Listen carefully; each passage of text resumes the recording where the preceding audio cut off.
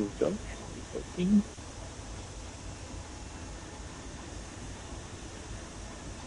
Is it working?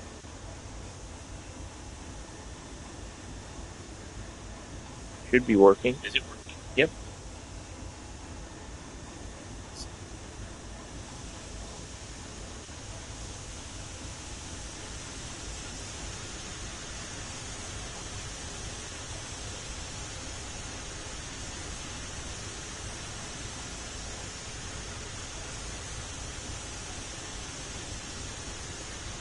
Oh, hello there, Andy. Hope you've been doing well. Oh, hello there. Chessie System and Clippy fan. Hello there. We're trying to build like a bit of a. It's kind of like the Cumbres and Toltec and the Durango and Silverton is what this map is going to end up being like. So this is going to be a pretty fun build.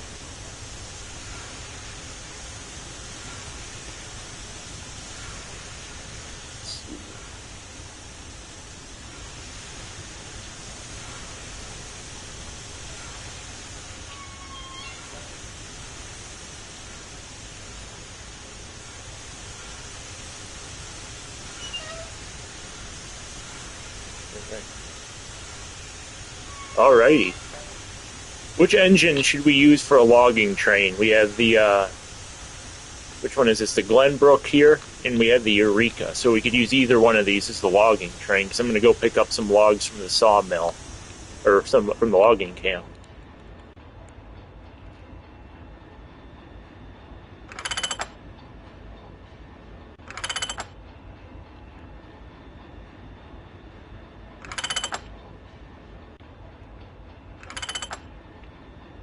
Set all these brakes first, or unset them.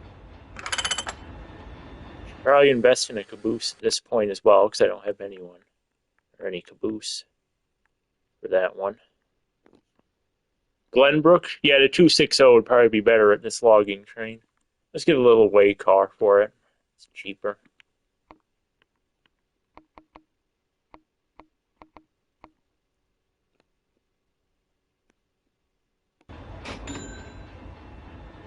Alright, we'll have to come onto this siding to pick up this car in a second.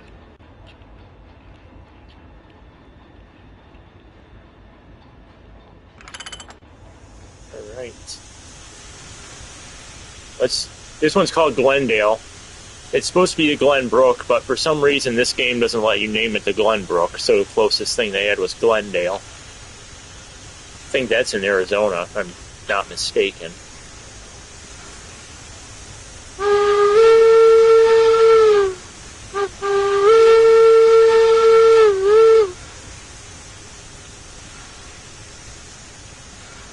Brakes, reversers.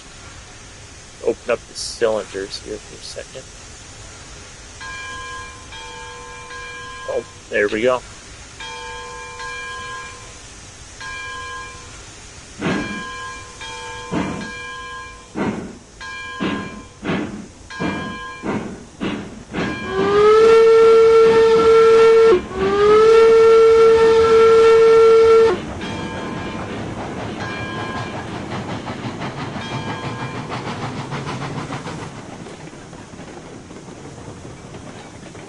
I never understood why on the actual Glenbrook they never actually lettered the railway name on the tender. It's been blank like this for years now.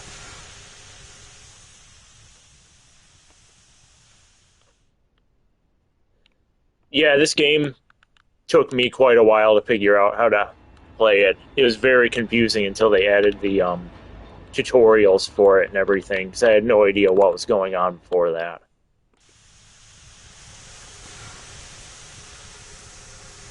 Alright.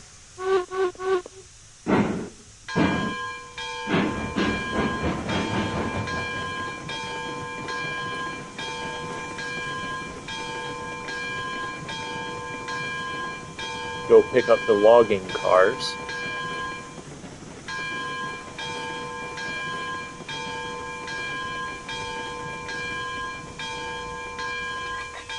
I should probably upgrade these logging cars. These ones don't have much of a capacity like the other ones can unlock.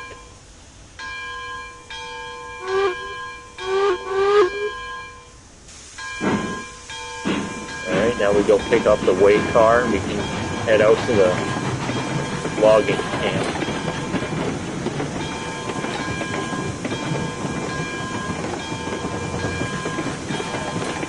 Here we go. Heck with that. There we go. Do you like the game? It's a pretty cool game. Oh.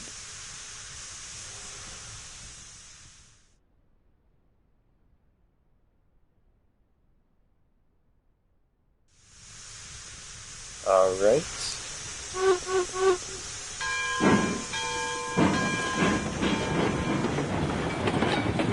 Yeah, it's a pretty fun game. I just wish they added more to it before they seemingly abandoned it. There was a lot of potential for this game to be fleshed out and never did reach the full potential this game could have had. Which, yeah, the quilling would have been nice to be able to do that in third person. And it actually glitches. You can't properly quill if you do the whistle in third person on console after.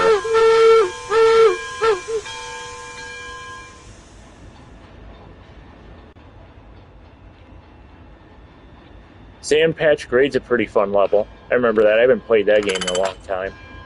Oh, I should probably set the marker lights on this thing.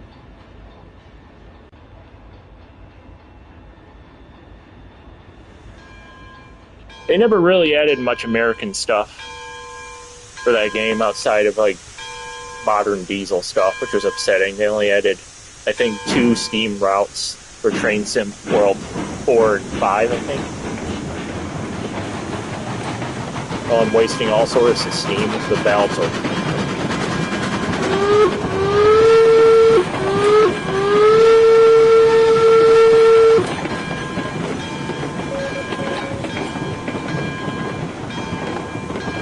We have to throw the points and we have to check this thing's water as well, because I don't think there's any water in the tender.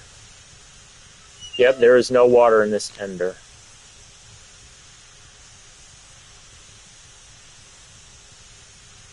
Yeah, it's weird they never added passenger service to this. It's kind of stupid, but, you know, can't say much else about it now because it doesn't look like they're going to ever do anything with it again. Yeah, and I remember Sand Patch Grade. That was a pretty cool map. Oh, I went too far back now. I got the wood load completely soaked, so that's going to be nice and unusable. Did it line up? Nope. Has the water tower been set too far away from the engine? No. I just have to back it up.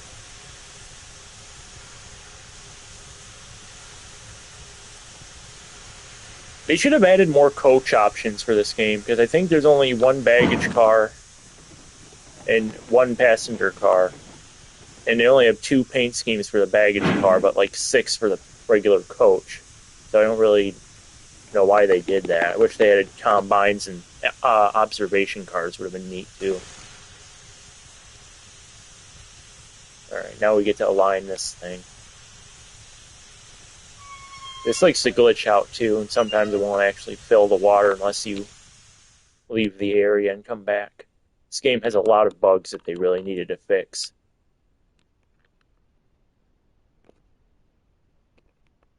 Yeah, that's weird. I don't like how they didn't let you do custom lettering. Like, I understand because people might put vulgar stuff in there and the multiplayer stuff on the railway cars, but for single player, they should have let you do custom lettering for the cars and locomotives. Hello, Strasbourg 90.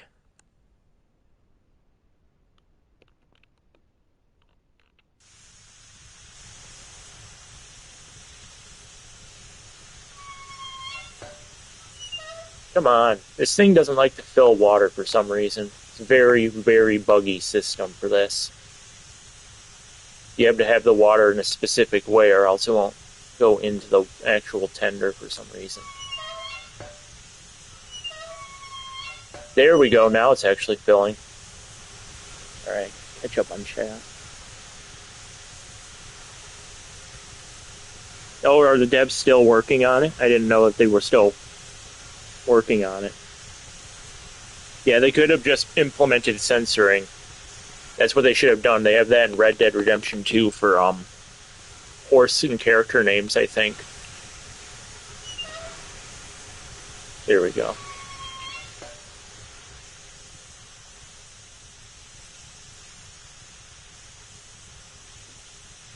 Micro Machine. I haven't seen Micro Machines in so long. I remember having I used to have this little like fold out trailer thing. It was like a semi truck trailer, and then he folded it out, and it was like a whole Micro Machine world, and it was like a docks or like a dockyard or something, and the cars just zoomed around and everything. It was so cool. I wish they had still made stuff like that.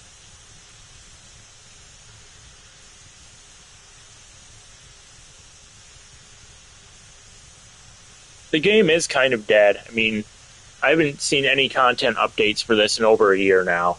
I don't know if the devs are still actively going to plan to do anything with the game or not, but as far as I know, the game is, for the most part, dead.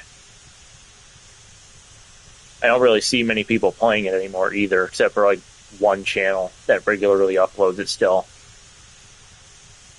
Which is sad. It's a fun game, it has a lot of potential, but they just haven't done anything with it, sadly. The bell on GP38. I can't remember any of the glitches at the last glitch I've had in Train Sim World. Then again, I haven't played that game in so long. I saw that the people who made that are making a Thomas game now, which is pretty interesting. I guess that DLC must have sold really well for that game.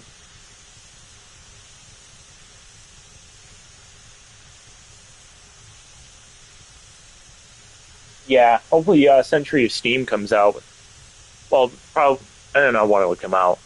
Within the next few years would be pretty cool, but I don't want them to rush it, though, because they're taking their time, and it looks like they're doing a really good job developing that game. They have, like, every aspect of railroading being incorporated into that game. So it looks like they're going to do a really good job with it. Yeah, I have to get a gaming computer, too. I'm playing on a PlayStation right now.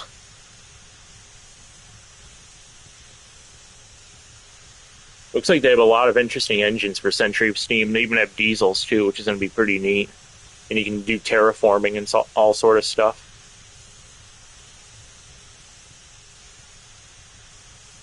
Yeah, we really needed an actual railroading game like that for Steam era.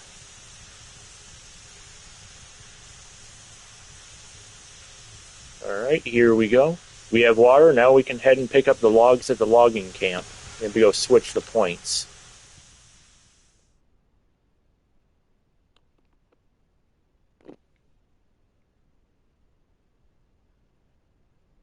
Oh, it's definitely going to be better than Railroads Online when that game comes out. When Century of Steam comes out, is going to absolutely demolish this game. I don't think anybody will really be playing this anymore once Century of Steam comes out.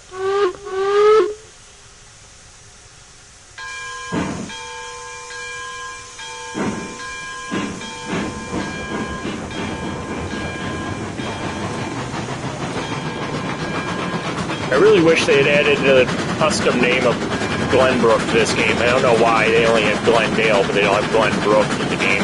Can't even properly name the locomotive.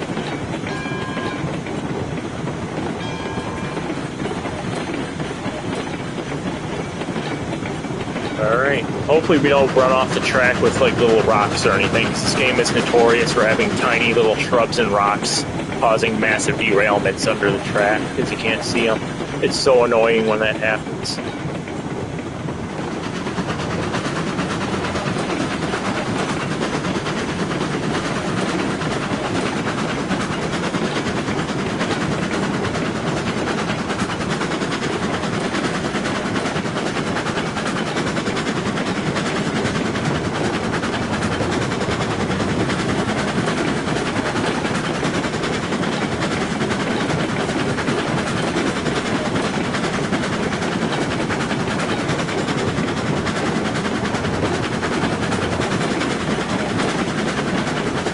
current locomotive is called the Glendale that I'm driving right now, which is it's actually the Glenbrook locomotive, but they didn't have the name Glenbrook available for whatever reason to use in this game on the proper locomotive. So I chose the closest name, which is Glendale, over Glenbrook.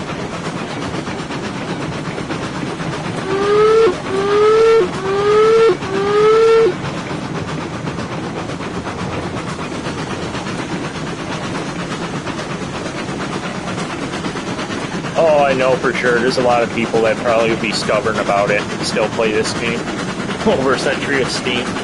That happens with just about every game.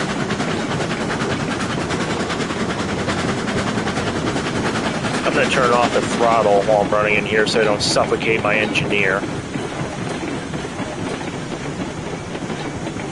Just let the engine drift through the tunnel. I'm going to open up the window. Oh, the windows are open.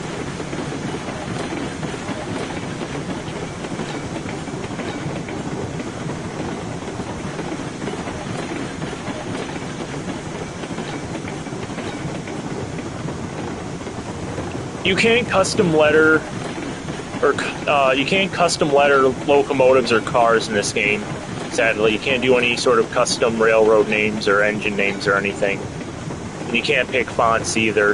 The game gives you pre-made names and railroad names for locomotives and cars, so you're pretty much stuck with what the game gives you, sadly.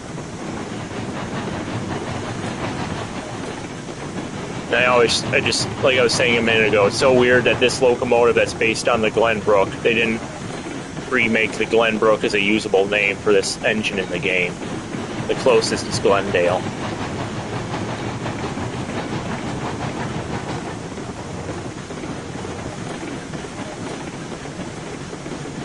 The General. That'd be cool if the General was in this game, or the name was available, I mean.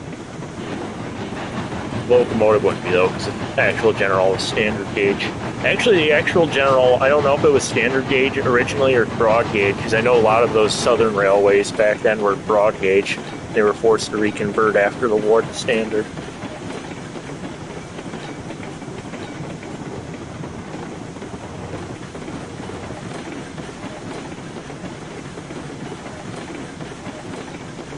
Dakota, do you play on PlayStation or do you play on computer? Because this one's on, I'm playing on PlayStation, and the PlayStation version of the game is more limited in some aspects than the computer version of Railroads Online.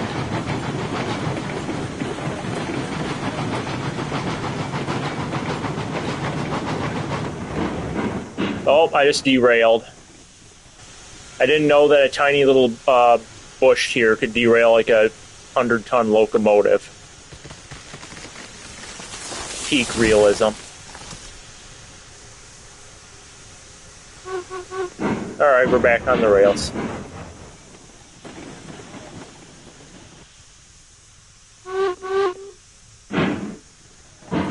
Here we go.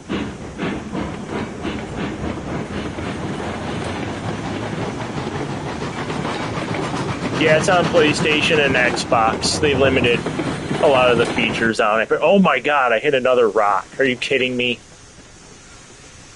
No, I didn't hit a rock. I hit a... Look at the tiny little bush that caused the derailment again.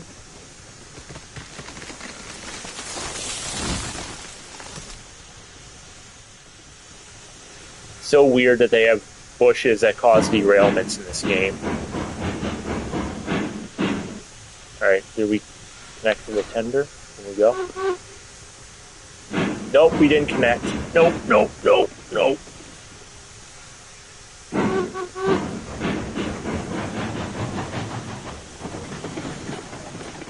Alright. Let's try this again. Second time. Second derailment.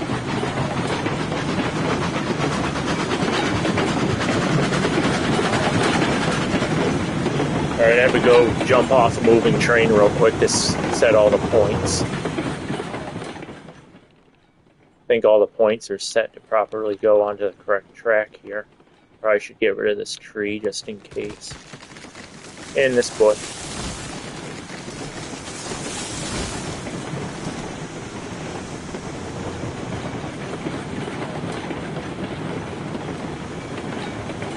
Alright, here we go. Finally made it to the logging camp.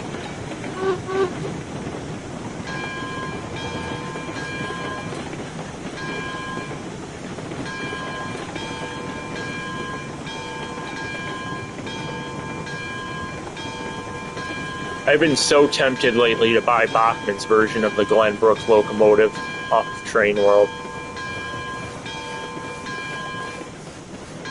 Actually, I think their version of the Glenbrook is sold out on Train World, but they have other 260s like the Glenbrook for sale that Bachmann made. It's a really cool model. They did a really good job with the G-scale narrow gauge stuff that they make.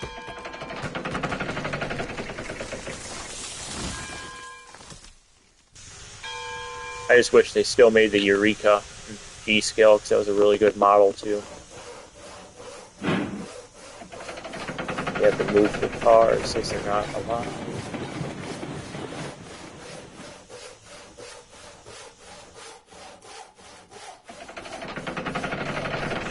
Douche them. Rub trim.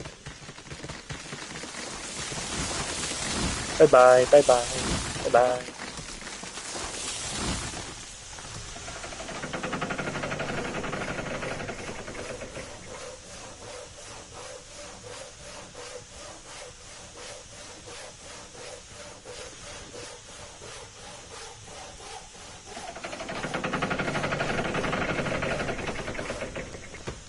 Yeah, it's a shame that they didn't continue support for the game. I wish they had continued to do so, but oh well, what can you do?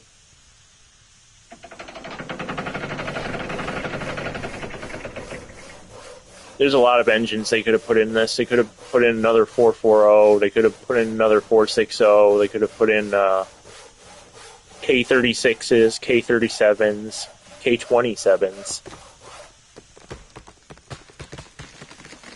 C16s, C19s.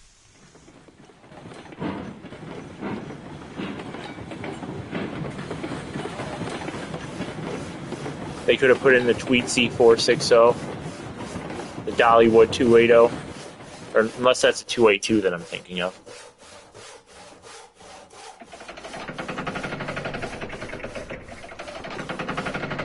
Can't remember if Dollywood. The Dollywood locomotive was a Mikado or Consolidation.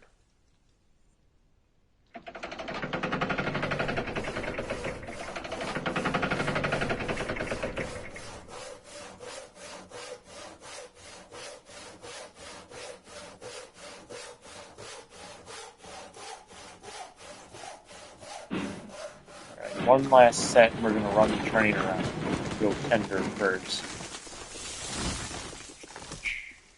Alright, one last car. Yeah, Athearn has some pretty good models. And what do you mean? Like, you need the, like, decoders?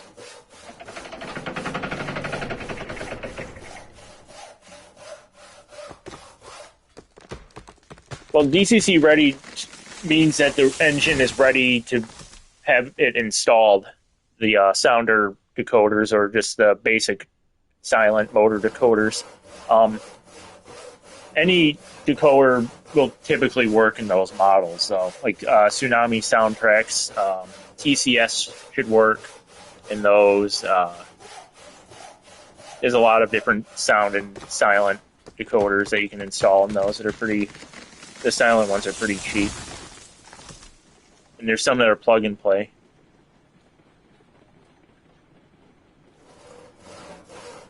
General Electric, yeah, they have some pretty cool engines. I like those little center cab switchers General Electric has.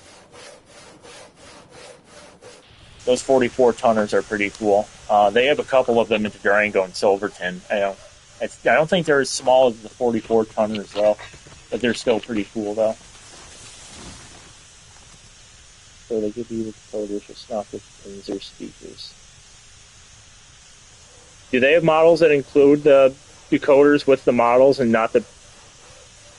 What do you mean about that with the Athearn decoders? Because I bought DCC ready ones, I think, and I know I've bought sound ones with everything ready to go and it has sound.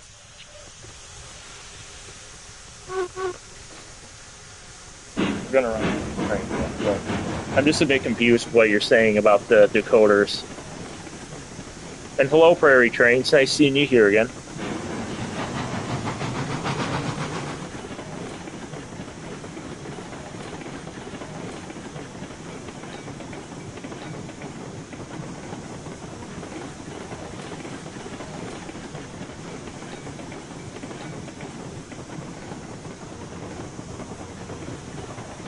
It would be nice if they made DCC decoders where you just plug and play and they're ready to go with sound and the speaker all ready to go. Because I've pretty much entirely given up on doing the soldering and wiring for those because they're just so annoying. Yeah, this is supposed to be the Glenbrook, but on PlayStation they don't have that actual Glenbrook name available for the locomotive, and the closest that is available for the preset names that they have is Glendale, so I had to name it Glendale to be as close as I could to Glenbrook.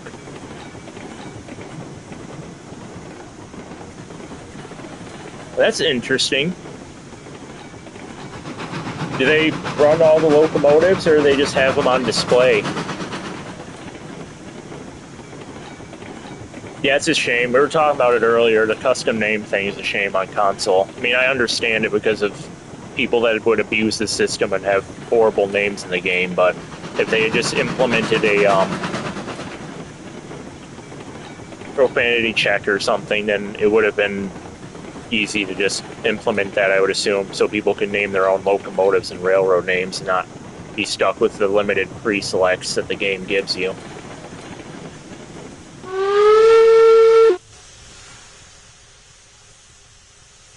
And this game is kind of biased with only Colorado names because, like, I recognize almost every single name in the game as being from Colorado. There's like hardly any from California or Nevada or the eastern U.S. or Midwest or southern U.S. at all. It's all pretty much entirely Colorado names for the preset names.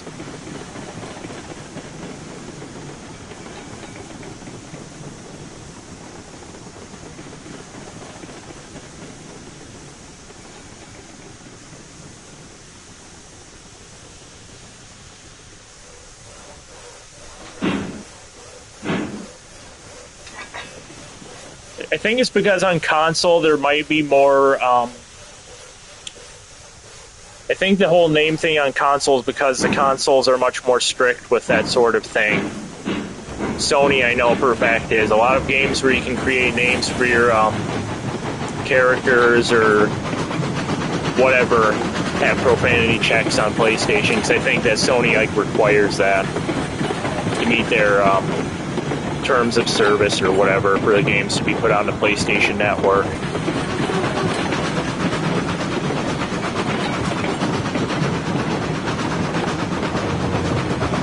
Yeah, we need more narrow gauge focus on the eastern side. I mean, I love the Rio Grande and everything, but we need more variety than just Rio Grande narrow gauge.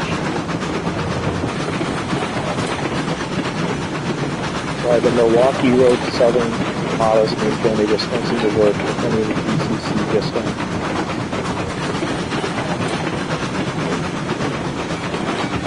So are the models you have DCC silent equipped with no sound? Is that what you're saying?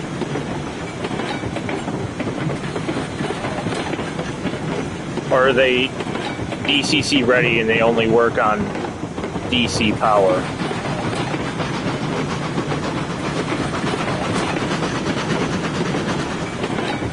Some of those decoders that are DCC only, they need to be, I've had a couple models like this, where they need to be programmed to be enabled to run on DC current. I've had a couple of Bachmann locomotives like that with Tsunami decoders. You need to program them to run on DC. If that's an issue, they won't run.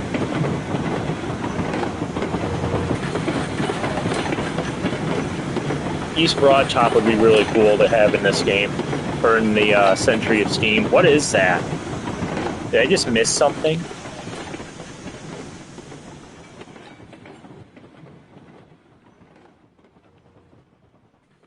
What is this?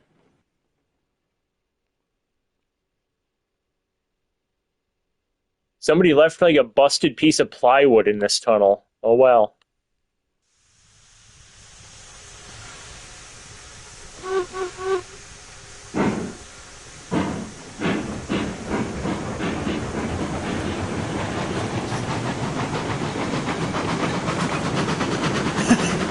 ADHD moments.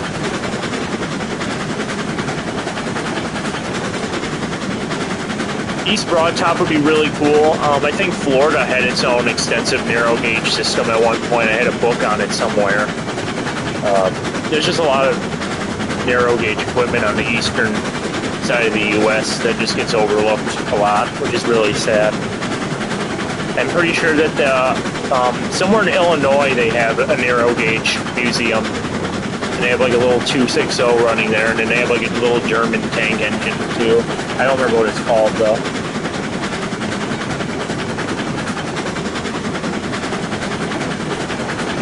No, they don't have that name, sadly. I wish they did, because I'm looking into buying that specific model, the Eureka Palisade 260, and I really want that name on this engine, but they don't have it, sadly. Lakeshore, Michigan Southern, that's pretty interesting.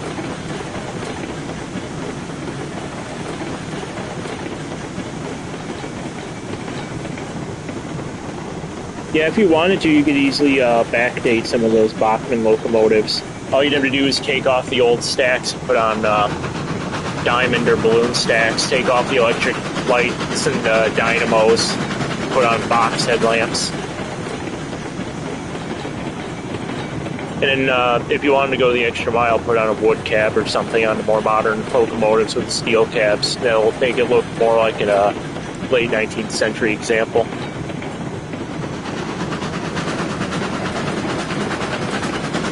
And fluted domes too. Place the rounded domes on those models with fluted ones. So it's absolutely possible. I've done it before.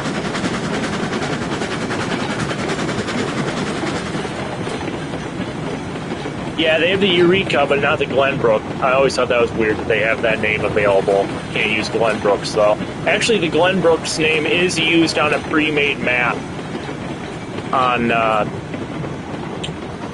I think Lake Valley. If you have a pre-made map on the Lake Valley map, it'll spawn in the actual Glenbrook with the proper name on it, but you can't use the name on your own engine, so it's just stupid. Mexican narrow gauge would be cool to see. NDM would be pretty cool.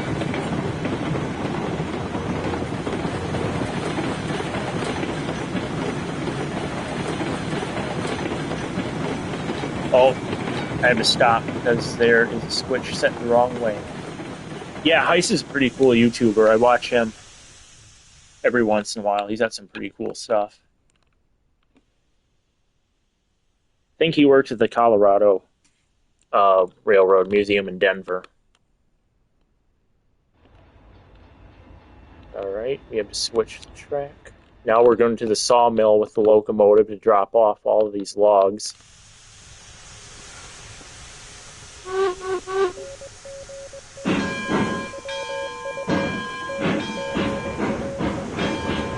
Here we go to the sawmill.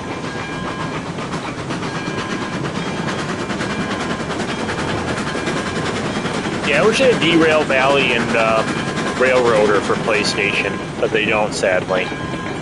Very limited train games on this system.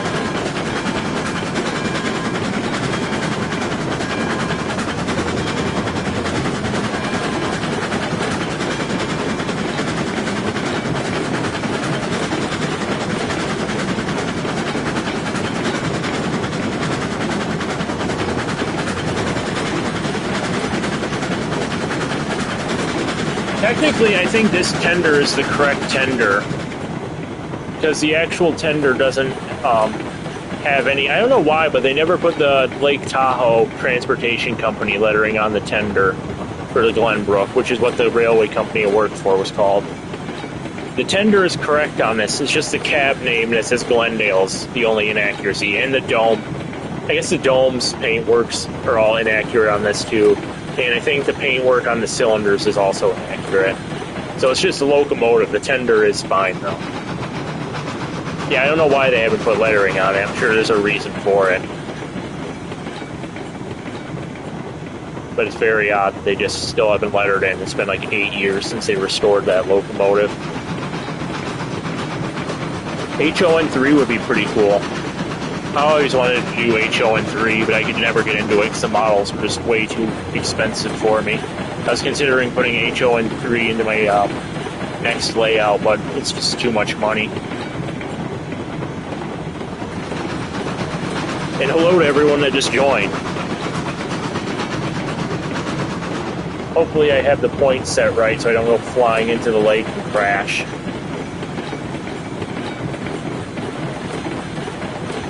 Yeah, I think I have the white flags on my Eureka locomotive too. Those are extra flags for anyone that didn't know. That means it's an extra train rather than a regularly scheduled one. Or it's an additional section behind another regularly scheduled train. Yeah, the customizations are just not very good for PlayStation. I'm on the wrong track. Whoops.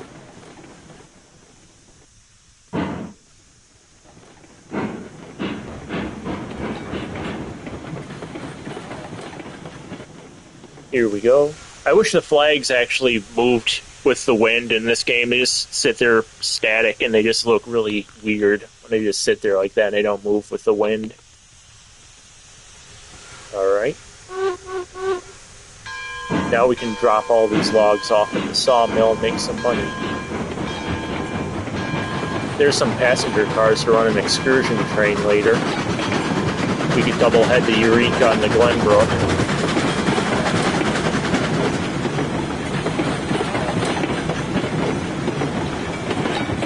Probably should slow down for going on the gear.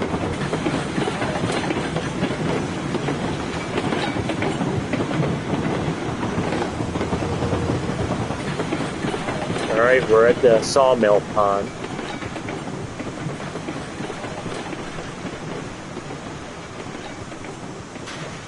Hopefully we can fit all the cars on one go. I have to make sure real quick if this actually will work. Okay, it looks like it'll work. There's enough room.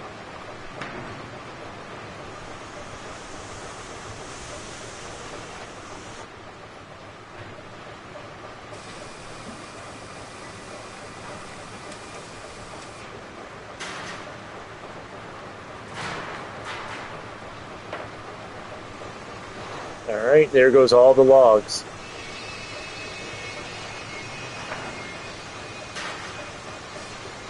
The Cook is a pretty good 260. I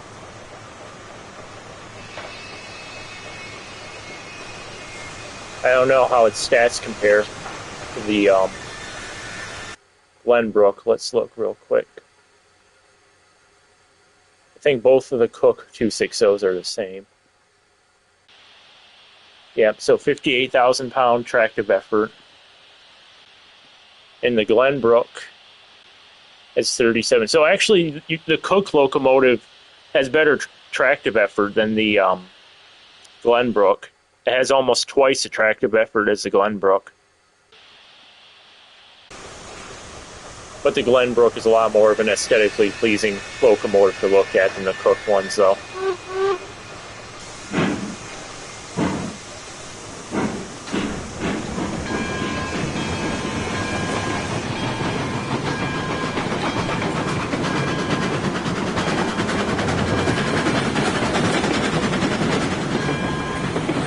Yeah, the engine, it looks a lot better than the Cook locomotive. I prefer the Glendale over the Cook, too. But for haulage, though, it looks like statistically the Cook, though, would be better. Purely statistically, though. I still agree, though, with the Glenbrook being a better looking locomotive, though.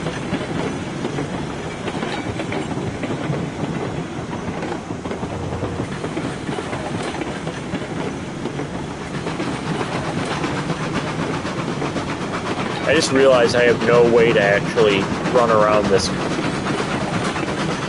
set of cars now, because I don't think I have a proper runaround in the other station.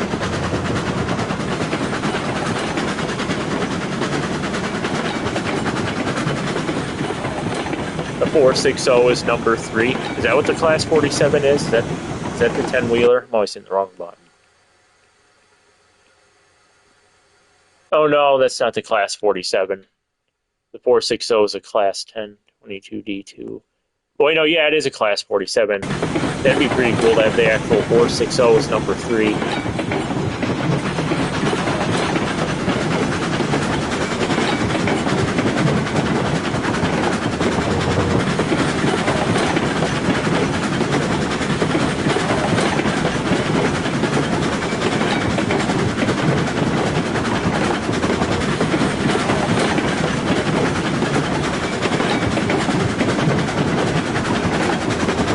Pick up the pace a bit.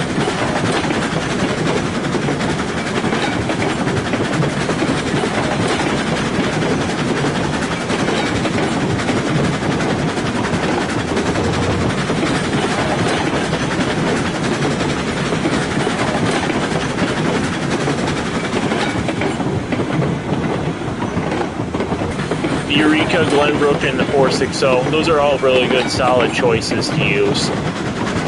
They're much better than the other 3 that they give you to start out with, the Shea, the Porter, and the Montezuma.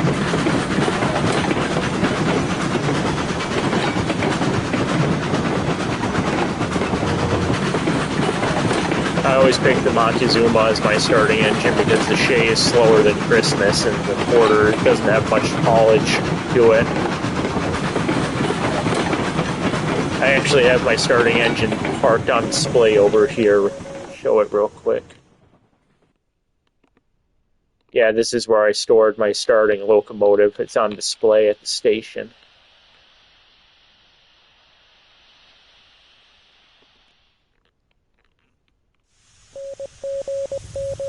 Why am I in the building? Get out of the building.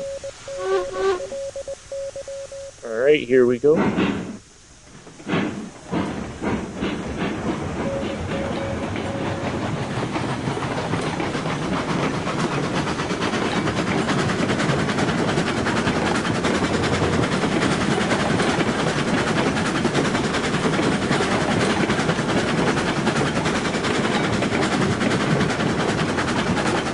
Really fast way to make money in this game. I don't know if you do the same thing I do, but if you want to make a bunch of money fast in the game is you build a logging camp, and then you put a track in between a logging camp and a sawmill. Then you make all the products at the sawmill, and then you put another track at the sawmill. And then you set up an iron ore mine and deliver all the, you set up a few flat cars to transfer all the finished lumber products to the iron ore facility. And then after that, you make a bunch of iron ore itself, and then you can sell all the iron ore at a station that's placed right across the tracks from it. And that's how I made so much money in this game, say within like a couple hours. I had like $100,000 in this game. I have, I think, 10 locomotives in this game at the moment.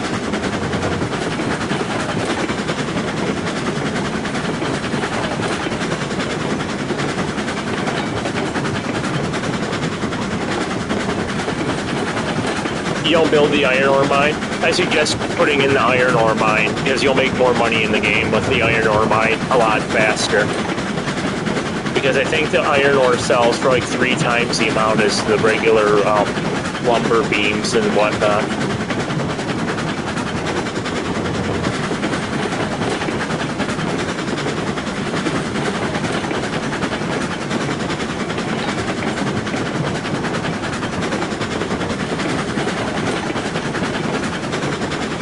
Yeah, this is my model railroad away from my model railroad. Whenever I get frustrated working on the actual models, I just play this. And then get frustrated at the trains derailing over bushes and stuff.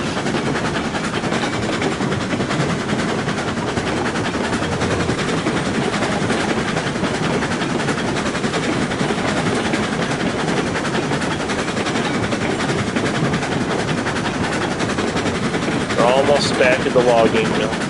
Logging camp.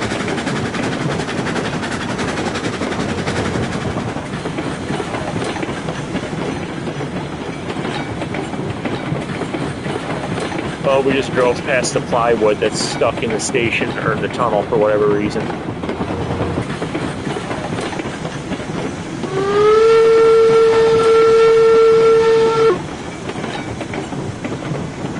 Oh, this game looks superb with its graphics and the environment and all the lighting and everything. The sound effects that are in the game are really good too. There's some instances where it actually reminds me of Red Dead 2 on Lake Valley and the Aurora Falls maps. They look a lot like Red Dead 2. So I will give them that. They did a really good job with the atmosphere for this game for the most part.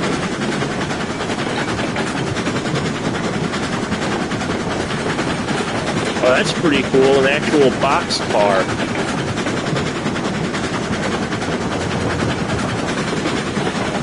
That would be really cool to put an actual layout in a boxcar like that.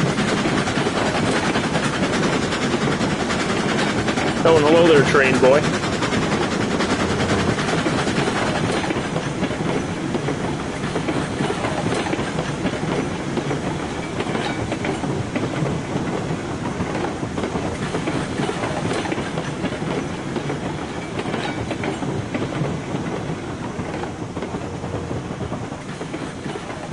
Oh, I'm sure that's going to be fun, moving an actual boxcar like that.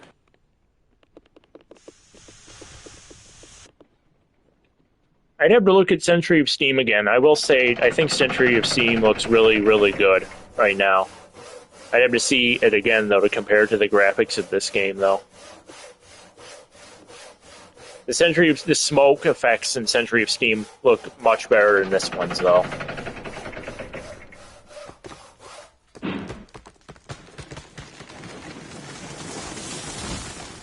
I'm going to have to get rid of these flat cars. They're so awkward to try and load at these platforms like this. I'm going to have to upgrade them.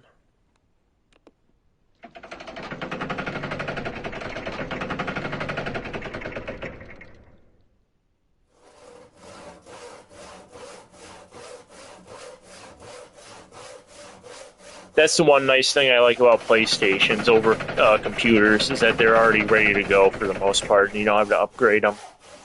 That comes at the cost of not having nearly as much games and having to pay for online multiplayer, though.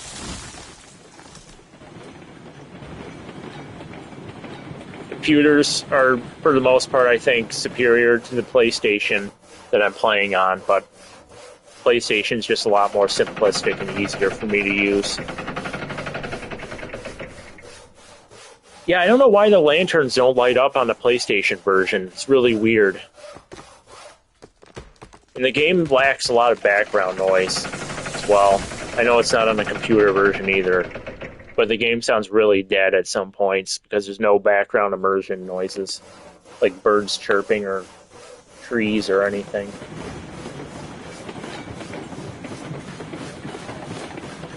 Alright, we can load our last 2 cars and get out of here. Why isn't the first car loading? Come on, load.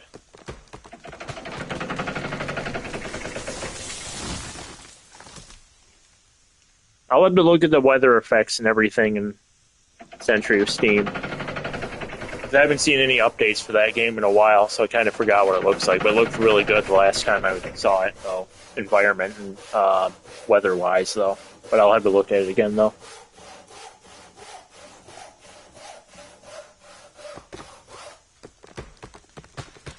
Oh, we only have a regular prop one instead of the lit ones. That still sucks, though. It sucks that they're not going to update this game any further than to what it is right now.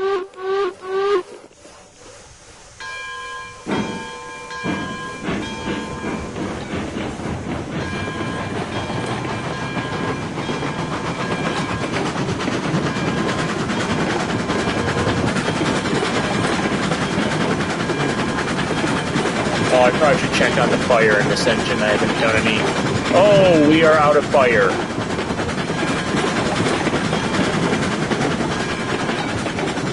I just about let the fire die in this engine.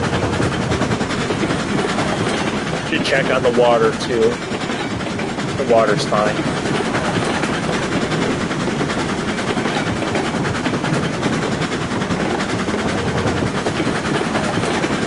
Oh, I haven't played Minecraft in so long. I don't think I played Minecraft since the COVID-19 thing. I haven't played it since the coronavirus lockdown. I remember I built my whole own Western world with the railroad in it last time I played that game. It was based on the first Red Dead Redemption. God, that game was so fun.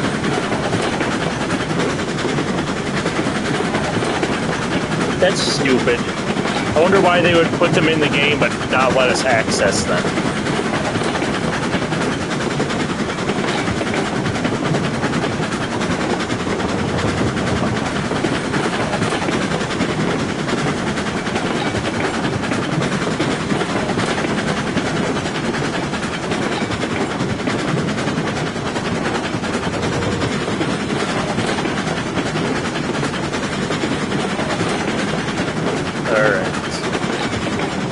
After this run, I think I'm going to buy some iron ore cars so I can transport the iron ore up into the mountains.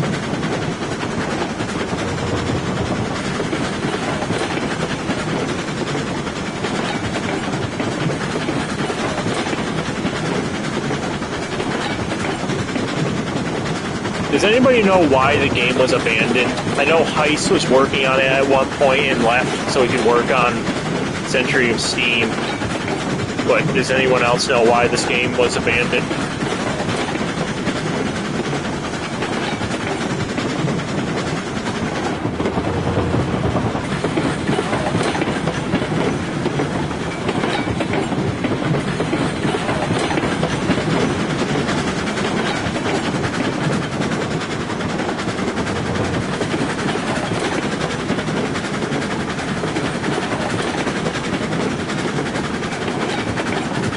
Astrogen. Oh, okay, so that's their, Astrogen is the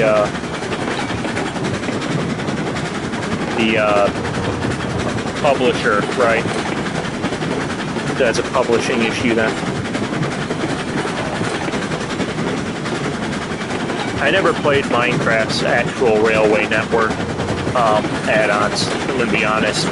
Whenever I made trains in Minecraft, it was just like basic. I don't remember what I used for rails. I think I used the they didn't move at all. When I made the trains, I used the what is it called? The thing for the rails.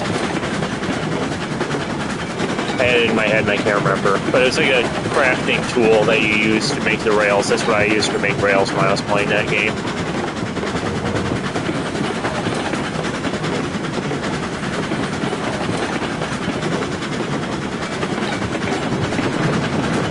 Anvil, that's what it was, thank you. That was driving me nuts. I used anvils for the rails in that game. I thought it looked pretty good anyway.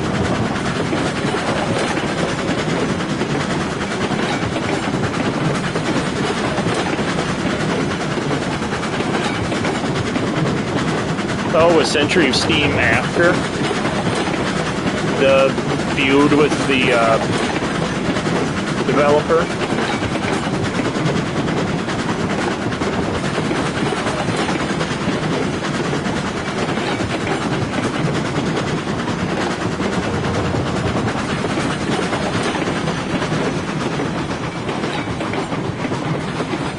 Why am I slowing down so badly? Am I out of steam? Train's slowing down. Maybe I need to pull the reverser all the way back. There we go.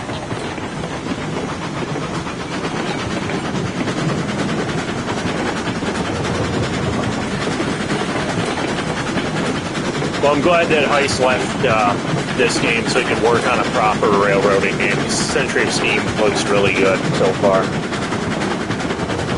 The soundtrack for that game is really good. The current soundtrack for this game I turned off because the Railroads Online soundtrack is just garbage. I see a rock that's going to cause trouble over here. Get out of here.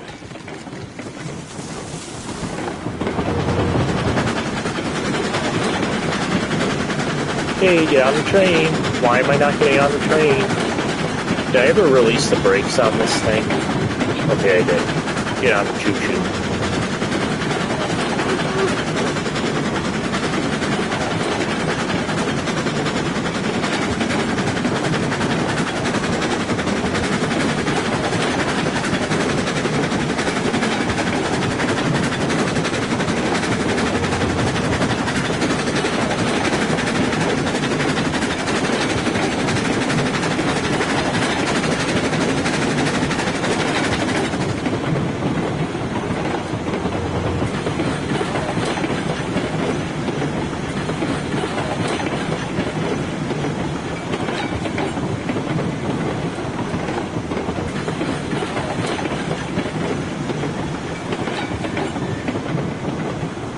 Yeah, you can tell the development team certainly favors Colorado narrow gauge for Century of Steam, for sure. But I don't think there's anything wrong with that. I like Colorado narrow gauge, but it would be nice if we got a bit more variety.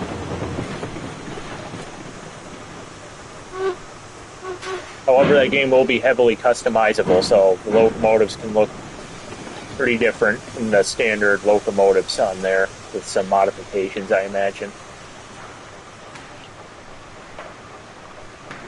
Why am I doing it this way? I can do it this way.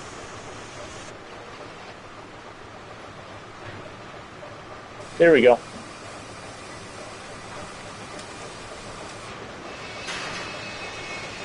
This way's much faster than the other way.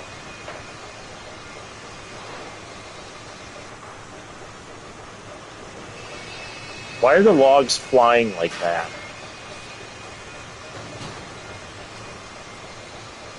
Alright.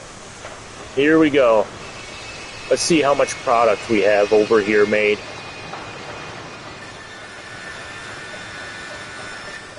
How do you see how much product there is? We're almost at max amount of lumber. And max amount of beams. Alright, we're going to have to pick up these cars now. These are tiny little pathetic cars. I'm getting rid of them.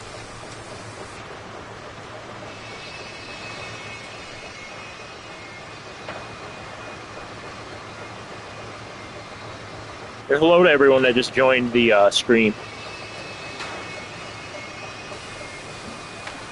Colorado and California.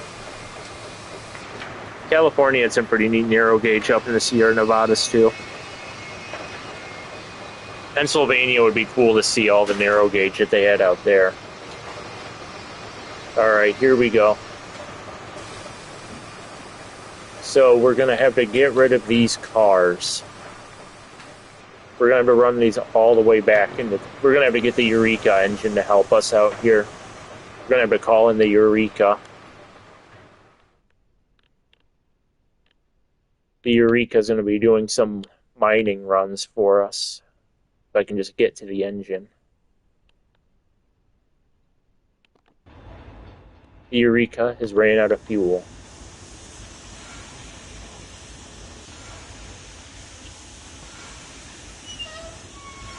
Come on, open up.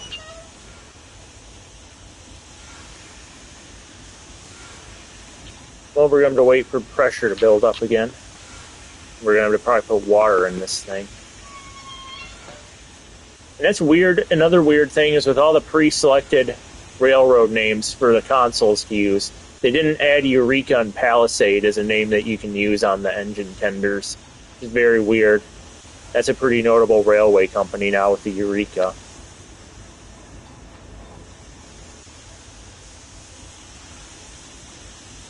So we're going to have to let this engine fuel up.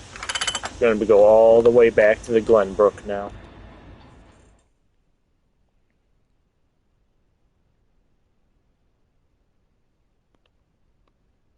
Cuban narrow gauge would be really cool, and so would the White Pass. I forgot about the White Pass in Yukon. Main 2-foot. Main 2-foot would be absolutely amazing to have. Those little, what are they called? Forney locomotives, the little 244Ts and the 044Ts they have on the Edaville Railroad. Those are absolutely sweet.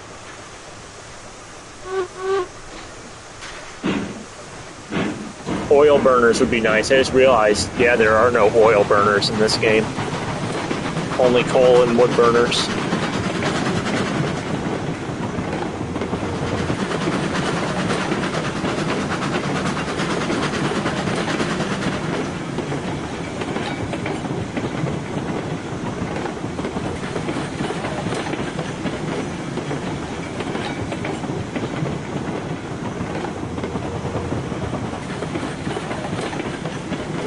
Alright, we're going to have to stop here. I'm going to purchase some new flat cars to move all this sawmill product up into the mountains so I can make some iron ore. We're going to need a flat car with side stakes for these, I think. Yep.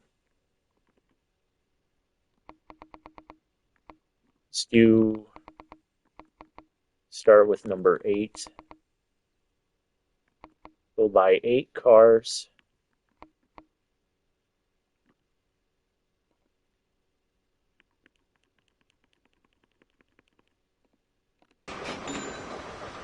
Alright, here's all of our new flat cars.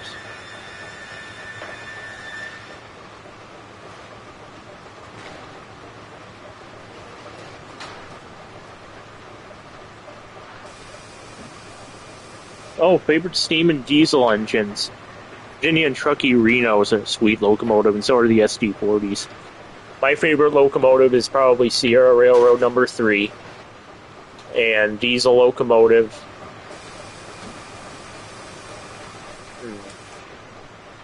I like the Whitcomb diesels. I always thought those were really cool. Those little center cab Whitcombs. Bachmann has models of them in 0 and 30. I think those are really neat looking diesels.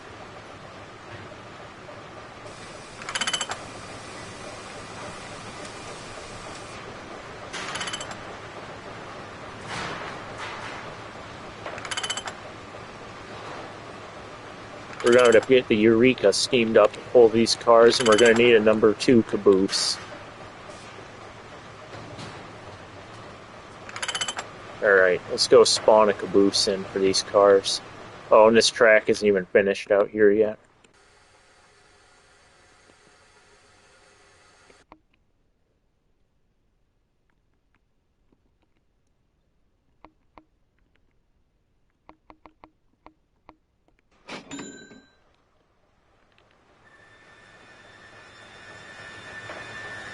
Alright, we just need the Eureka over here, and we'll be ready to take these up into the mountains. For now, we're going to take the Glenbrook back into town.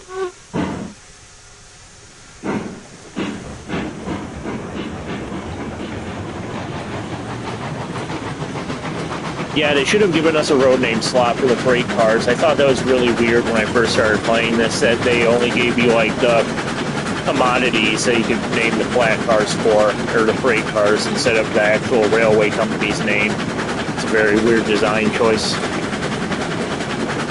And what is Bachmann making? I know that they make the, if you're referencing the Whitcombs I was talking about, I don't know if they still make them, but they used to make the center cab Whitcombs.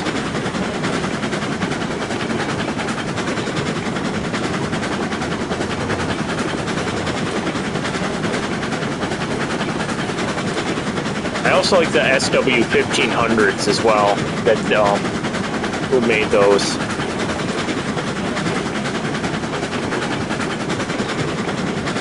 I don't think it was, might have been General Electric, I can't remember, but the SW1500s are pretty cool diesel engines too, those switchers.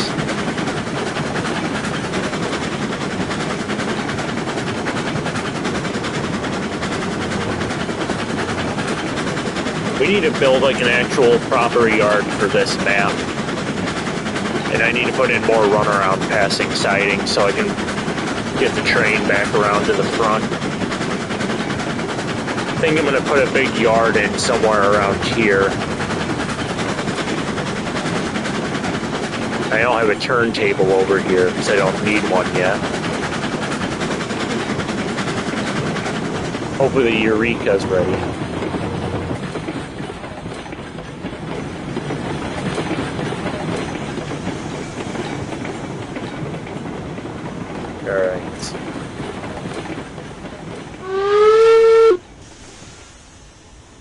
Alright, it looks like the Eureka's steamed up and she's all ready to go, so let's take Eureka out.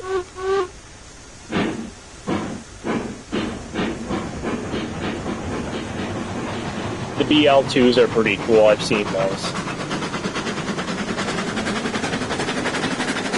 Yeah, and the game is very underdeveloped, unless you're talking about this map. This map I'm playing on right now is a bit underdeveloped too. Alright, we're going to pick up these cars and siding them. Then we're going to have the Eureka run up into the mountains with the Glenbrook. So I don't think either one of these engines can handle a full freight load by themselves.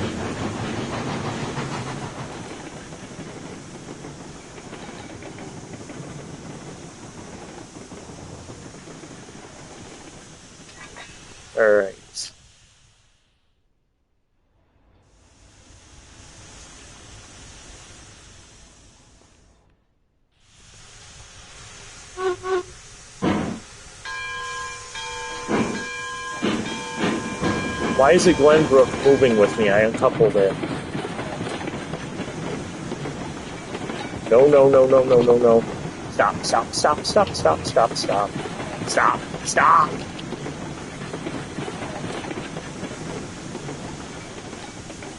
There we go. That was annoying. Alright, let's move you forward.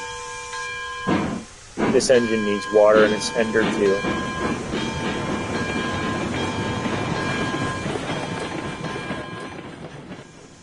Why is this engine acting like it's still connected to the Eureka? It's not even coupled to it anymore. Get out of here.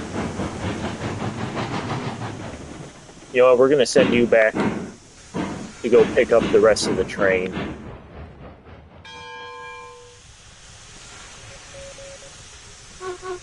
Alright, I have to check out Jamestown and Western would be pretty cool. I'm assuming that's based on Railtown 1897's Jamestown.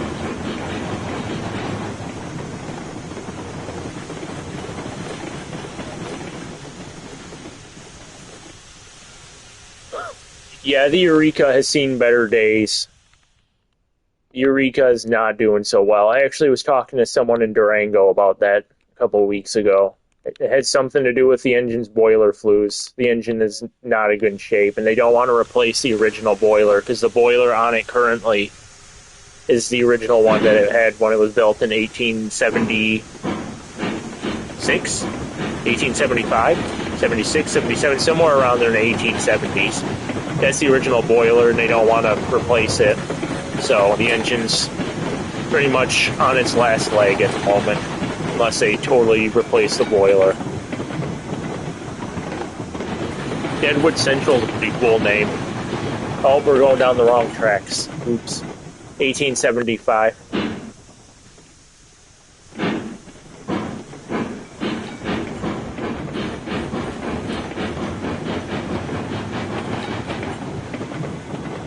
Deadwood Central. I think that's an actual one in...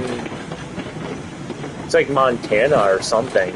Because I looked into it, because I looked into all the names in this game, because I wanted to know if they used actual names, and the Deadwood Central was an actual one. I think it was up in the Black Hills Forest area. Up where the Black Hills Central Railroad operates now, I think. Up towards there.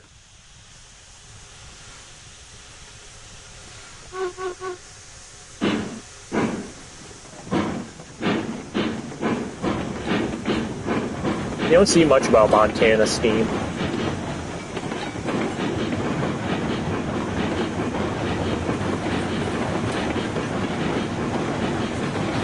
We're on the wrong tracks, but I don't care right now.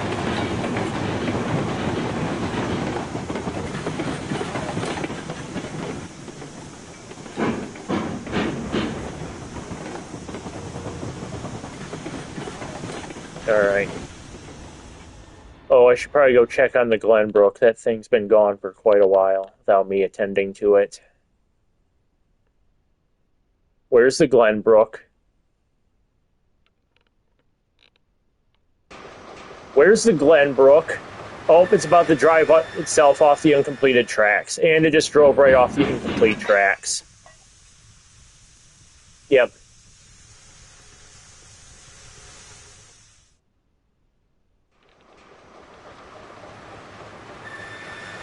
I'm gonna pretend that didn't just happen. That didn't just happen.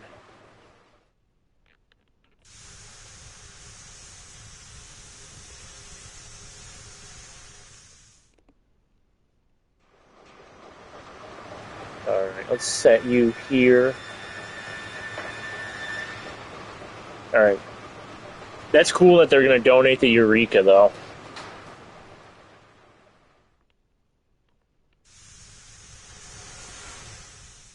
That engine's probably going to be on static display for the rest of its life, though, once it goes to that museum, unless they give it a new boiler.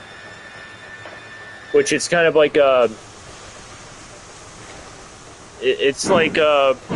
I don't know how to say it.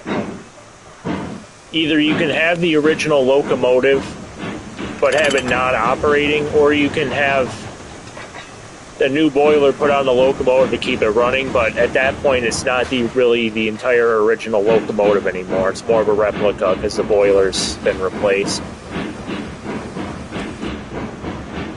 So it just depends on if you want the original locomotive fully intact or if you want to have the engine still run at the cost of putting on a new safe boiler for it to run with.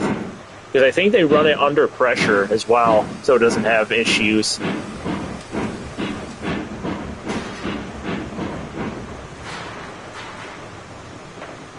Alright, we're going to pick up 4 cars of lumber beams. I check on chat. North Dakota, okay, thank you for correcting me. I thought it was in that area. I think Montana's near North Dakota. I don't know if there is any steam in Montana, actually.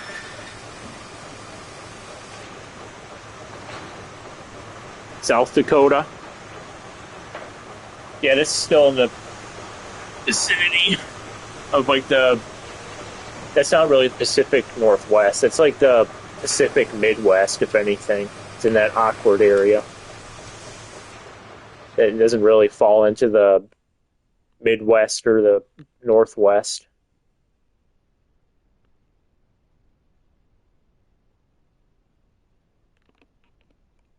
Alright, we're going to uncouple Eureka. Set the brakes on this car set. And we're going to go meet up with Glenbrook. And this parallel track, you're gonna, or not parallel, this perpendicular track, this crossover, is the line we're gonna be using to go up into the mountains, the iron ore mine. And this looks almost exactly like the High Line on the Durango and Silverton.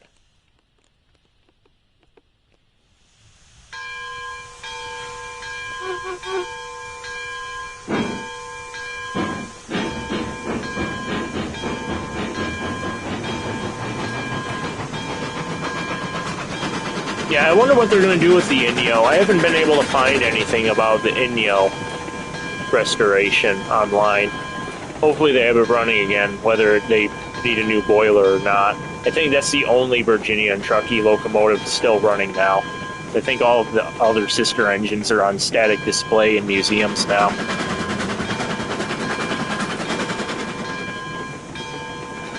Yeah, the Eureka is being retired. It sounds like, when the owner unfortunately passes away in the future. The engine is currently not in very good shape. I don't know what they're going to do with it. Oh, and hello, Richie. Yep, this is basically the Eureka, except they don't have the proper lettering for the tender, so I can't have it say Eureka and Palisade on the tender. Yeah, the Reno is being restored. They're trying to have money made or fundraised for the Reno right now, and they're trying to also have a custom engine shed built for it too. I don't know if they're going to restore it to operating condition or just cosmetically restore it. But either way, it's a lot better than how it used to look when it was sitting and rusting away in old Tucson, in the middle of the Arizona desert, with no shed or anything over it to protect it from the elements. Oh, is it being restored for special charters? That's pretty cool. Are they going to have to build or construct a new boiler for it, or?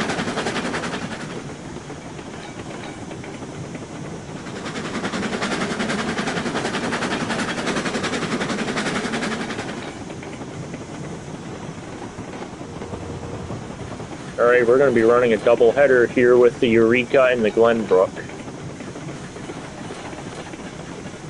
Hopefully it won't just be the Glenbrook doing all the work like the real-life doubleheader.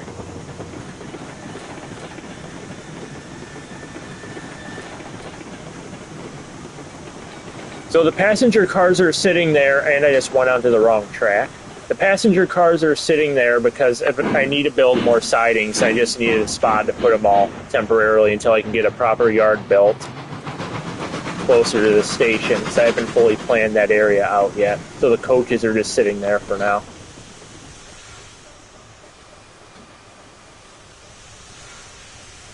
Yeah, I would imagine there's not much to be saved on that engine.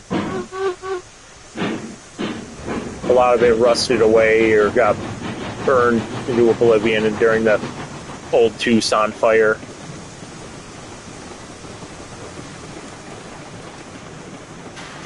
That engine got treated so bad at old Tucson. All right.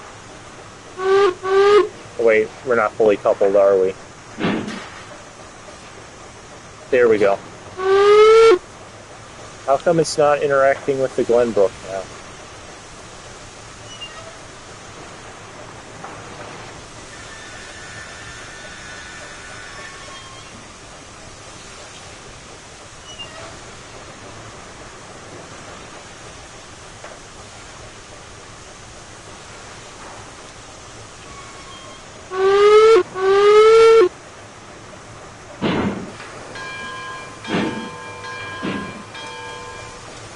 Alright, now let's load these cars up. So, what is it? That's car 1, 2, 3. Alright, so the last 4 cars are going to be beams, and the first 4 are going to be lumber.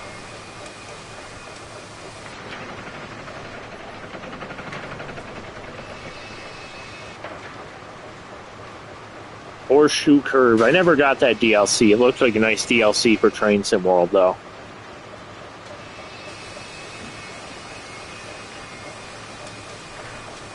Yeah, pretty much the Reno is going to be an entirely new locomotive at this point. They really have no choice than to entirely rebuild it. There's just not enough salvageable parts on it at this point.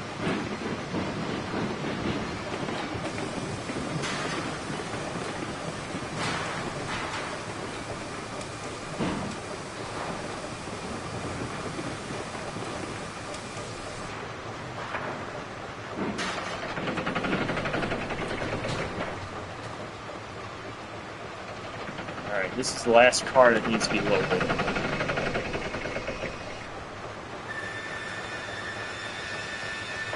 Yeah, I have a Durango and Silverton Eureka on the other save.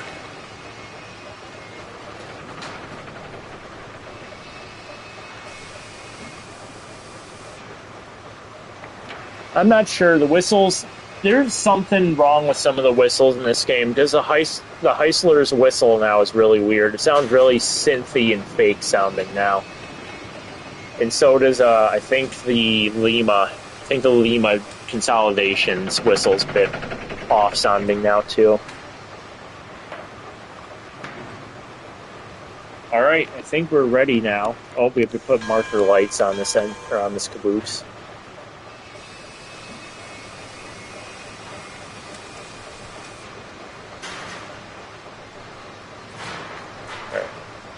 I think I can put a lantern on this one too. Did I change the time of day or weather or anything for this run?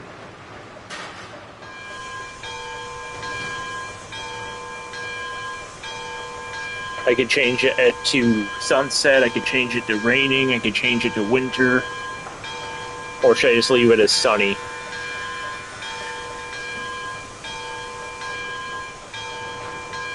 Yeah, a lot of locomotives would have had lots of components changed out over the years, especially if they were built in the 1870s.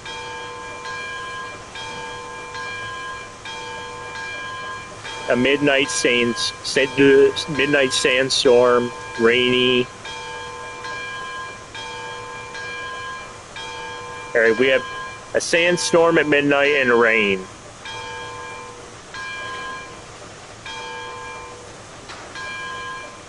How about we'll go up there while it's raining, and then we'll come back in a sandstorm in the middle of the night, and we're going to change the time of day a little bit, too.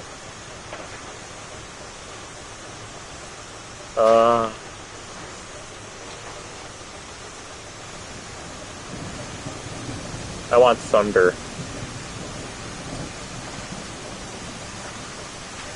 Thunderstorm at midnight.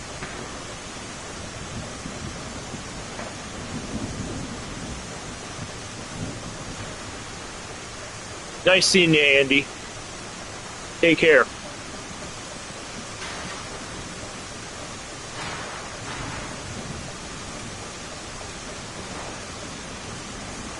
Alright, we'll do a midnight thunderstorm. What am I doing? Gameplay. Ugh. Oh, we're going to do thunderstorm and we're going to change it to midnight. I can't see anything.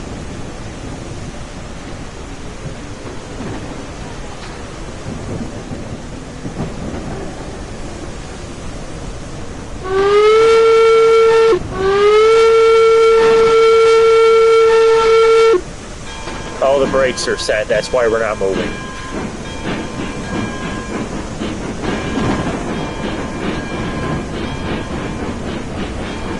This would probably be blinding the engineers on the... there you go. That'd probably be blinding the engineer and firemen if they were actually running the second engine's headlight on like that.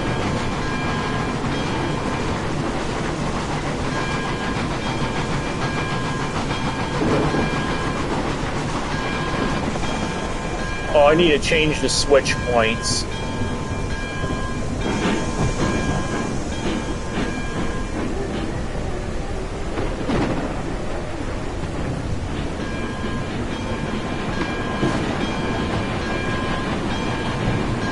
Alright, we're going to run the midnight thunderstorm until we get up onto the mountains. I'm going to go back to sunshine just so we can see the high line.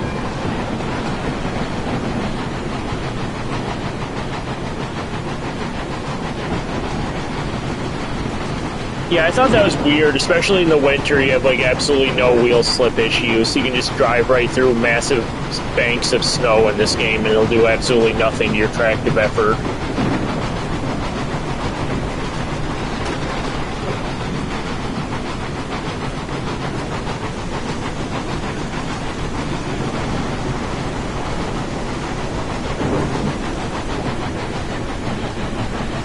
It's a really good thing I selected two locomotives to pull this because they're both struggling to pull this freight train unless there's like brakes set on one of the engines. Are there brakes set? No.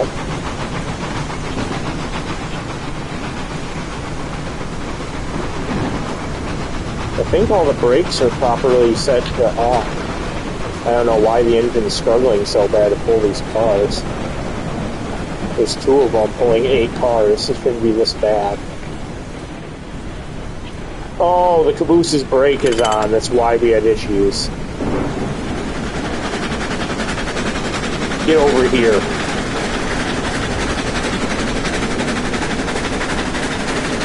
No!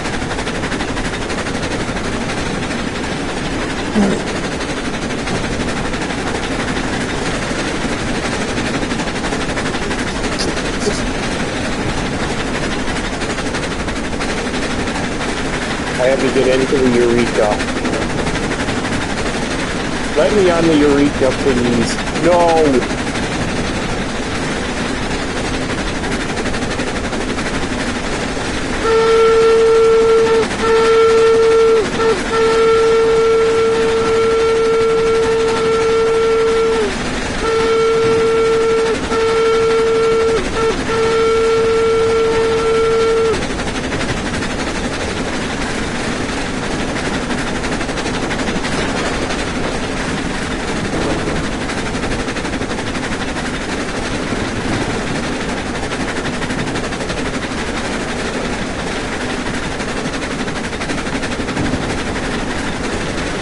Alright, we're heading into the mountains now.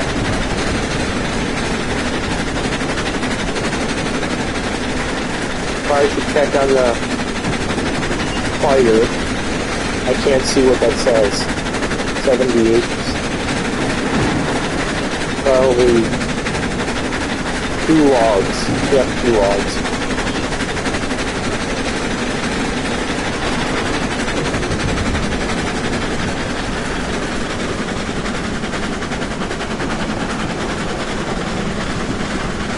Yep, I can see the red at the end of the train, it looks like. I don't think any of the couplers broke, thank God.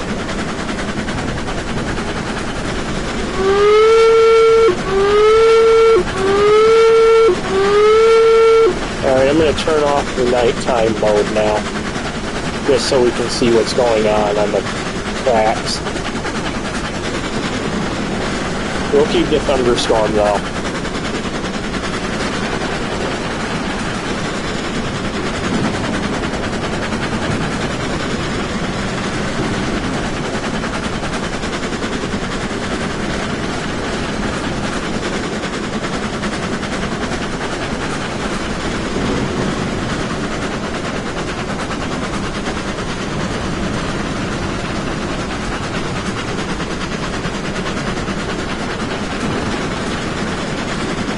Alright, we're about to go onto the High Line, it looks like.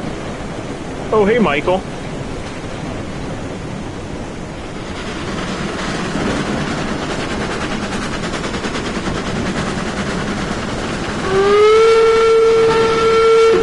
They did a really good job with the echoes in this game, I'll say that.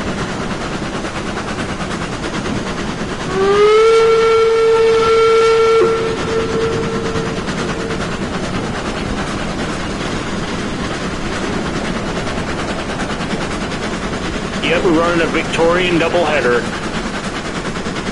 up into the iron ore mine.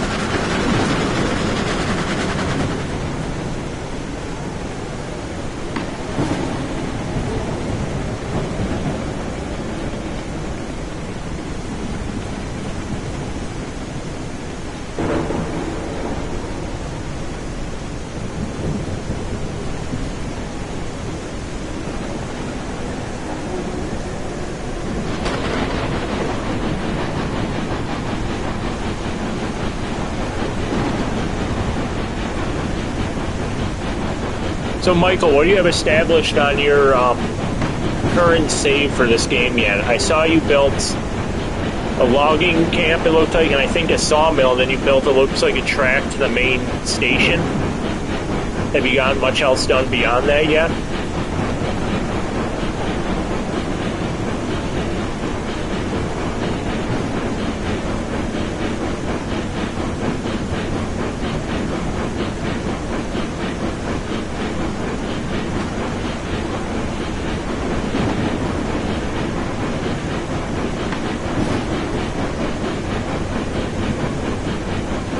I think we can probably pick up the speed now.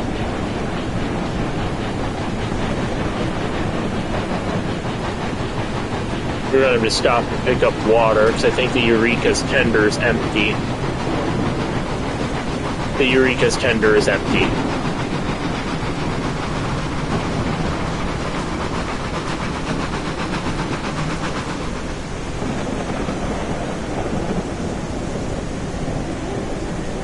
We're going to have to make a quick stop here.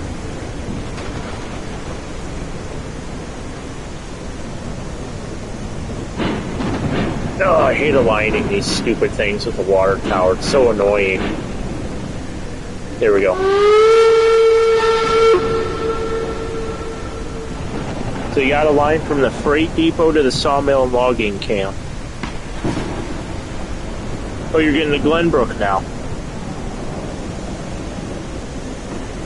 Glenbrook is such a sweet engine. I think it's probably, if I had to pick a favorite narrow gauge locomotive, it would either be Glenbrook or Eureka.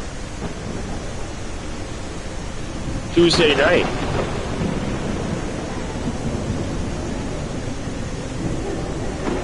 Oh, I don't think I lined up the water tower to the tender cap.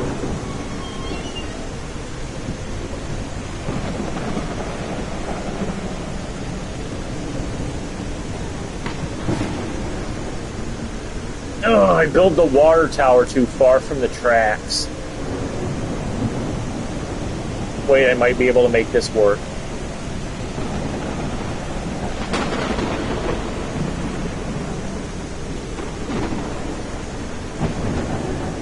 Oh, I got the glitch again. I have to fly away 10,000 miles in the air like a bird just to get the water to actually fill into the tender.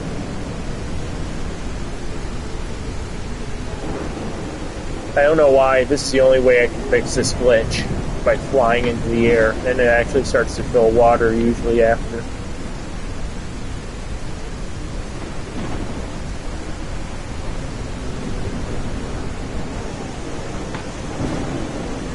Tell me it works.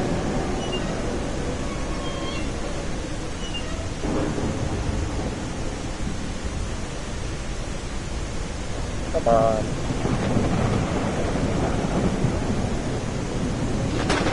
Just put water in the tender, please. Yeah, the Eureka does not have any tractive effort, like, at all. I can barely get it to pull more than 3 or 4 cars. The Bell's Gap 060. The Bell's Gap 060 has, like, insanely ludicrous brakes on PlayStation. I don't know if it's like this on computer, but, like, if you just barely touch the brakes on the Bell's Gap locomotive, it, like, just immediately stops on the dime.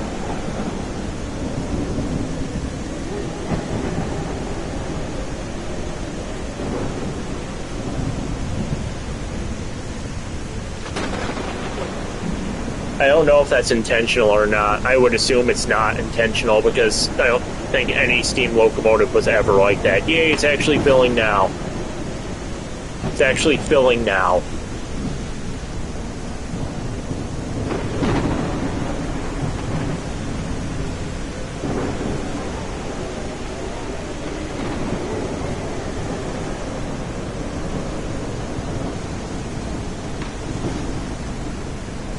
I'm incredibly tempted to buy the Bachmann 260 right now. I was looking at it on Train World. They're out of the Glenbrook one, but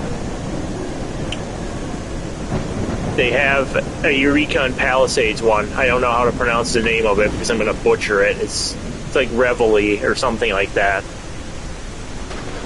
And I'm so tempted to buy the Eureka and Palisade 260 on Train World. But I tallied up how much it would cost with a new Bachmann G-Scale combine and 2 coaches a match, and it was like $1,000 for it. So it's a bit steep right now.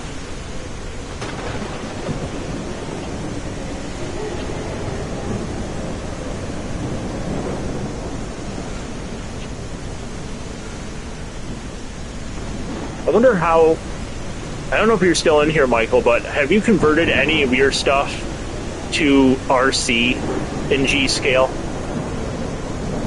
So I wonder how difficult it would be to put RC into one of those moguls, because that would be really nice to run outside, but there's no way in hell I'm ever going to deal with the wiring and everything outside for a G-Scale layout. I would want all my models to be like RC powered. The wiring and the track cleaning would be just horrible outside, I imagine. Dead rail would probably be the way to go.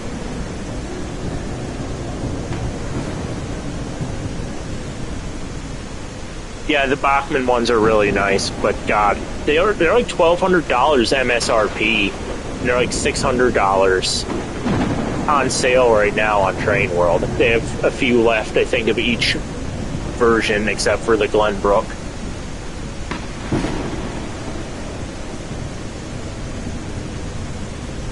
Blue Nami. I've seen Blue Nami. I've heard that it's a pretty good thing that they have for all the sound options and programming and everything.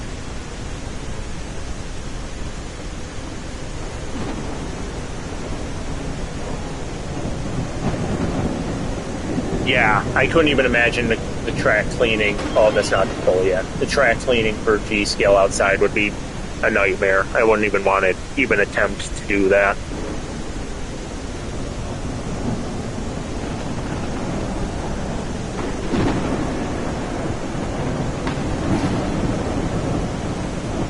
Okay, so you can control it through your phone then. That's a pretty cool idea. Okay, the water's full. Thank God. Let's get out of this godforsaken cliff area.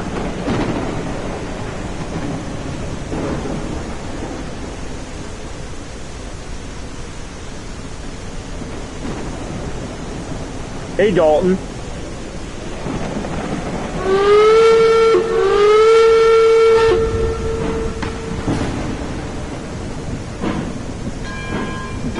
Are you talking about, Dalton, are you talking about the number 7 I sold you?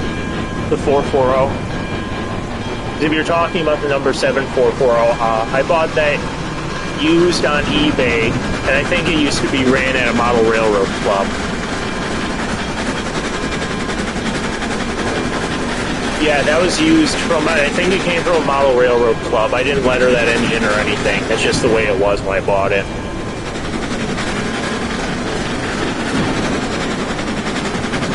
Oh, here's the iron ore mine.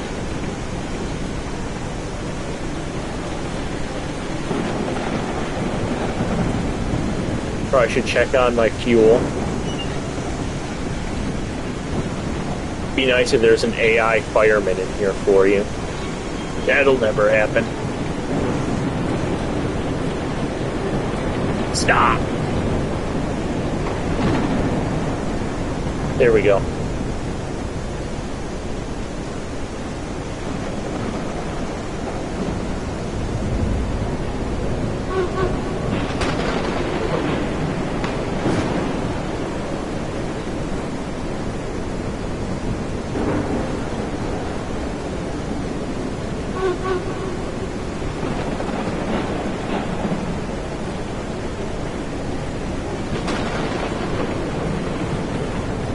Let's offload this car.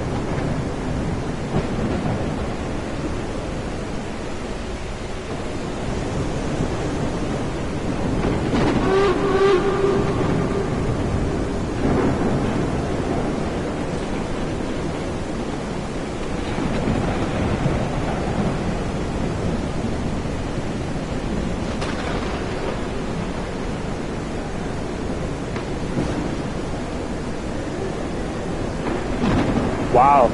Sounds like number 7 is performing quite well still. I'm glad to hear that number 7's still working. That was a really good 440.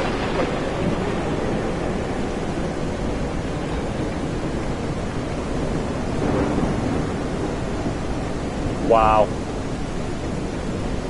I only ever put number 7 on pulling short consists. I don't think it ever exceeded pulling more than 4 cars at any given time. Glad that it's still working well, though. I had to sell. I'm selling a bunch of my collection right now. I'm downsizing my HO scale collection. And the new 440 I just bought with the... I'm going to have to pull up ahead here to do a run around. The new 440 I bought with Wow Sound is already done for. It stopped running properly, and I'm selling that on eBay now. Sadly, the one that replaced number 7, I sold to Golf.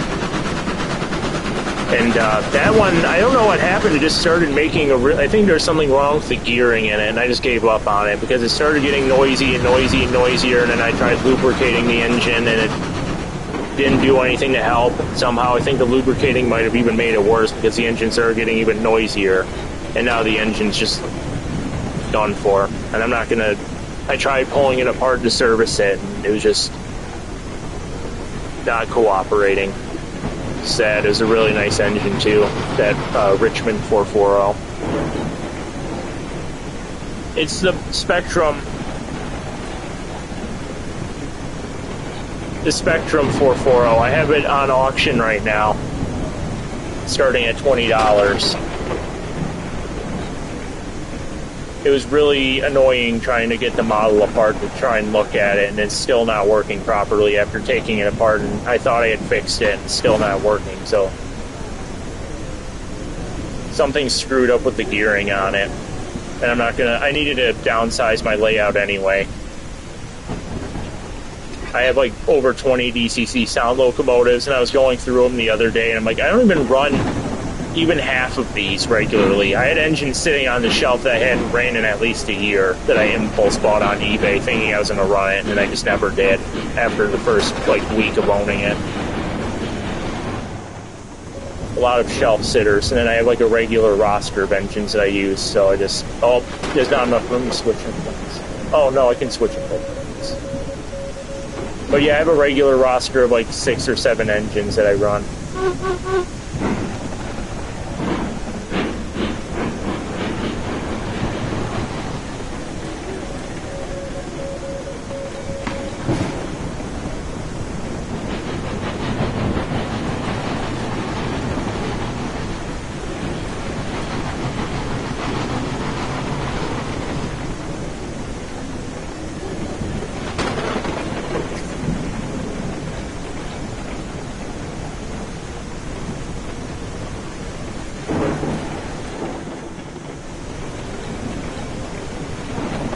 I don't think anybody's actually bid on it yet, Michael. If nobody's bid on it, I could probably take the listing down if you want to try and work on it and keep it, because I don't want the engine back, but I'm sure it's probably fixable, whatever the issue is with it. I only have it up for $25 right now as a starting bid. I think you're allowed to remove the listing if no one's bid on it yet. No one has, as far as I'm aware.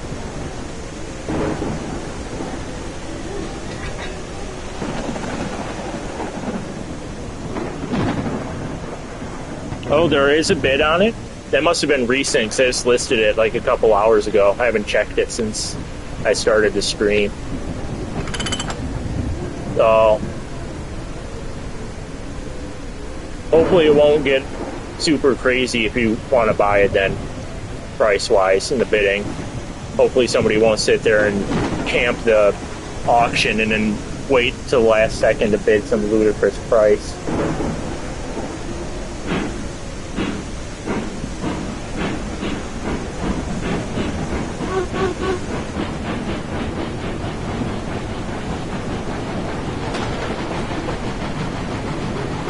Yeah, I'd love to see old number 7 running, pulling those train cars. Glad to hear that that engine's doing well.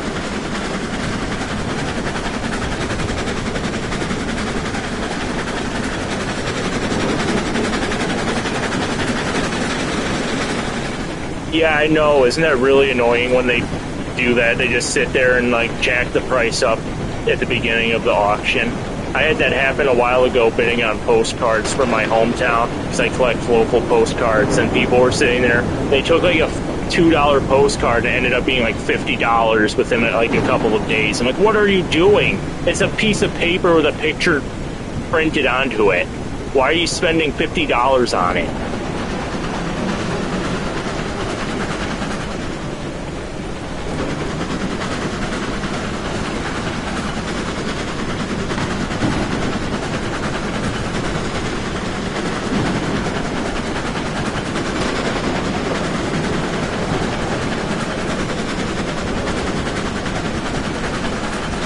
I just realized, but like the character, the John character in the video game is like staring directly at the screen right now.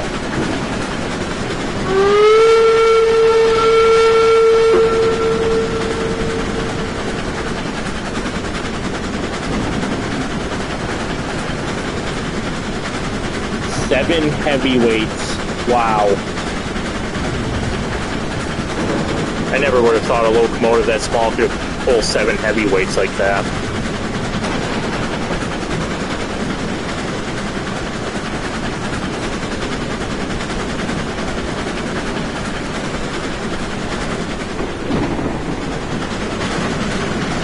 Oh, we're coming up to the curve here.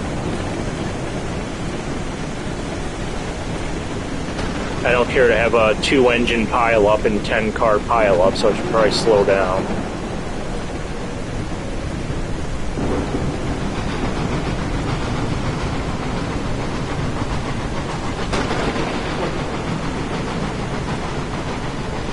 Oh, Michael, I don't know if you were... I don't think I have sent photos yet. I have to get photos sent to you of the 2 Tyco 10-wheelers. But I was going to ask, I don't know if you want it. Before I list it, I have an Elco 260 that might be getting listed too with Economy installed, so I don't know if you have any interest in that locomotive, but that's probably going to be getting listed soon, so if you want it, just let me know. It's a basic Santa Fe livery, it's not the Rio Grande one that I run.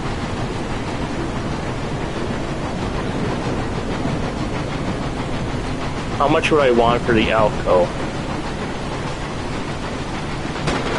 I've been listing my engines between 150 to 175, but I could negotiate that though, because I negotiate all my dealings on eBay when I list stuff. Yeah, that's understandable.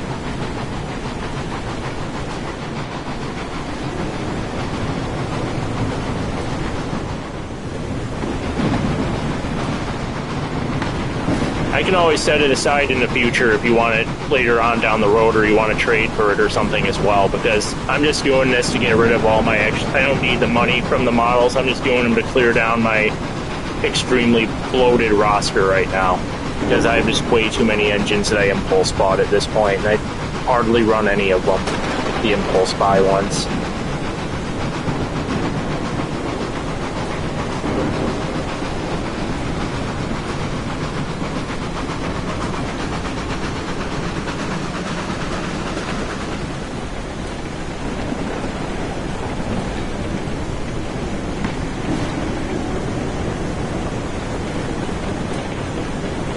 Here we go downgrade. Hopefully we don't fly off the tracks going too fast.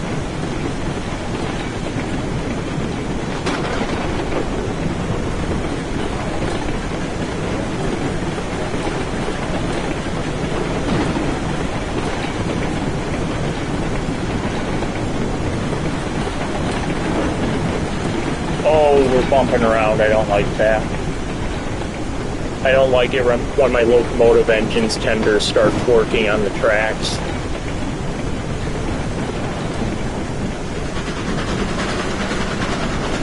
There we go.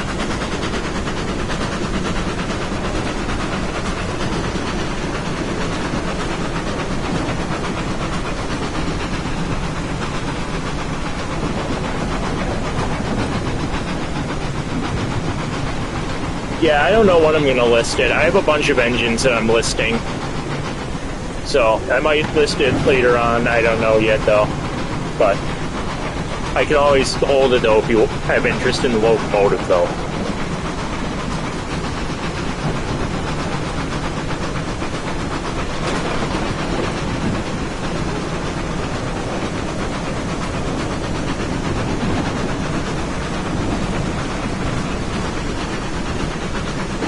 What was the, what bug are you talking about, Prairie Trains?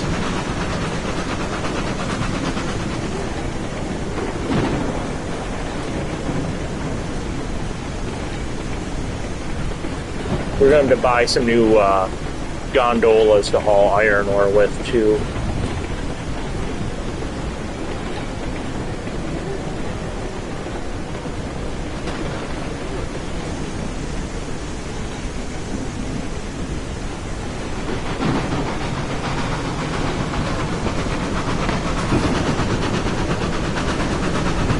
We're going to turn off the thunderstorm.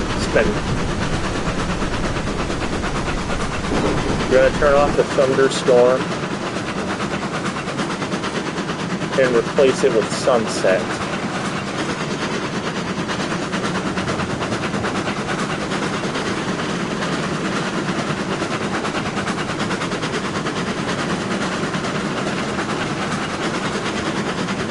Yeah, I heard this game was really buggy when it first came out.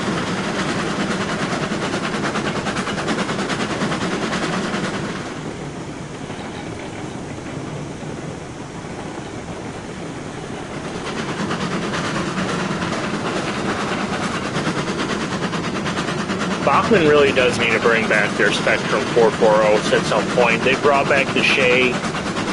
They still have the 460 and 280. It's very weird that they're not running, or they're still not doing production runs of the 440s. Seems like those would sell pretty well, because it seems like the smaller turn-of-the-century steam is becoming more popular again, finally.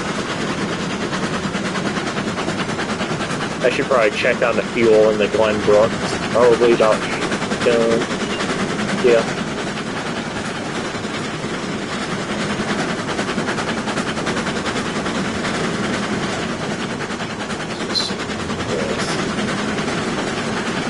This is the one thing that I really liked about Train Sim World, was the auto fireman.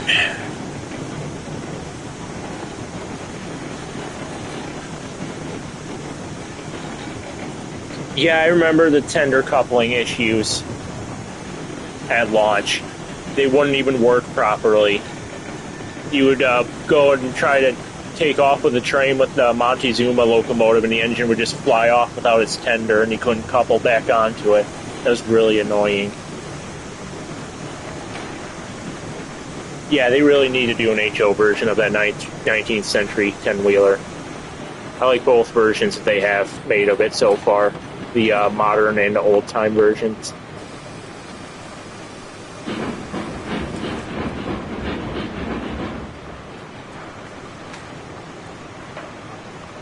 Alright.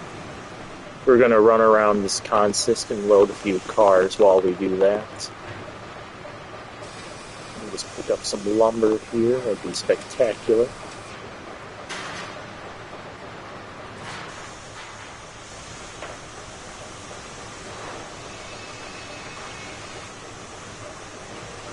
Come on. There we go.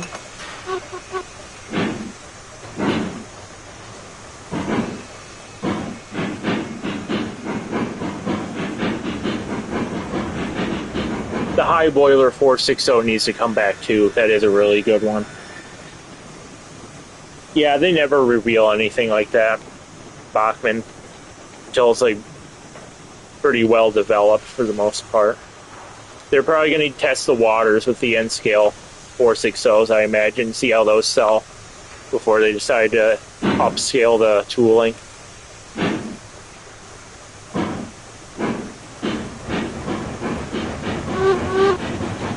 God, the Lincoln pins were so annoying. That's actually still a bit of a bug on the console anyway. The passenger cars, when you spawn in, sometimes they'll all uncouple by themselves, and they won't properly couple back in unless you use Lincoln pin couplers.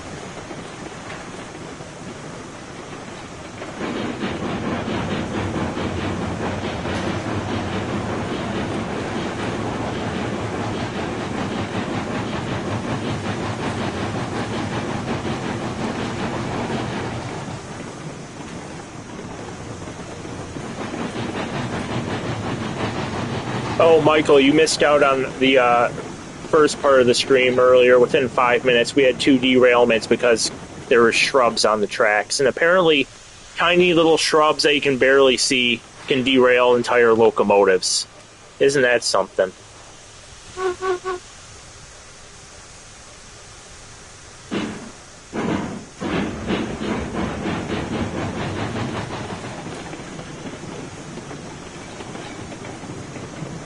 Oh, I forgot that the Super Bowl was tonight. Yes, that shows how much I care about sports. Yeah, the rocks on Lake Valley are absolutely diabolical.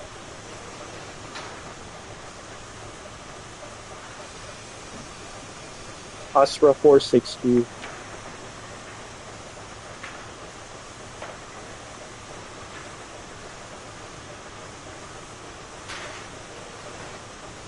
Oh, Prairie Trains, are you leaving?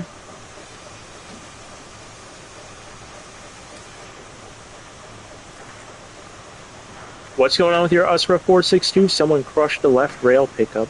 Screw. Oh, I've had the contacts on locomotives get crushed before, and it's so annoying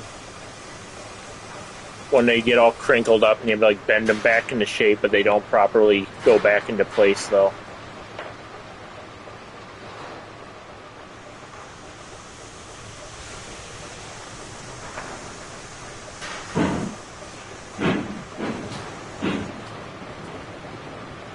What was that? I had a Bachmann Gordon that I sold last year, and I had to constantly take the bottom plate off of that model because the contact would keep getting all crinkled up and jammed into the spokes of the drive wheel, and then it would stop running and jam and seize the whole engine up. It was just really crappy.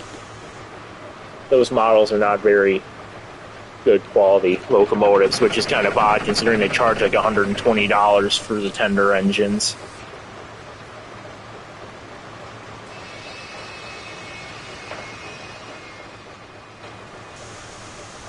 Alright. We have one more flat car to load.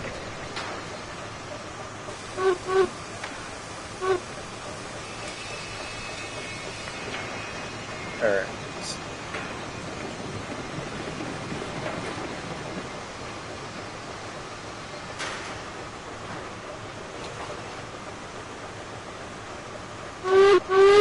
Oh wait, we didn't even load anything. The brakes back on. Yeah, that would have made more sense to have a Pacific pulling a wartime hospital train. Is it a Bachmann Pacific or is it like Broadway or Athearn? Because I think all three of them make Usra Pacifics.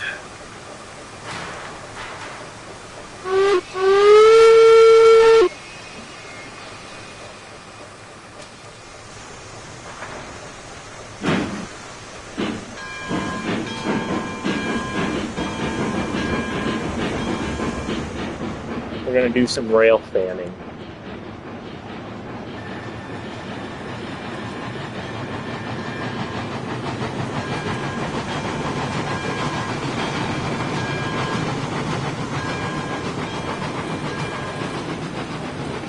Oh, that's a shame. I have one of those Pacifics in Santa Fe. I actually have it on listed on eBay right now, but that was a really good engine.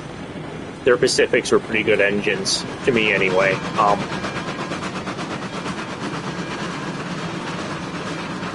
It's a shame that I don't even think they make those anymore currently either. Unless if they do, then they don't.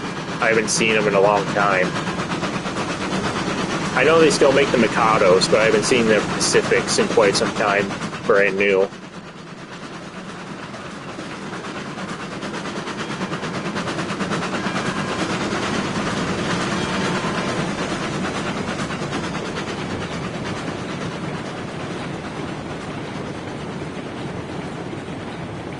All of the brakes are on the caboose again. Yep. Oops. We should put on the fires and the stove in this caboose.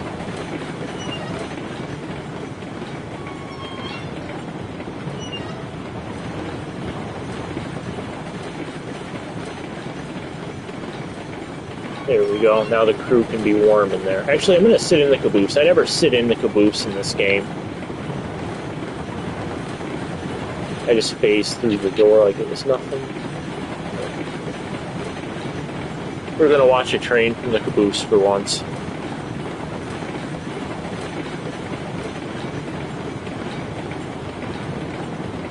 Voyager's a pretty good name for a 440. That sounds like something they would have named a locomotive back in the 1870s.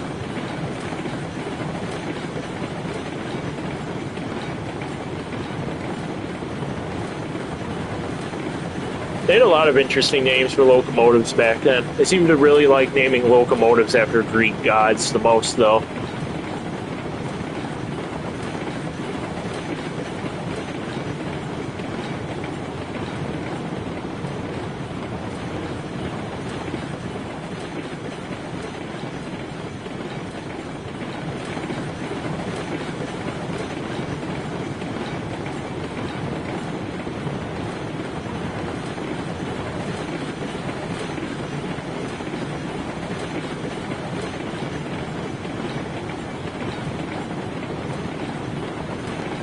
Those are actually really good names for locomotives.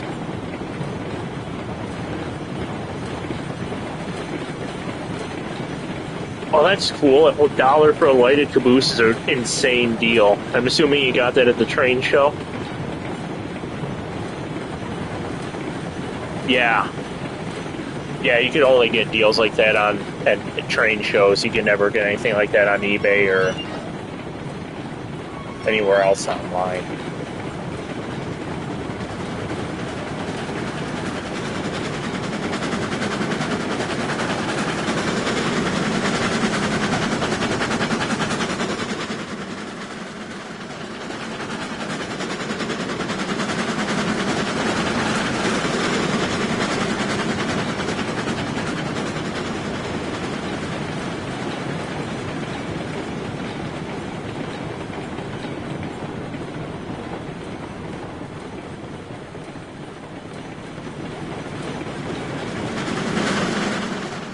So I was looking into the Cumbres and Toltec last night, and I can't believe that train ride from, oh, we're running way too fast for these curves.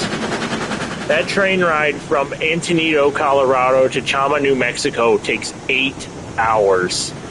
I just never realized how long it took on the Cumbres and Toltec. Like, I didn't realize they had that much trackage. It would take 8 hours to go from there and back again. Albeit, I think they paused for like an hour at Osier. But still, that's a really long train ride, especially with steam power. I thought it would have been like 4 hours at most.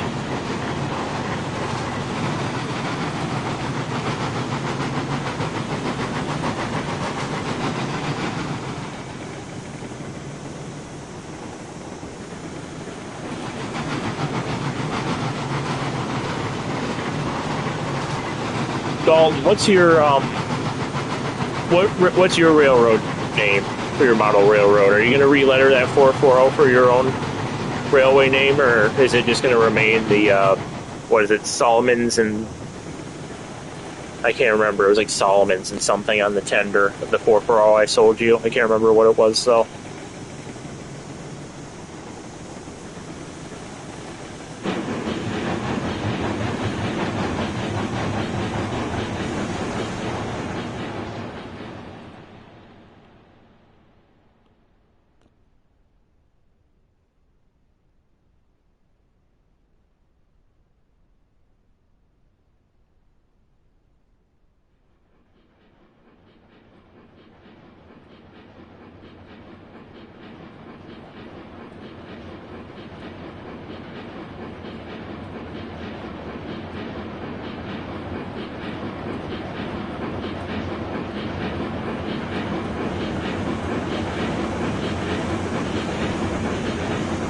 Lonesome Mountain Railroad's a pretty cool name.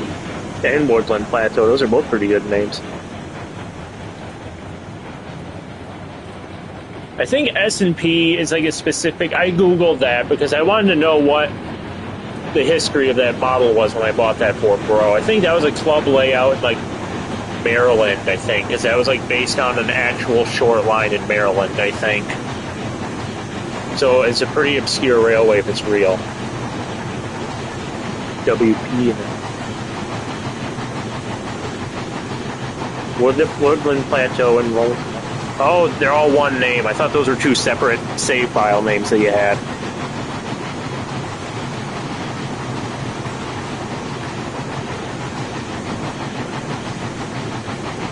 Dead on arrival railway.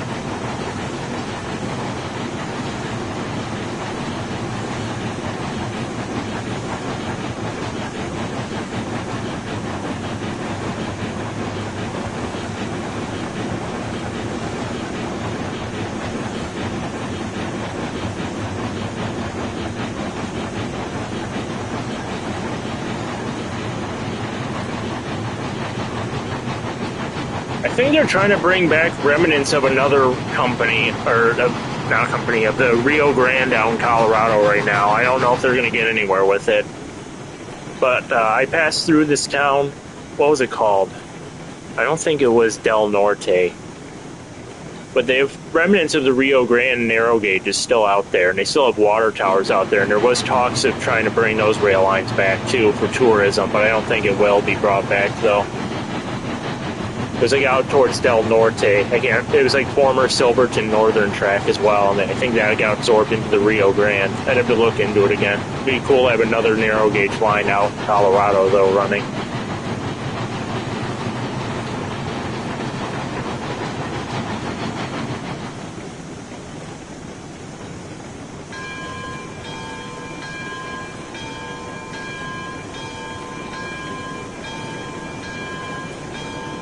Oh, it was a town called Suwatch, which is spelled entirely differently than the way you pronounce it. They still have remnants out there, too, of the old narrow gauge lines that I think they're trying to bring back. It'd be really cool if they did, though.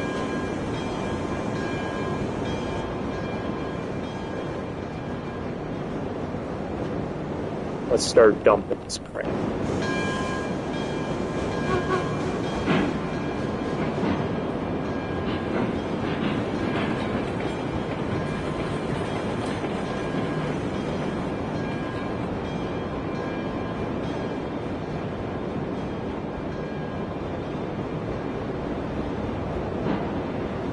Michael, are you anywhere near any of the main narrow gauge stuff?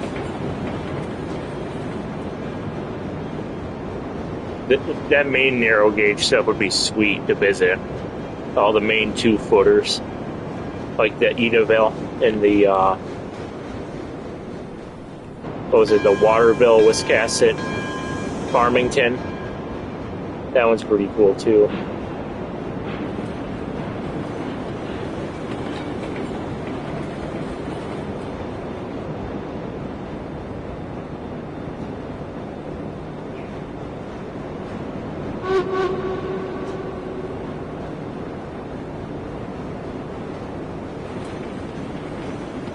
Here.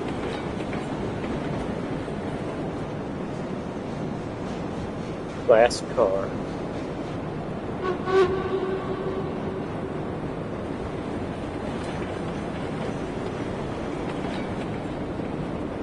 Alright, let's see how much.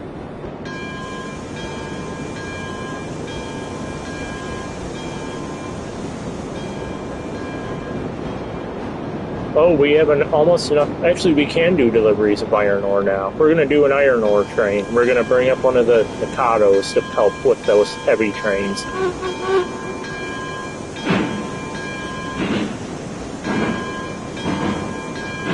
Three hours away from home.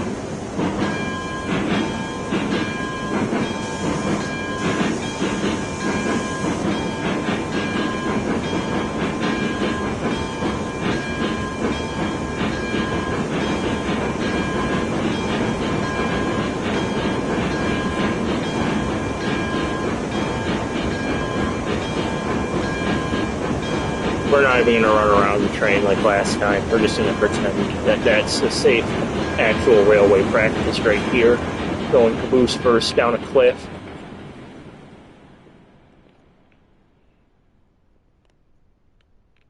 Actually, I can just spawn all the way back over in that other area. Let's see. We're going to spawn right here. We're on the shoreline here.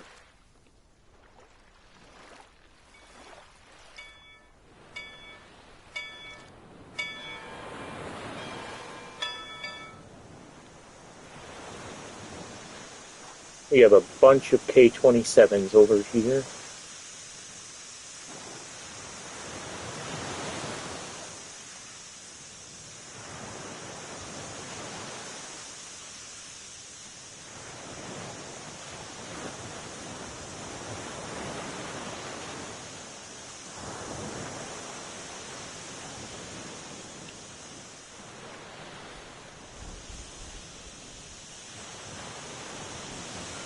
We're going to send one of the Mikados to go do the iron ore train. Let's do 464.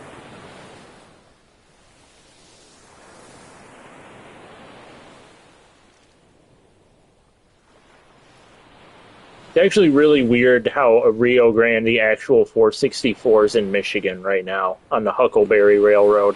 I don't know how a Rio Grande K-27 made its way all the way into Michigan for tourist railroad lines, but I heard Durango and Silverton want it really bad.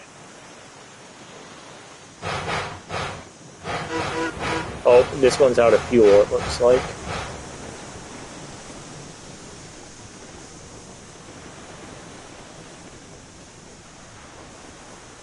Alright, we're going to shovel some coal, it looks like, because I think we're out of fuel. Oh no, it's actually full on fuel.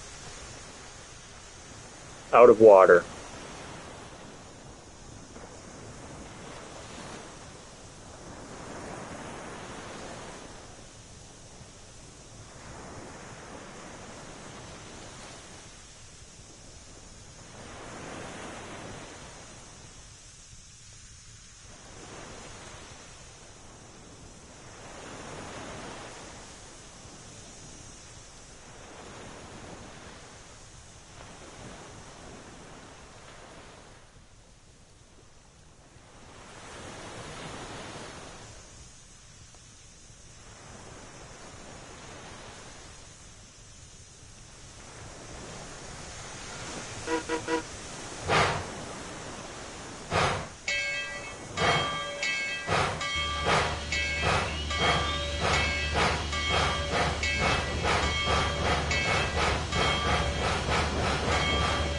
Alright.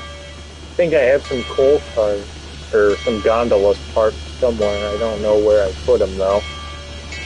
Where did I put all my gondolas? Oh, there they are. Here's all my gondolas.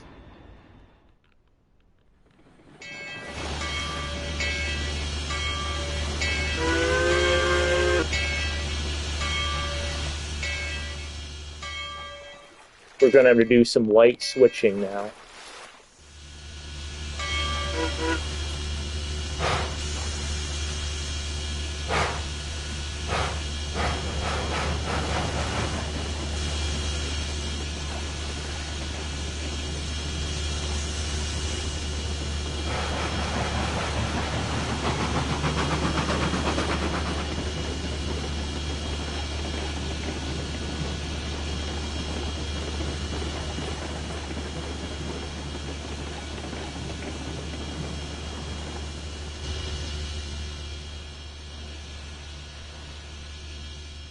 Alright, these are all set the right way.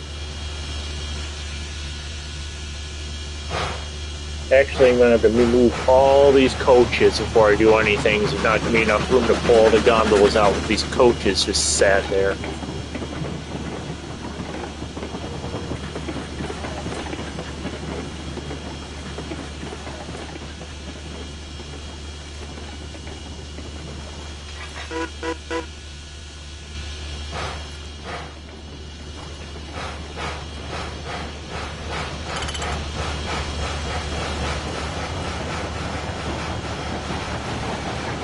What does the Valley Railroad have? What do they run there?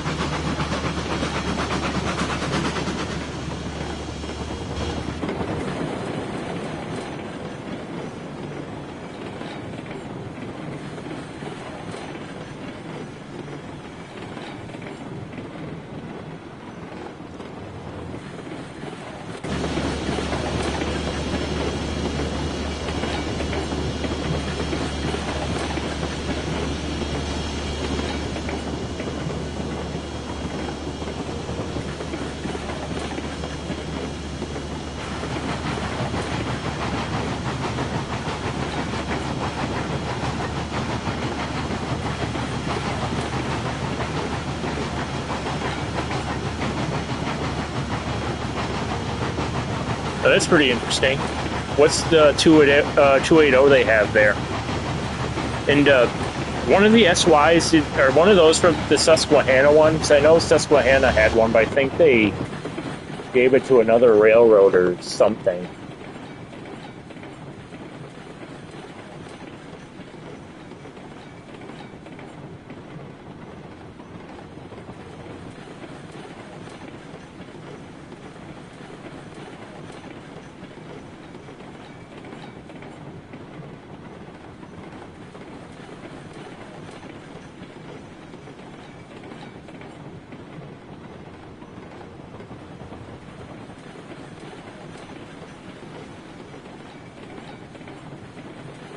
Did they put an American cab on it, or is it still Chinese?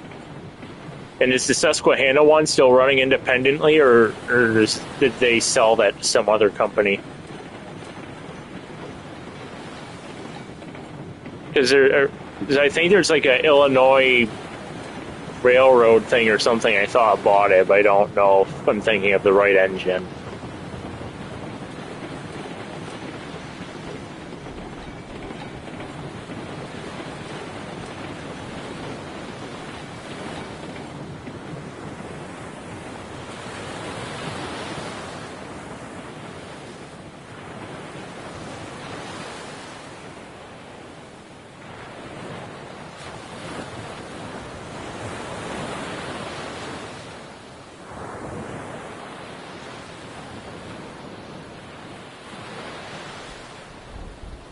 Oh, that's interesting.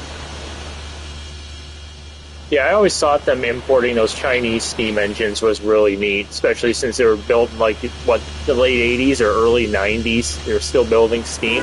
I think there's a couple of mines still running steam in China too, like way off in the mountains as well. And I know that there's a couple of narrow gauge trains running like sugarcane operations in somewhere in like the Middle East, I think it was, or somewhere in Asia. I don't remember where. And Heist was had a video a while ago. The Germans were using Steam because they had, as a form of protest, because something was going on with the really decrepit rails in Germany somewhere. I'd have to rewatch it. That was pretty interesting, seeing them use a massive German 210 to pull freight, revenue freight out there.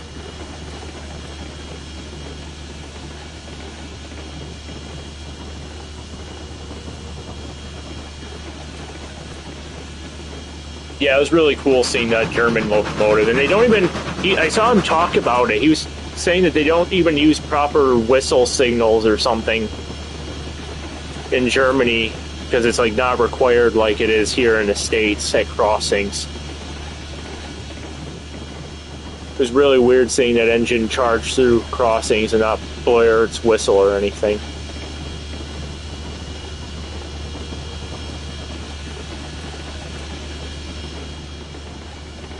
Okay, we're going on the right track still.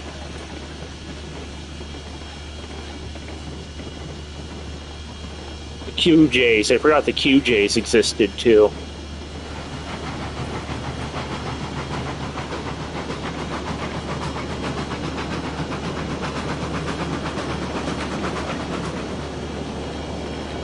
That was in Bosnia? Okay. Is that... What am I thinking of? There's one where he went to a museum. Was that in Germany that I'm thinking of then? Or was that also Bosnia? Because he went with his mom and his sister for a YouTube video, and he was looking at a roundhouse. And they had like a bunch, he was just making fun of all the German built locomotives in that roundhouse because they had such questionable designs to those locomotives over there. Like outside Walschaerts valve gear, and that was Bosnia. Yeah, those were really weird engines that he was looking at over there. Inefficient valve setups and stuff like that.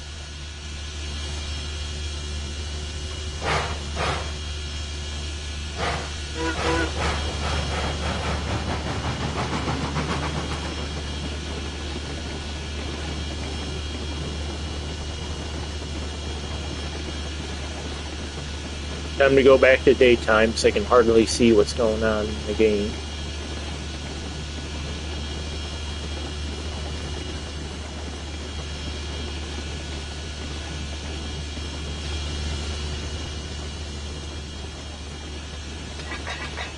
Yeah, I don't know why they put the Stevenson valve gear on the outside of those locomotives. It's really weird.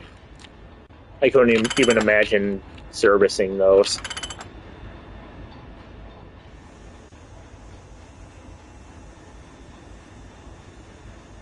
What's with the Japanese whistle code?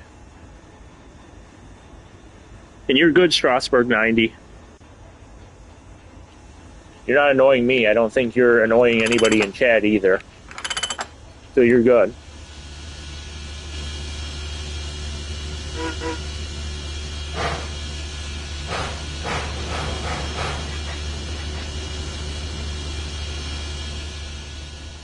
What is the capacity on these gondolas? I already forgot.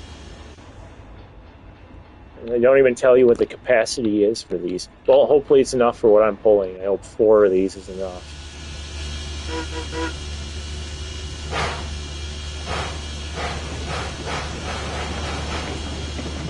Oh, they don't do it either. I think it's probably, if I had to guess, they probably have a lot of automated crossings where they would think it's not necessary, as opposed to our extremely outdated infrastructure here in the States, where there's still multiple crossings that have no actual gates or sounds or anything, so they have to still lay on the horn here.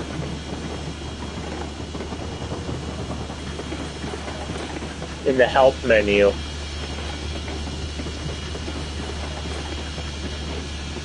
Do I go to the wiki? Oh, okay. Thanks for the tip, Michael. What is this called? What gondola was this?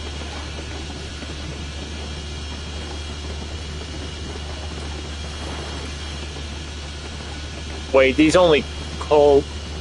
That doesn't pull coal, does it? I thought these larger gondolas pulled more than just coal. I thought... Or gold. I thought I had coal and ore, too. Oh, we might have to buy some brand new specific gondolas, since this one might not even work proper.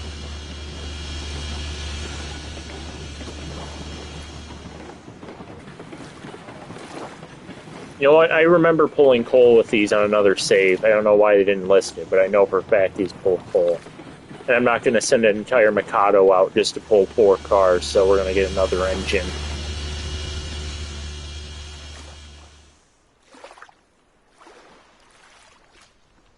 I think a Mikado was overkill. I wonder where the other engines are at as well. I forgot I had the Eureka running by itself. Okay, it looks like we've suffered a catastrophic derailment over here with an unmanned train. This is going to be really fun to deal with.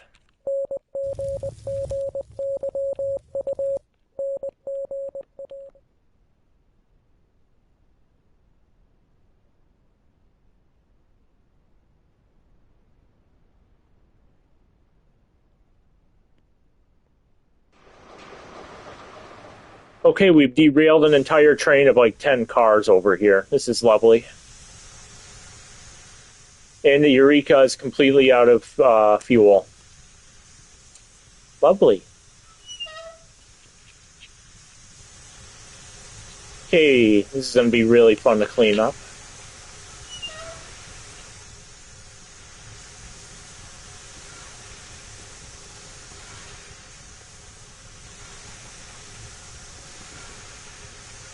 Oh my god. I forgot to put buffers on the end of this track over here that I was going to add on to later. Now we have this entire mess of cars. Good lord.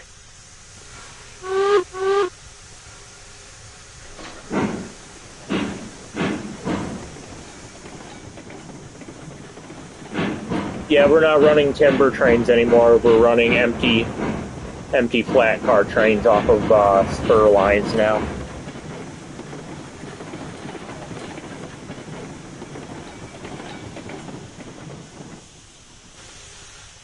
Oh, we get to put each car on one by one.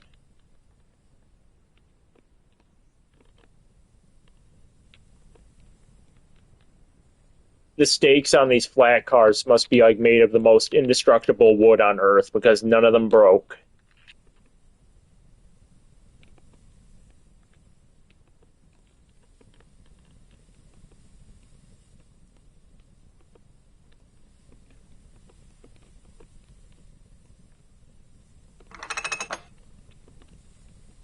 Oh, we can almost fit all the cars on there. Oh, there's a little tiny shrub on the tracks. Get on the train.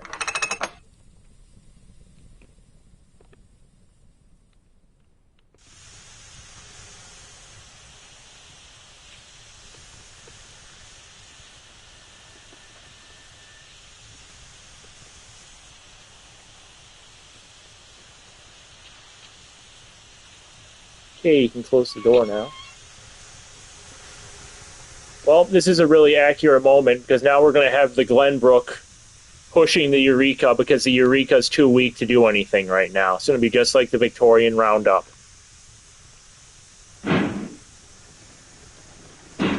Where Glenbrook has to do all the work.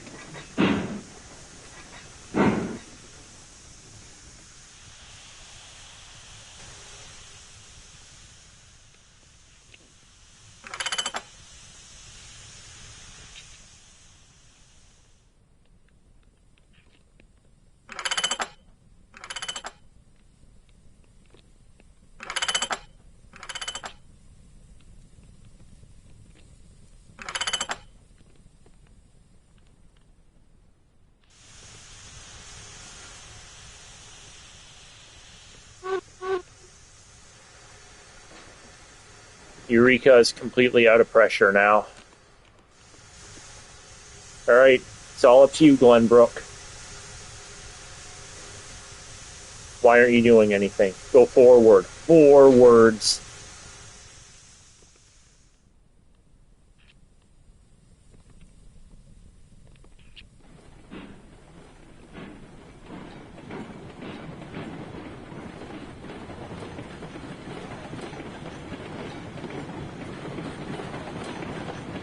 Okay, we can stop now. Stop. Stop!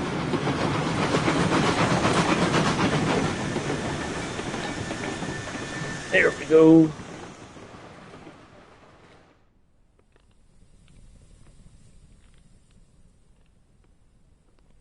Alright.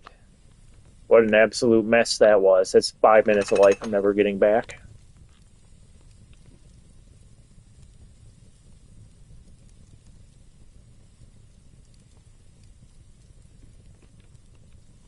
Did I do what with my flat cars? No, I didn't have any of the brakes set for easier braking.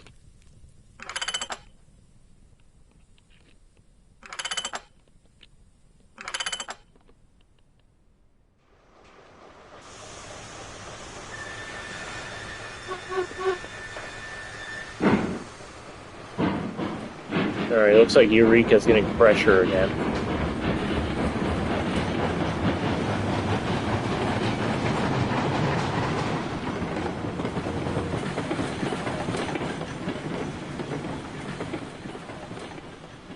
That was an absolute nightmare. Now we can go back and get this next train set up. We're going to have to buy another caboose because I think I'm missing one. We're going to need a caboose number 3 now.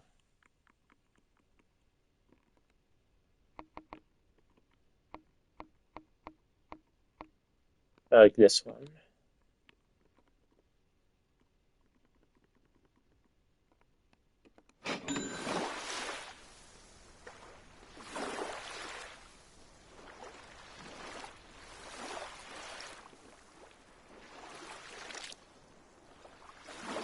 Marker lights.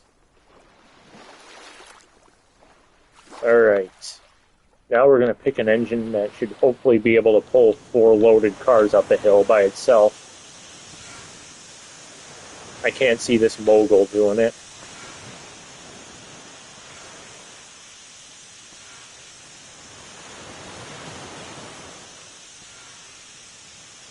Yeah, I put them on my trains just so they look complete. They really do add nothing to the game, mechanics-wise or anything. Maybe if this was multiplayer with other people, it might be nice to have like an actual brakeman riding the train in the caboose with you, but yeah, there's not much point of them. See, we have 168, we have 191. The Cook Mogul's worthless. Let's do number 191. We never use this engine. And the turntable's not even facing it.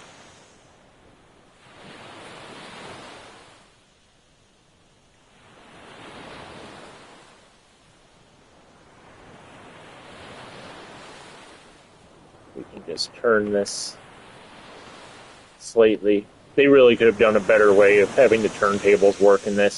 So annoying trying to line that up like that.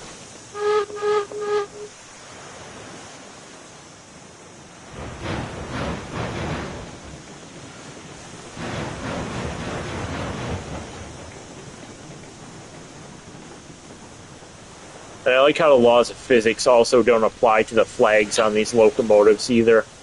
They just do this.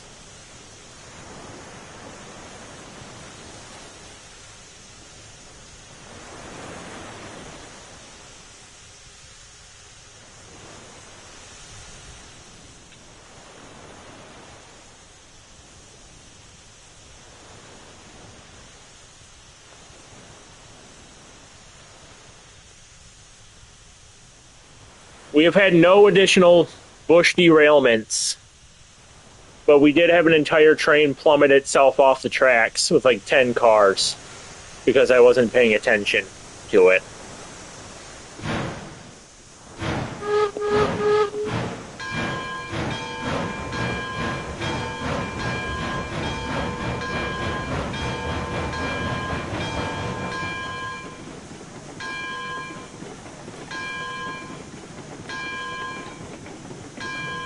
We're going to put marker lights on this thing.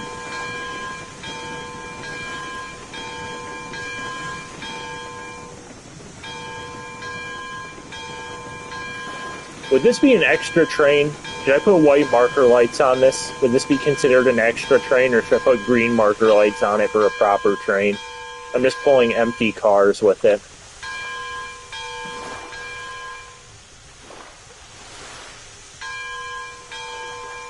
I'm going to put extra marker lights. I'm going to just put the white lights on for an extra train. It's not pulling an actual train, just a bunch of empties. And I'm pretty sure it needs more water now. It needs more water now.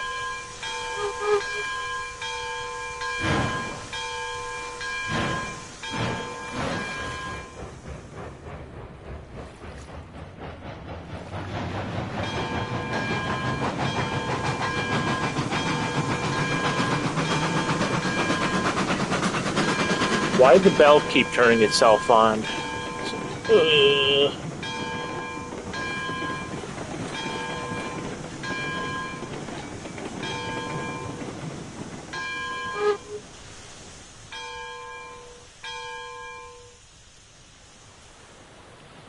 Alright.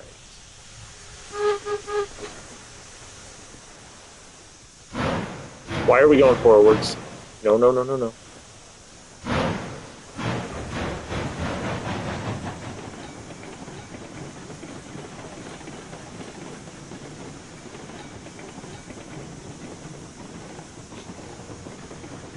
Crazy 8's accident. I still can't believe that was an actual thing. Just a completely driverless locomotive driving down the track.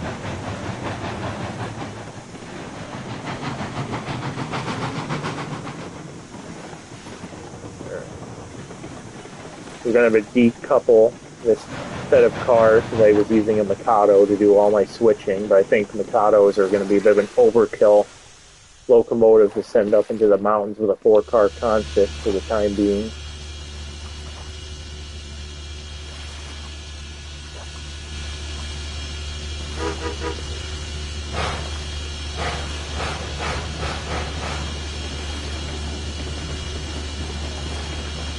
I hate it I don't like how they set up the connecting thing for these trains in this game. Because sometimes you'll uncouple from a locomotive that it used to be latched onto, but they'll still, even though they're still disconnected, they'll still act like they're together for some reason. I don't know how to explain it. It's really annoying. Now I have to uncouple this engine again. Let go of my train.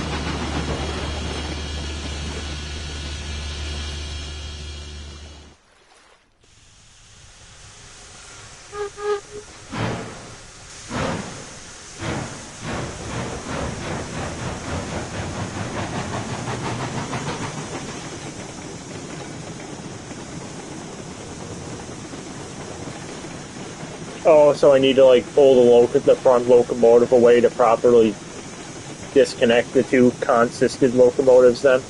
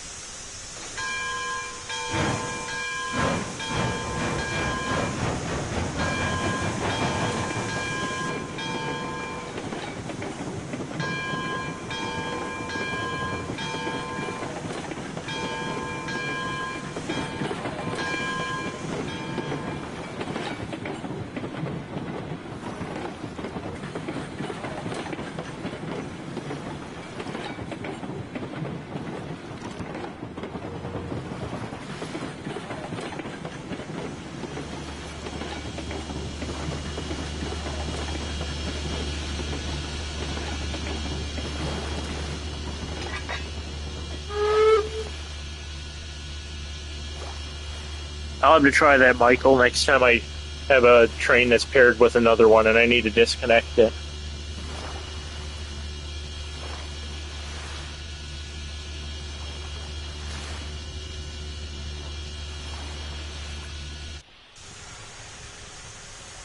Has anybody seen that review that Heist did of the? It was like on trains or something. Somebody made like a model of the Rio Grande Southern 20 that he drives at the Colorado Railroad Museum.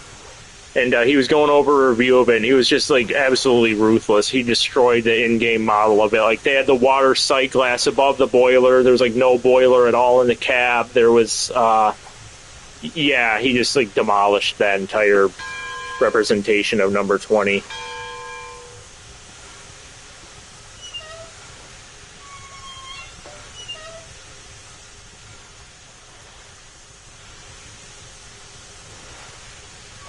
And he paid money for that thing too. It's just sad.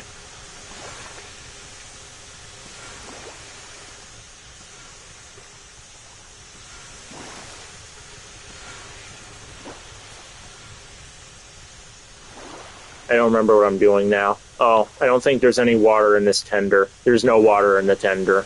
We're gonna risk a catastrophic boiler explosion riding into the next town. So I'm too lazy to go onto a siding and fill it up again.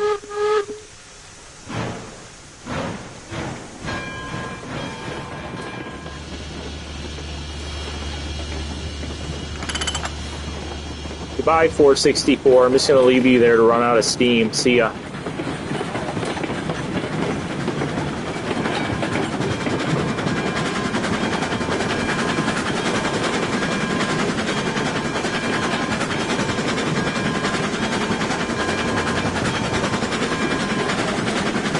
Let's look at the water level. Well, there's still enough in the locomotive itself to probably not kill us all, but there's not any water in the tender, though.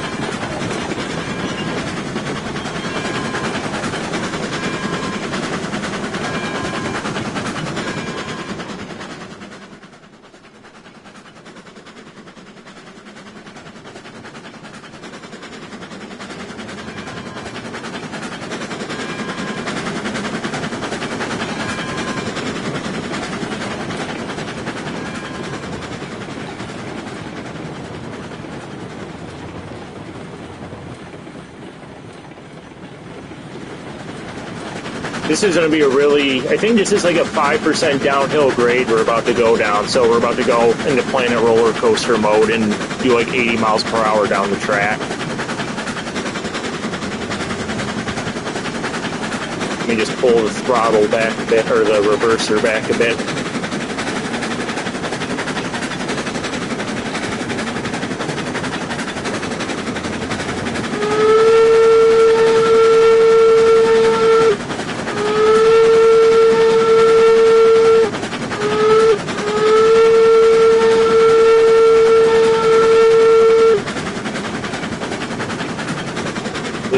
You can see the downhill grade. What was that thing in Polar Express called? What was that grade called? Glacier Gulch or something?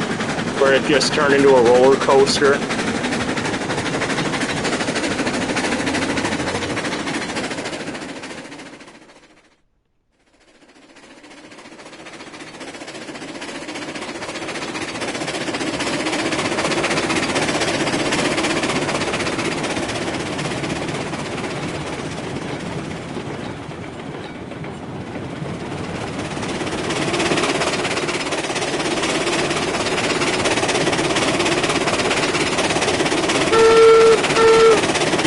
The main character's robe tore just from him grabbing it off of his bed's post, but his robe's like rope thing for his robes was able to hold them all, like 3 people onto the front of a locomotive with no problem.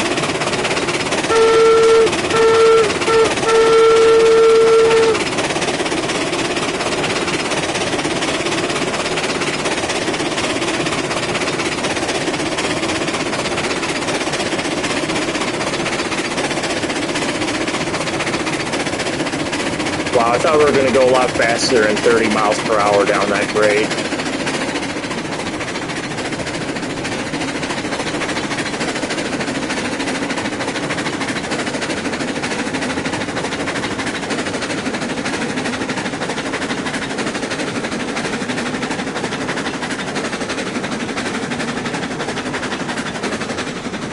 Do I have brakes set or something? Is that why we're slowing down so bad?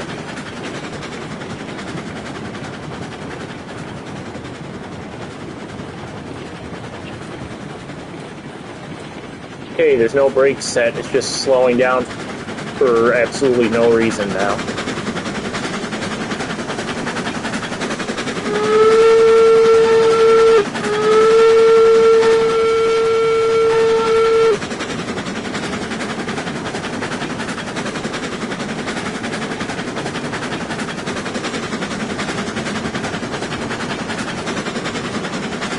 Yeah, I love how in the movie, speaking of coaches in the Polar Express, I love how it goes from like having 8 coaches to only 4 to then like 16, then back to like 4 again within a span of 10 minutes.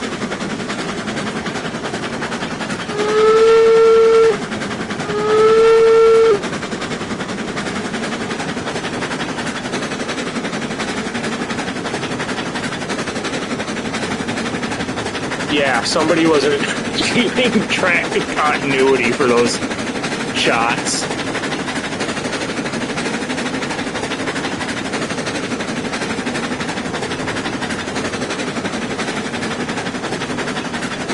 I like how they put a turntable with like a 1,000-foot drop into an abyss with no sort of safety to get off of the turntable as well. So if like an elf was like on the turntable braking a car and fell, then, you know, that elf's dead now, I guess. Sorry.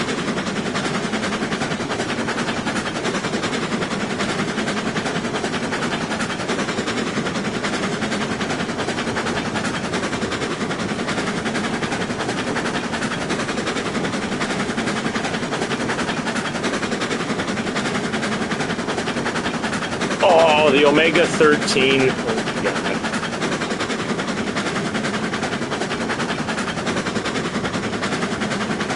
Didn't Sigourney Weaver, didn't she say I don't know if I'm remembering this wrong, but I swear to God she said the F-bomb in that scene when they're about to get pulverized, her and Tim Allen, when they're trying to fix the ship. But like every single version of the movie I've seen lately, it's like, they don't say the F word in it though. I'm going down the wrong track. Wait, no, is this the wrong track? No, yeah, it is the wrong track.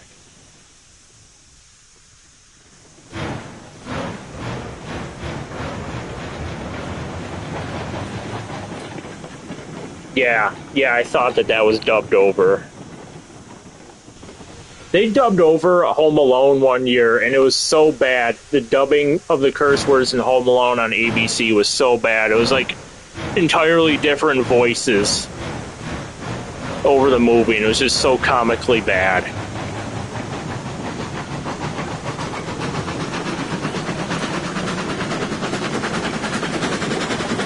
Wow. That movie would have been amazing if it was R-rated. I wonder what they would have done with it if it was R-rated.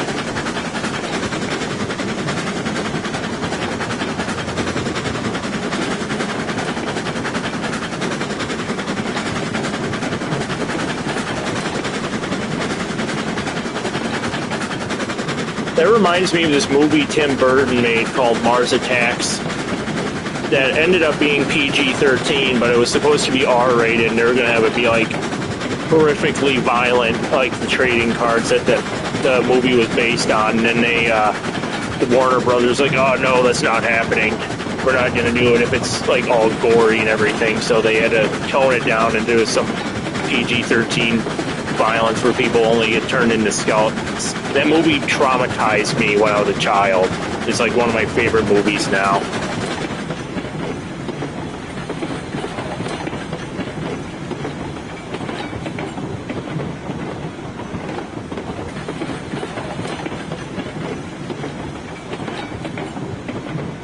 Smells like Kenosha.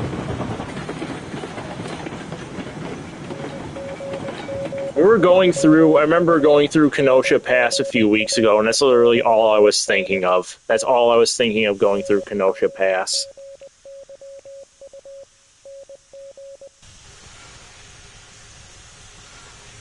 Oh, that would have been funny if they kept the language in, but I could see why they took it out though to be more family friendly. Be funny if they made like an original, like a director's cut of it with the original language would be pretty funny, I imagine.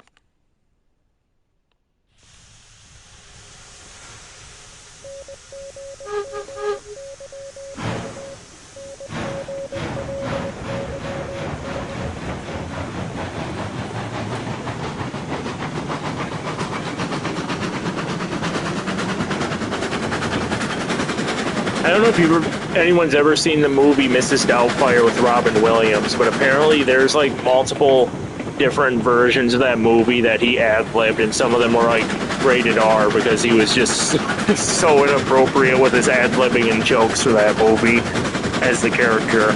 I really wish I could see all the improv he did for that movie because the final movie is already hilarious as is.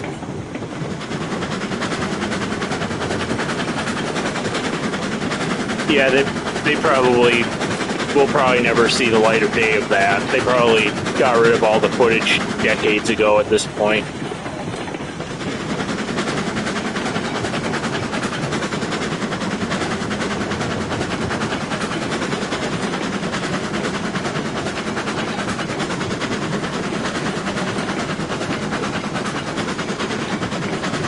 Lost media. Oh, I need to stop at the water tower before we conquer that mountain. I probably should fuel up a bit more. I don't know why, but I think, what one was it? There's one engine in this game.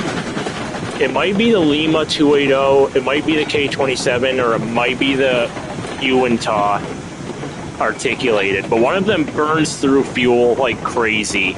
And like within 5 or 10 minutes real time, the entire firebox is empty if you don't take care of it. It's just crazy how fast it burns through fuel. I think it might be the articulated locomotive. You have to be constantly stoking the fire in that. I don't know if it's intentional or not. It has really, really bad fuel efficiency.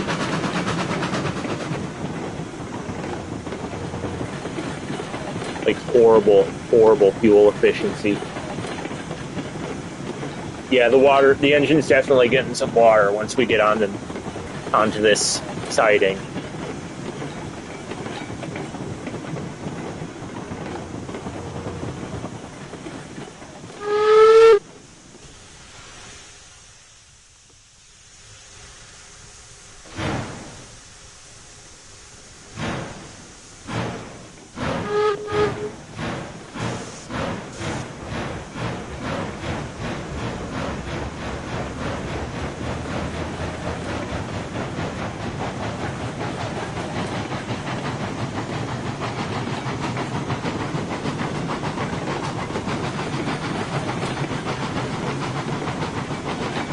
I don't know if anyone's seen it, but who's making it? BLI's making brand new, what are they called? They're new Union Pacific articulateds. I think they're 2662s. I think they're called bull mooses.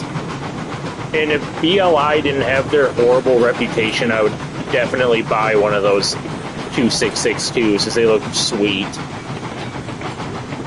Little articulateds. I think they can go on like 18-inch radius curbs last I checked. But I probably will never buy another one of their HO products again after the E6 incident.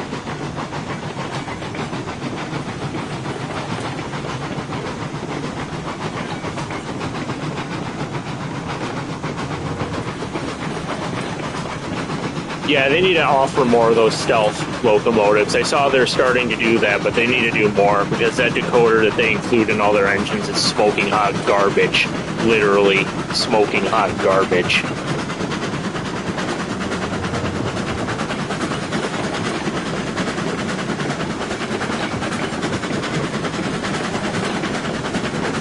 Let's see how the water's doing in the boiler itself.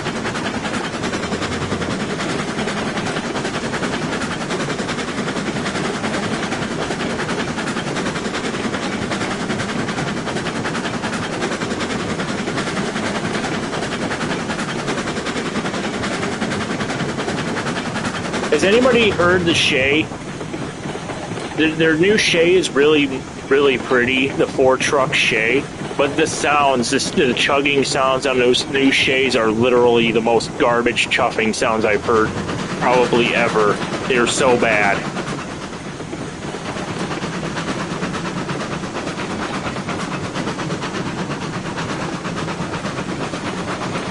Yeah, I don't blame them for having it muted because it sounds horrible.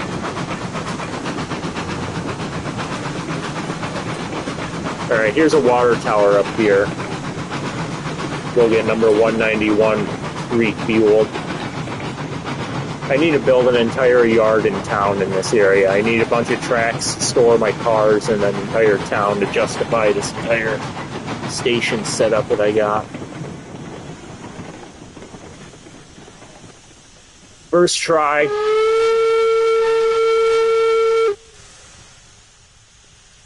Lined up on the first try.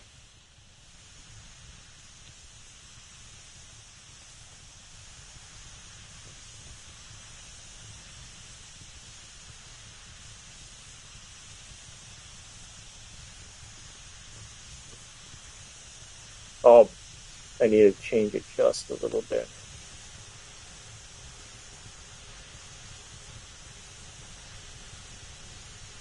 Here we go. It's fueling up.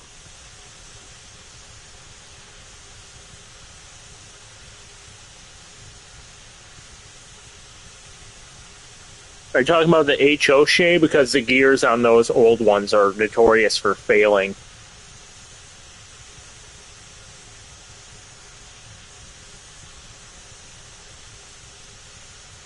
Yeah, you need those Northwest Shoreline gears to get them to run worth of crap. They made, I think they made a Shay and G-Scale, didn't they? I know the ON31 had the same gearing issues too, because a bunch of the people in the ON30 Facebook group, when I was still on it, were just screaming about those gears failing in ON30 as well. I don't know if the G-Scale ones do that. But the new, thank God they're doing a new production run, though. They're doing a new one with metal gears that they've confirmed, so hopefully they won't crap out after a while.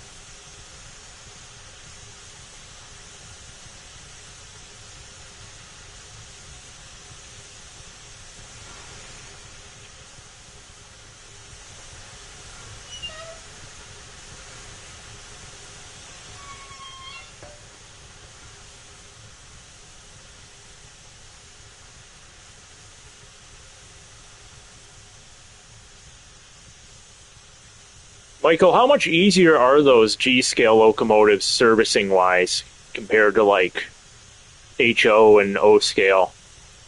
Like, are they more easier to take apart and service them? Because some of the HO models are just ridiculously difficult to take apart for maintenance for no reason. They overly complicated or so small that it's hard to properly get them apart to maintain them.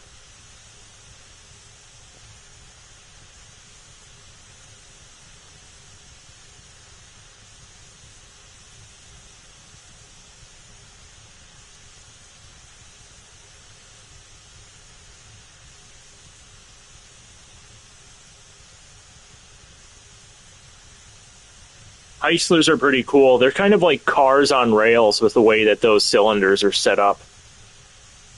I think they're the fastest of the 3 logging engines. Shay's like dead last, and I think the Climax is like second. I think the Heisler's first, but I could be wrong. Could be Heisler and Climax switch. Yeah, and I thought so. I thought G-Scale would be a lot easier to maintain.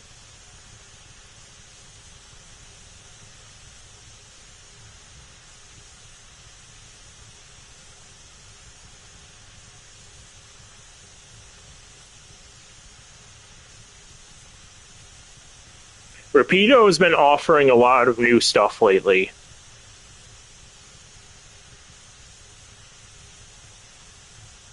I saw that they had, what did they make a while ago?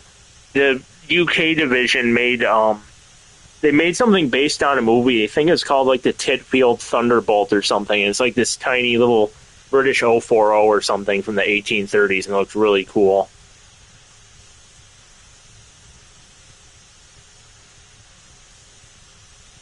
I think that was the same movie where they had that tank engine drive off the tracks onto the road, and it was like driving down the street.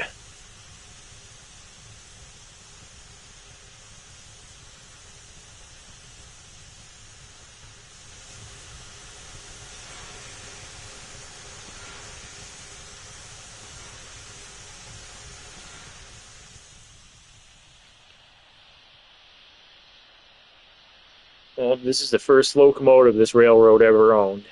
Now it's just sat on display because it has horrible tractive effort.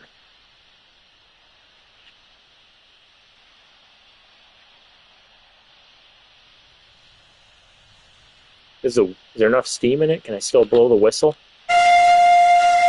God, that's so annoying.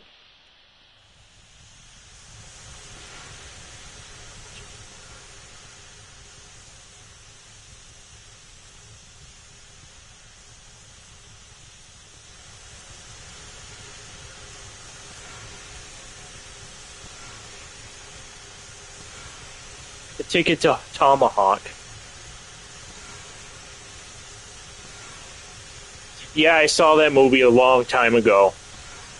Yeah, they have the wooden model of the Emma Sweeney in Durango. They have it under a canopy. They recently restored it some time ago.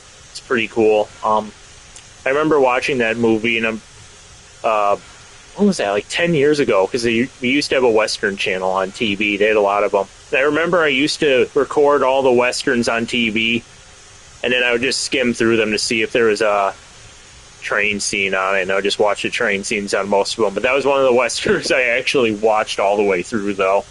And I think that was like one of the first movies Marilyn Monroe was in, too. It was pretty interesting.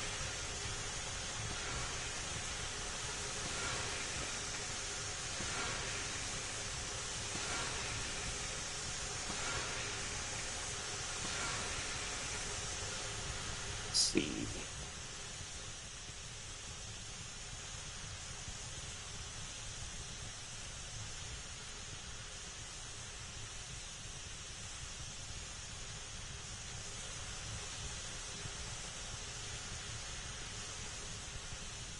We're almost fueled up here. Another 2,000 pounds of water, or whatever that means.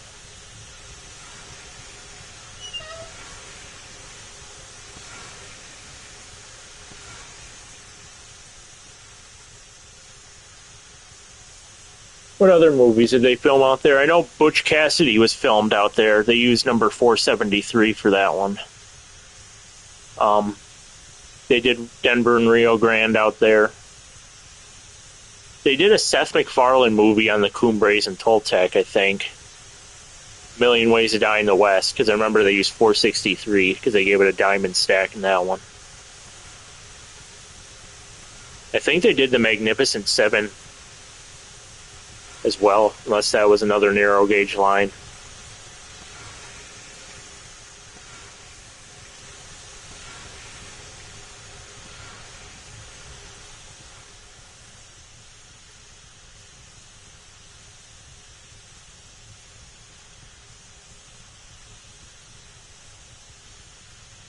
Almost there.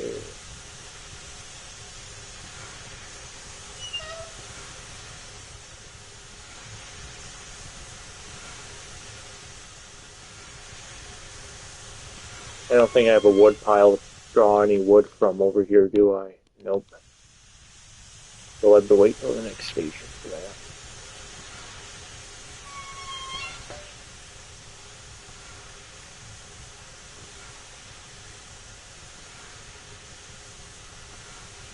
Yeah, it was funny when they just rammed those two consolidations right into each other. Interesting that they painted those engines in the Bumblebee scheme for that movie, even though that Bumblebee scheme wasn't even used until like the 1930s World Fair or something, or 40s. It was one of the decades, or not even a World's Fair. It was like a local fair or something, and that's where the Bumblebee livery came from, which is pretty cool. It's pretty unique, but definitely not accurate for the 1870s.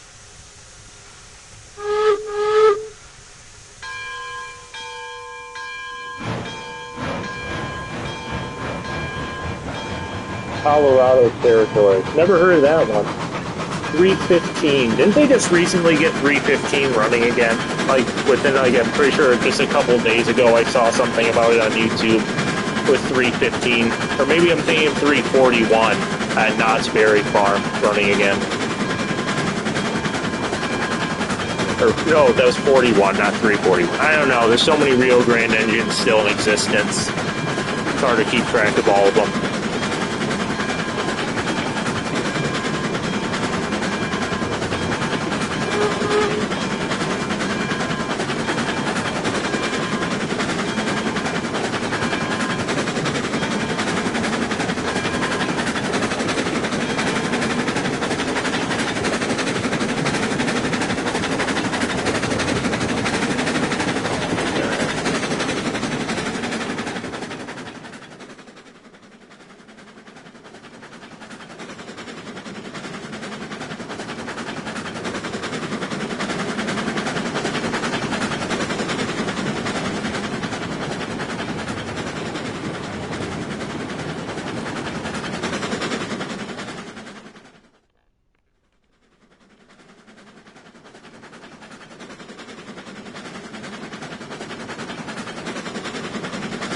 Yeah, there's a ton of those engines that they're just now getting back into service. It's really cool seeing them restore all these engines lately.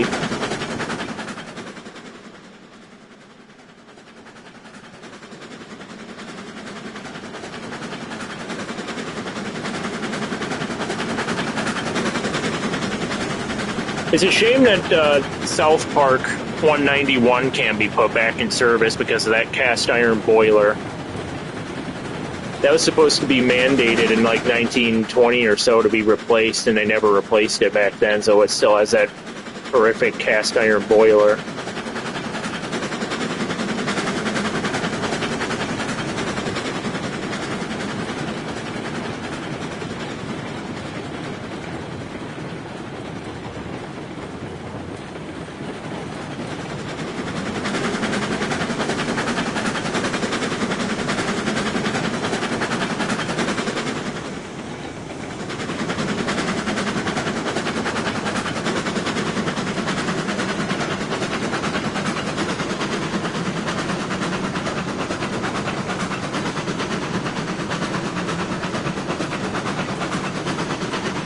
This area would actually make for a pretty interesting Lone Ranger recreation because I have a stretch of track on that cliff over there too, and I'm pretty sure in the movie they had like the two trains are on like two different cliffs and they're like shooting at each other over them.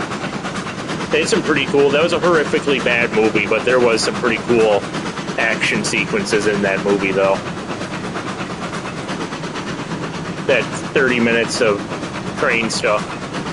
Well, actually, it doesn't really make up for the rest of it being horrible garbage, but it is still pretty entertaining, though.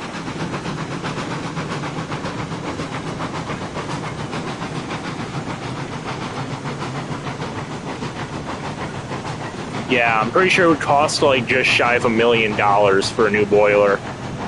I know that CR3's new boiler was like right around $1 million, but that's a slightly larger engine, though. I'm sure narrow gauge would be a bit cheaper, but it's still not cheap at all when it's like $900,000 for a new boiler. Yeah, the movie doesn't work because there was two plots that they were trying to use, and then neither plot was fully fleshed out or worked out, and then they tried to like combine them into one movie, and then it just became this horribly disjointed, unintelligible mess of plot points that don't go anywhere and mean nothing, pretty much. Like, there were scenes where they were hinting at doing things later on in the movie, and they just never materialized because it would be like a 5-hour long epic at that point. I don't think anybody would sit through 5 hours of that movie, so.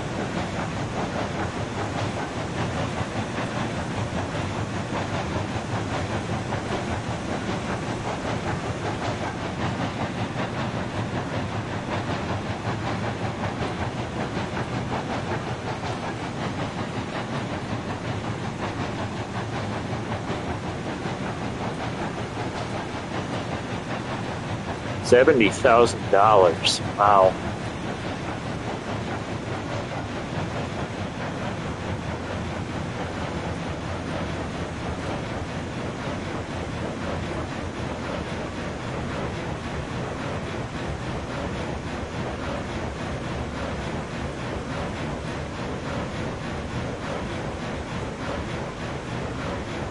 Yeah, I was reading the YouTube comments, and somebody said they remembered watching this movie in theaters, and then with their sibling, and then they saw the part where Butch Cavendish ate someone's heart, and then their parents like ripped him out of the theaters after that scene.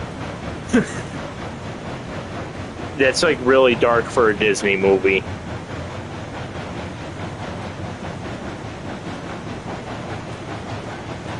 I thought it was weird that they put Johnny Depp in as Tonto as well. It was really weird. It's like almost like blackface at that point. It was just weird. They should have just gotten an actual Native American to play Tonto over Johnny Depp. And then there's the whole controversy about the one other actor that played the Lone Ranger allegedly being a cannibal in real life or something. Yeah, I don't know why they had him in it. I think they were thinking it would probably be like, they were probably thinking that they were going to make another, that it was going to be like the same as him as, what's his name, in Pirates of the Caribbean. Except it didn't work out. Because a lot of the people who made Pirates of the Caribbean made the Lone Ranger. Except it fell flat on its face instead of becoming a franchise. Yeah, I was thinking for $70,000 that had to be like a little engine's boiler. No way that was going to be like a full-size standard gauge boiler. Yeah, he dropped off the face of the earth. I saw the YouTube videos talking about his, the stuff he was allegedly doing. It's just gross. Creepy and gross. I'll just leave it there.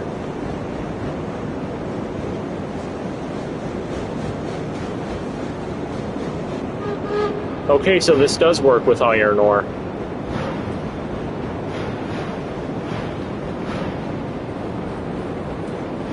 I don't think I have any industries that I can properly drop this ore off to yet. I might have to just siding all this for now.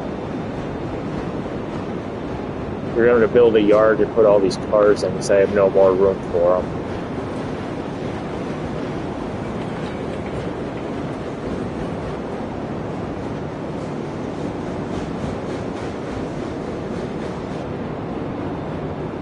Yeah, it is pretty ironic.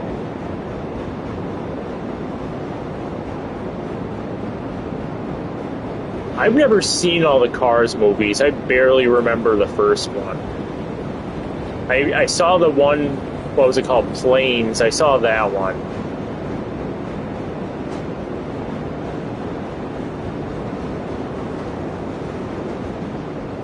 Alright, we're going to have to run around. I have to see if I can set up a new industry. What industry does the iron ore one feed? Where's the wiki? Okay, the iron ore output. A smelter. I need a smelter. Yeah, I need to put up a smelter somewhere. Is there a smelter? We need to build a smelter to deliver this crap to, because I'm not just going to dump all this off at a station where I can build something else with it. Second one's a fever dream. Yeah, I've never really watched any of those. I only really remember the first one, and I don't even remember that entirely. I only remember bits and pieces. And Planes. I thought Planes was okay. It's nothing to write home about compared to all the other Pixar movies.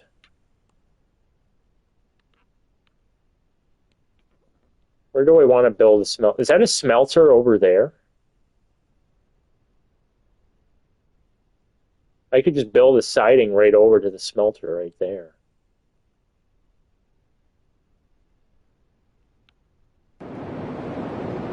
Does it say smelter?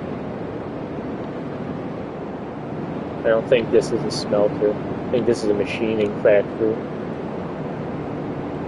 Let me compare the industries.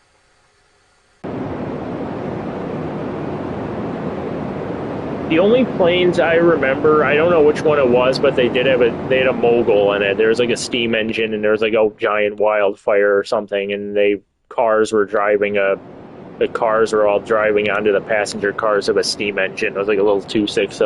That's all I remember of it. I'm assuming that's the fire and rescue one.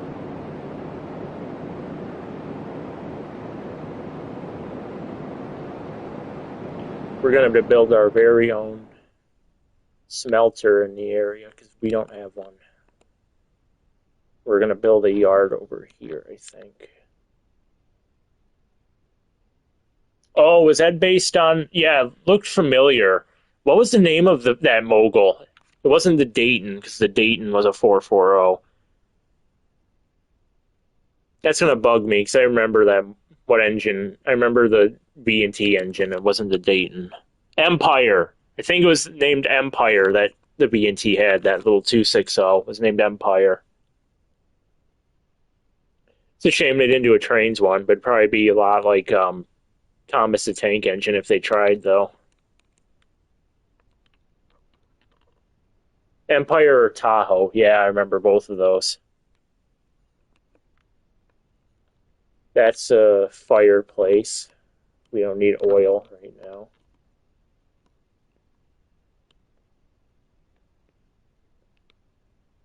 There's a farm over there. Oh, I forgot I have a map. I can literally look on the map and see what industries are nearby. I need a smelter.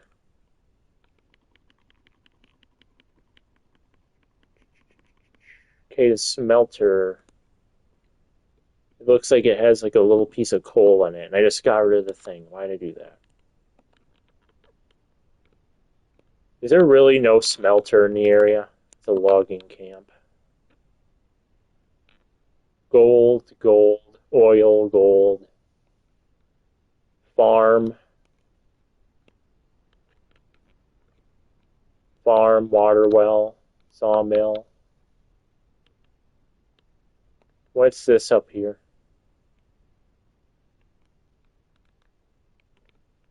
What is this? That's a coal mine way in the middle of nowhere. Okay, we're building our own smelter because there's apparently none in existence at all on this planet.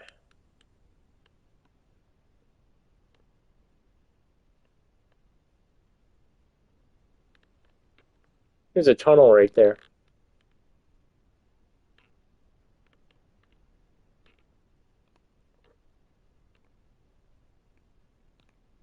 This looks like as good of a place as any to put a smelter in. I keep going to the wrong menu to buy stuff. Okay, this is not where the smelter's at. That's track stuff. Oh no, okay. Smelter. Oh, I forgot the smelter had a stupid track setup, so you can't just run the train through and unload two cars. They have like the weird platform setup, so you're forced to build two sidings that abruptly end.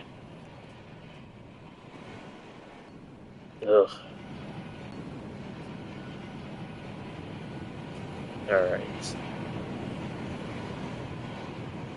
I wonder if there's a way to cheese this so I can just do that, because I really don't want to have to mess around with a siding that fits like one car on it.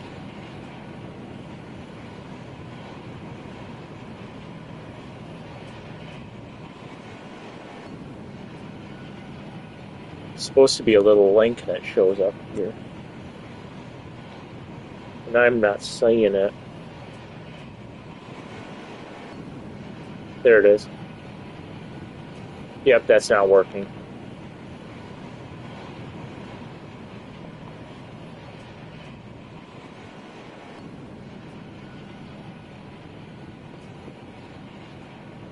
Use a switch.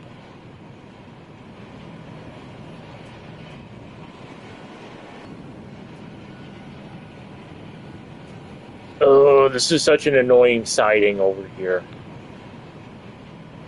Because you can only fit like 3 cordwood cars at a time if I put a switch in right there. And it's going to take forever to get me from the lumber... Actually, no, the lumber camp's right down the track. I'll just do it this way. I can just run short trains with a tank engine from the logging camp.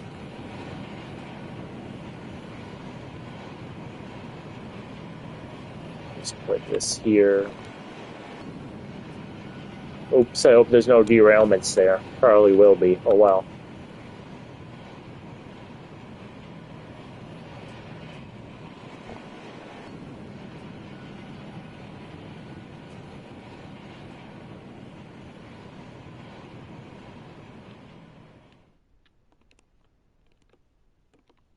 Here's where we put in a switch.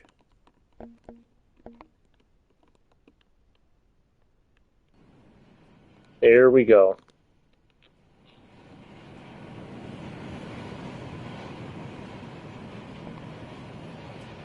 Do we dare make a reversing loop or keep it realistic and put passing sidings on here? That's the question.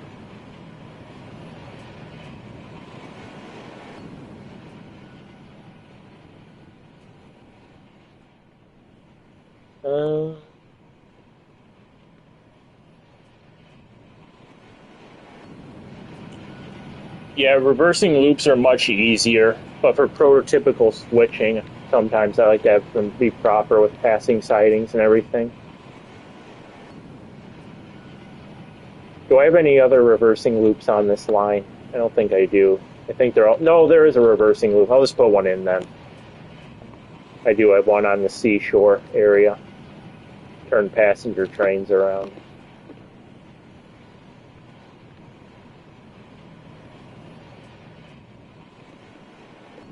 "30 meters, I'll pass on that.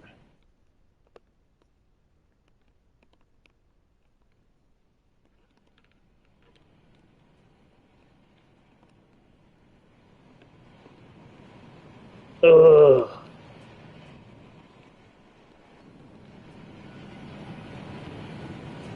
I'm gonna just build a shed and station a little porter or a shay or something over here for specific switching.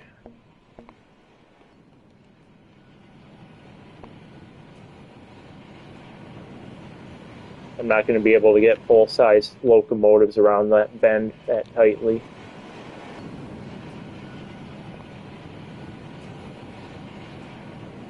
Get on the track.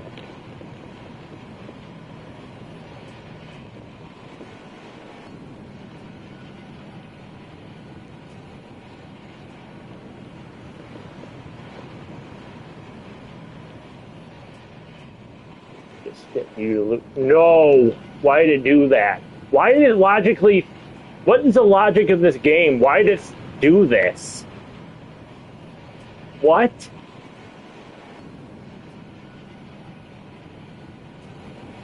I wonder if a hand car will make it around that. $150? We'll find out.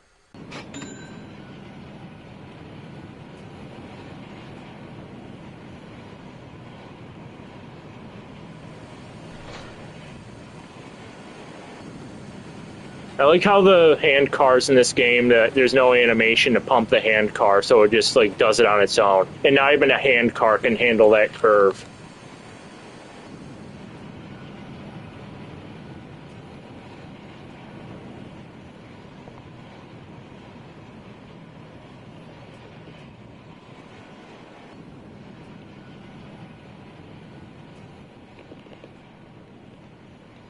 Okay, if we could just stop doing that.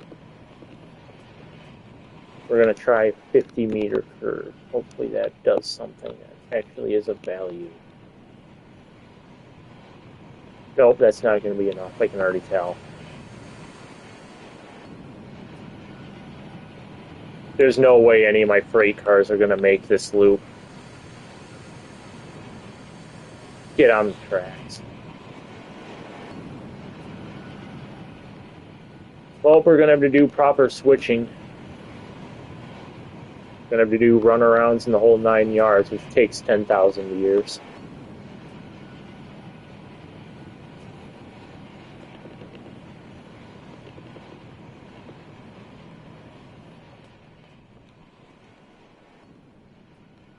That's not long enough.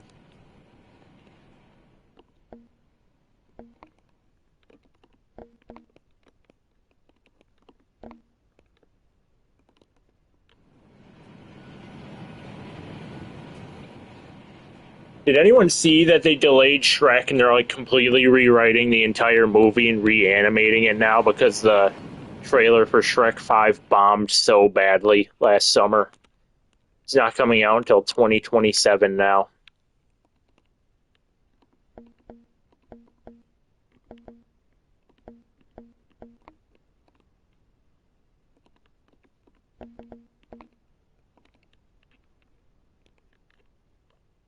Yeah. People guessed the entire plot. Yeah, it seemed like it was going to be an extremely generic plot, and they're probably not happy with that. Seems like DreamWorks can do a lot better than that, and I'm glad that they're redoing it now. What did I just see? I just saw like a bubble spawn on the screen. What are these things? What are these orbs I just saw spawn? Are those tumbleweeds or something? They look like giant cabbages or something. What are those?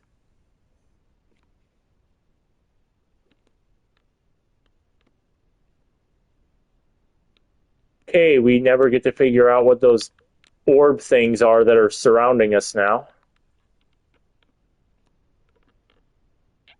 Alien. Oh, I hope there's no face huggers in those alien eggs, because that won't make for a very good day on the railroad crew going past them.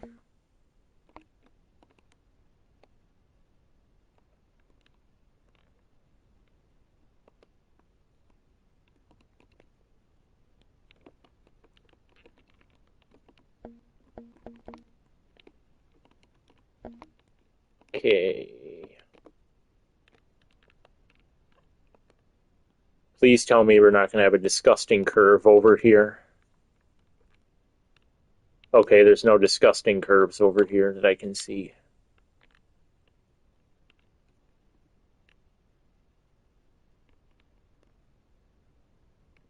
Oh, we're going to build another stupid passing siding over here, too.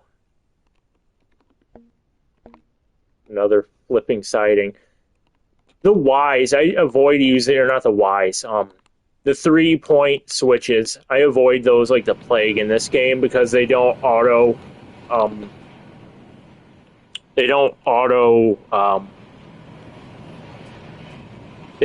switch when you go over them backwards, and they just cause massive derailments because of that. It's just horrible to clean up after them when you forget to set the point the right way and you go through them backwards.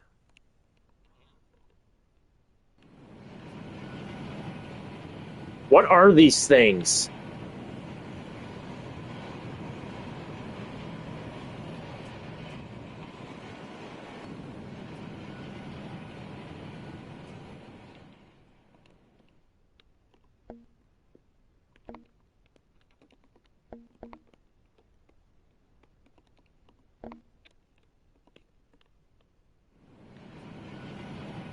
I don't know what these orb things are. I think they're supposed to be like tumbleweeds or rocks or something, but they're driving me nuts. Stub switches, thank you. I couldn't think of the proper name for them.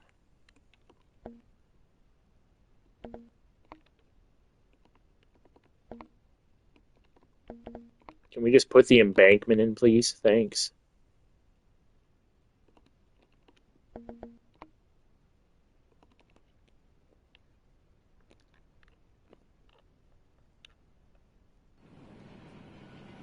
I'm going to get as close as... Yeah, I wonder if they are shrubs. I'm going to get as close as I can to the screen. Oh, my leg fell asleep. Oh, my God.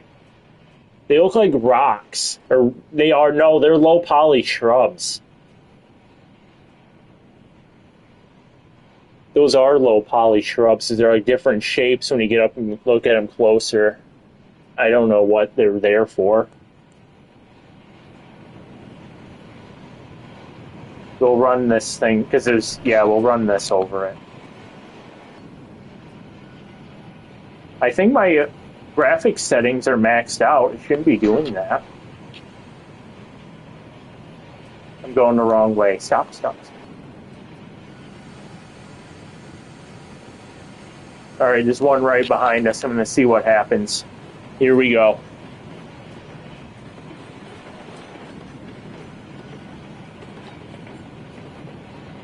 It passed through it.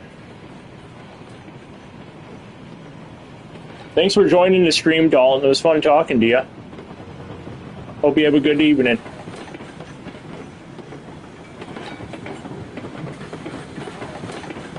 No, I can't catch this stupid thing now.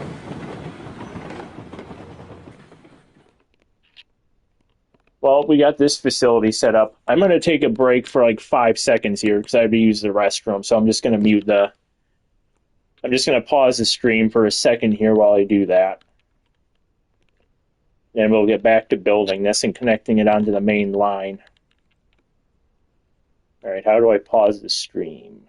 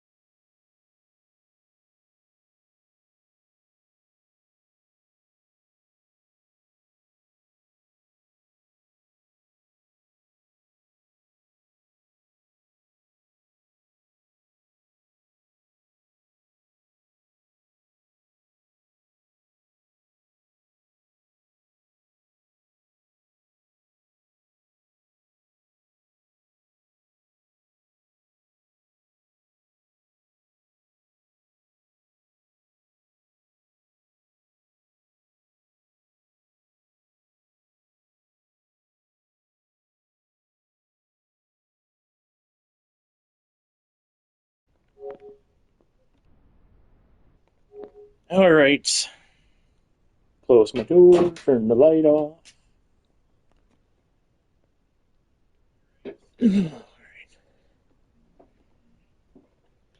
Got my Gatorade.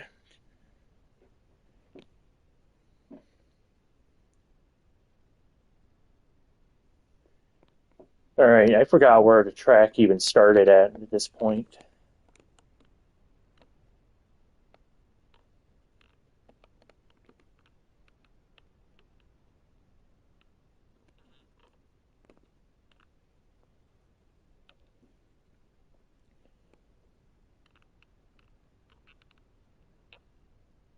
I never got to play the game when it initially launched because they just added it last year. I heard it was pretty buggy back in the old days, though.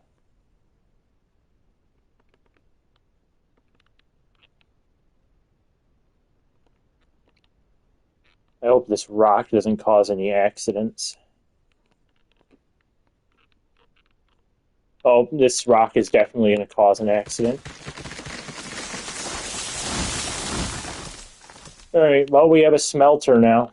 What else does it need? Cordwood, I think.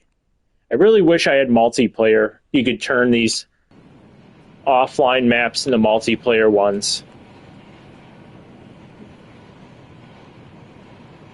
Oh, that's bugging me so bad. These stupid boulders or shrubs that are like just pop up out of nowhere. That's so annoying.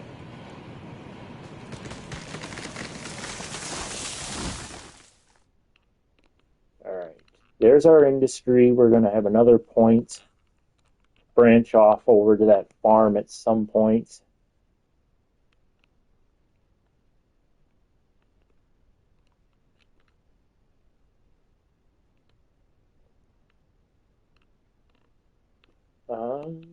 I don't see any more troublesome rocks.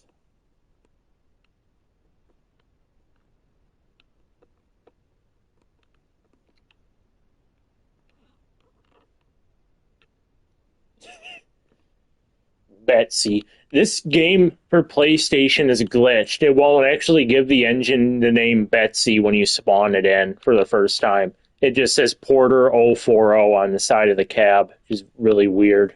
It's a weird glitch. And all the cars just say Porter 040 on the side of it too.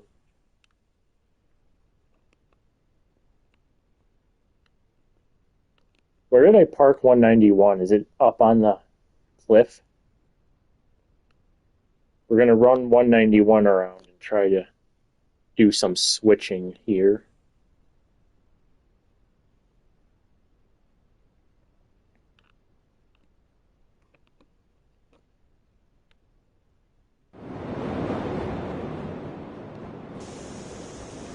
Okay.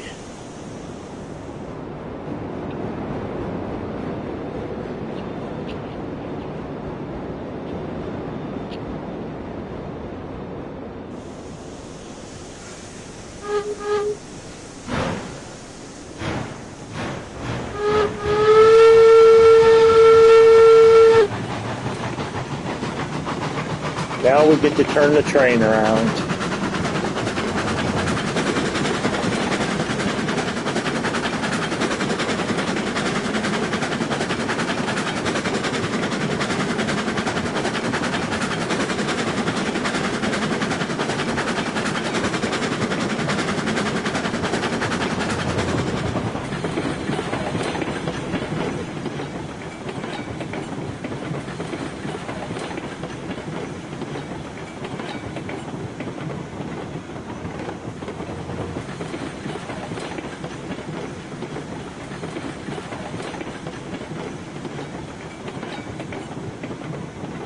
Alright, we fit the entire train on the siding. See how we're doing with fuel.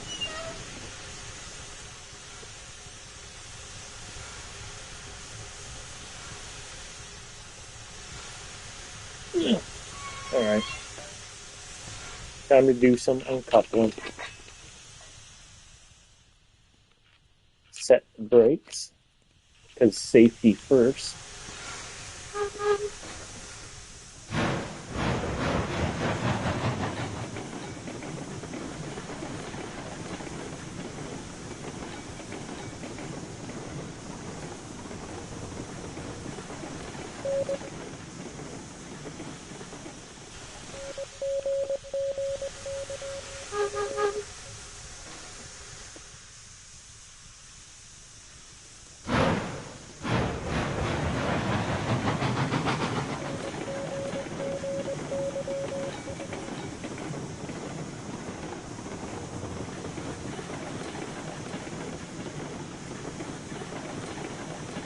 Alright, there's the car. The car set. We gotta pull back down the hill now.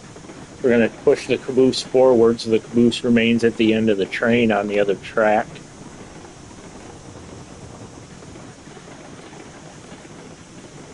We're gonna have to put markers. Oh, hey, Andrew. There's multiple cabooses. I've heard a lot of people get into arguments over if it's cabooses or caboose. A lot of arguments over that. Almost as many arguments as I've heard over the Rio Grande Green Boiler arguments and the Russia Iron arguments. I remember when a bunch of people flipped their lid when, what was it? I think it was 491 got the green boiler. And there's just a bunch of people screaming and hollering about it. That was so funny.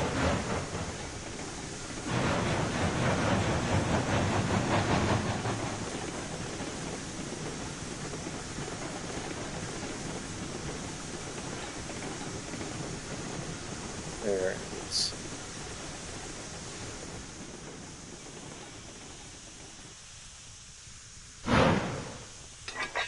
There we go. Should probably put our markers on the tenders. And I just fell off a cliff.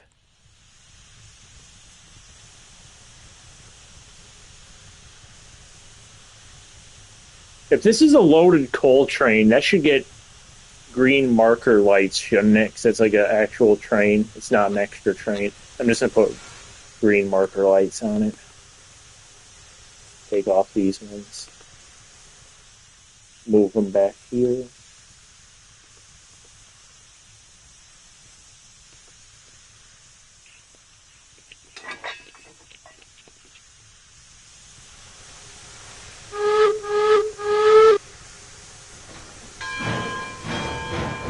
Why is it still? I thought. Oh, okay. I didn't uncouple it.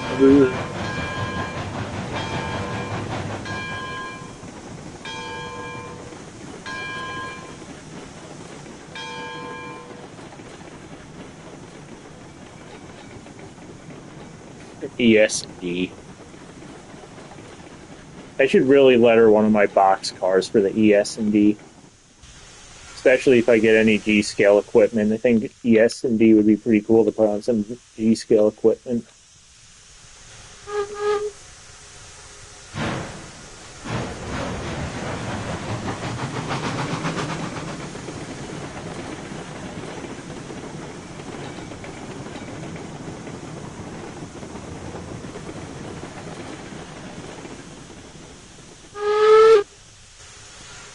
Alright, let's go set the brakes.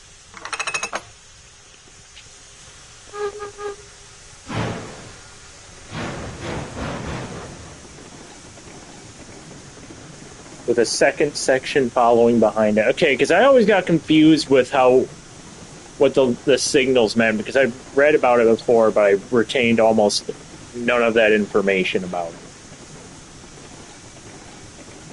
All I know is that white means it's an extra train that's not scheduled.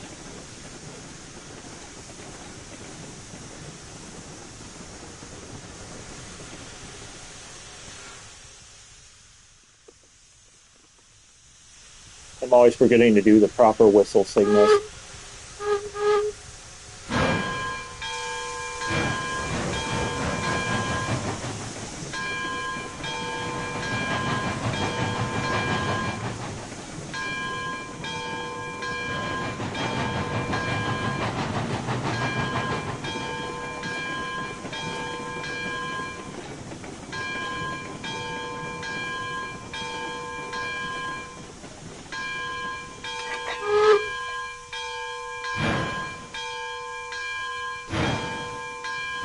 Yeah, there's a lot of information about railroad stuff that you can learn, and I forget like half of it immediately after learning it. I don't know how Heiss or any of his friends can remember all the information that they know about trains and railroading. Oh, I just fell off the stupid train.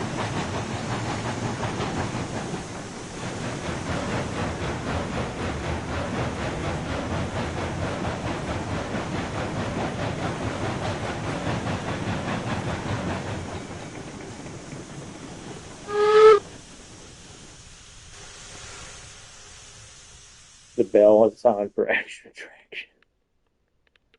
Oh, I didn't clear the switch. Now we have to go back and start it again.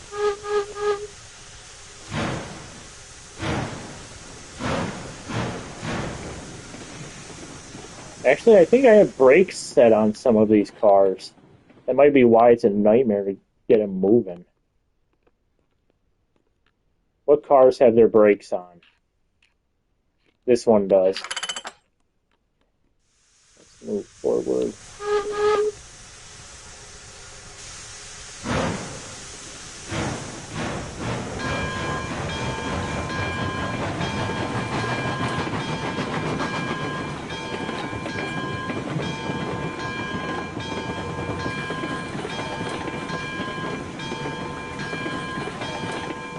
Oh, we just slammed into that caboose really, really hard. Okay, we didn't derail it. Alright, let's get the hell out of here. Let's make it snow. I haven't had a snow out in the mountains yet.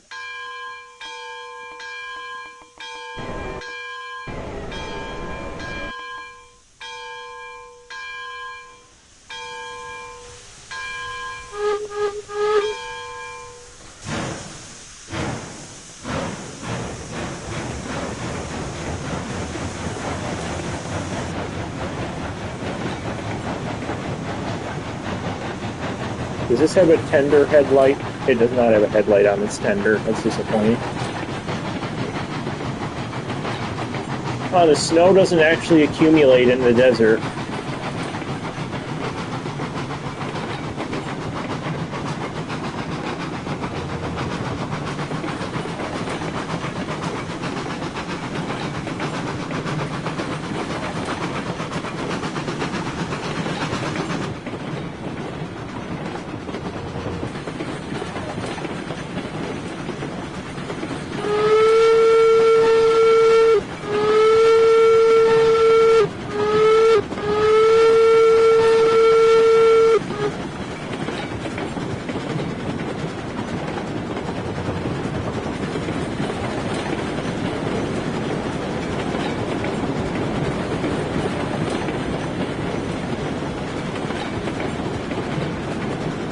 Bachmann should really get into the HON30 American stuff like they're doing with the British stuff right now. It'd be really cool if they made narrow gauge for N scale track and HO scale, just like how they have a 130.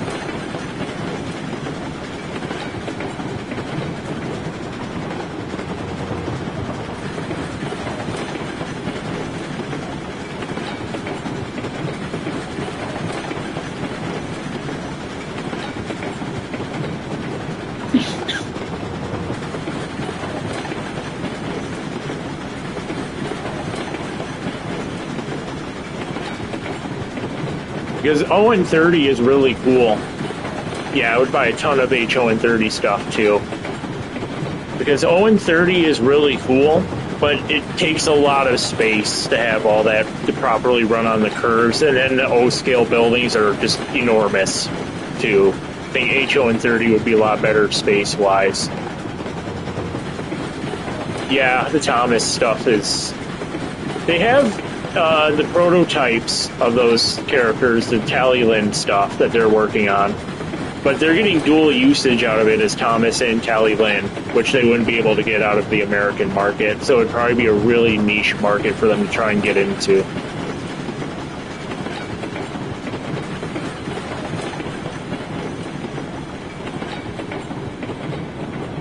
They've really abandoned the ON30 line, it seems, because I think they only have for sale an ON30 right now is the Mogul, and I don't even remember what else. I just know the Mogul for sure. I don't think they have much else in the ON30 line anymore. They used to have Shays, Heislers, Climaxes. They had the Whitcombs. They had the Consolidation. They had the inside and outside frame 440s. They had a lot of cool stuff in ON30, the 460 as well, the Tweetsy one. And they've just kind of abandoned that scale for the most part. You don't see much new product announcements for it. And then Williams and O-scale, I haven't seen them making anything new for O-scale in at least 3 or 4 years that I can think of off the top of my head, which is really sad. They just kind of dropped the O-scale stuff off the base of the earth. Yeah, that Tweetsy 460 was sweet.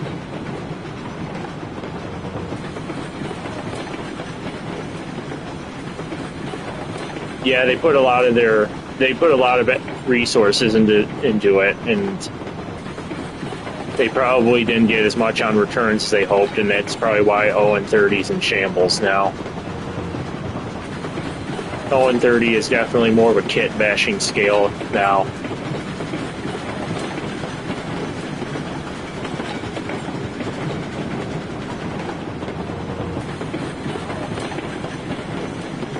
Blackstone did have some really cool narrow gauge stuff. I wonder what happened to them. They had the C19s, I think.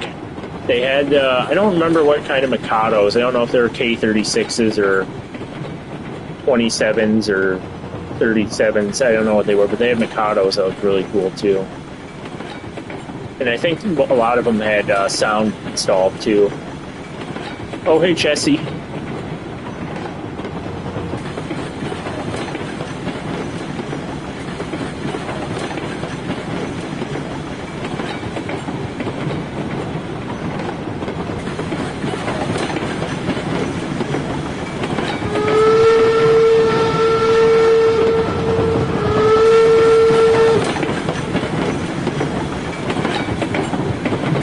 did they quit? Were they not making enough sales? Is that why? The K36 would be sweet.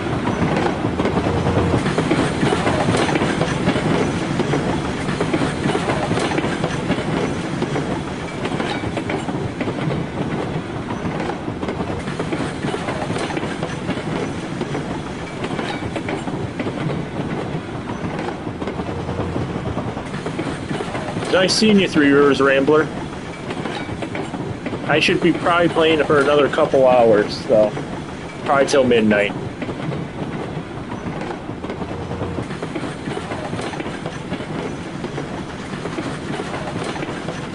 Oh, hey, Prairie Trains, welcome back.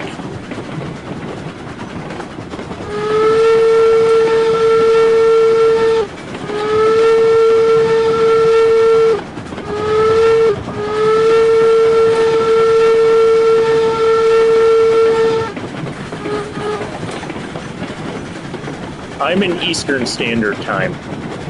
And I didn't know that Soundtrax owned that. It's pretty cool that Soundtrax was making their own scale models at one point.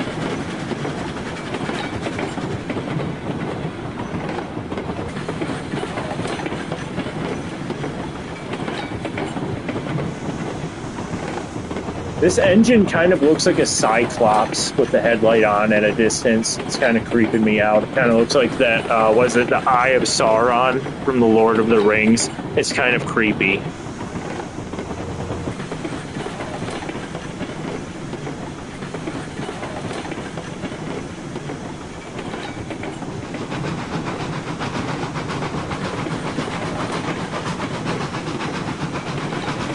We might have to build another passing siding at that station because I'm not pushing all these cars forward for that distance.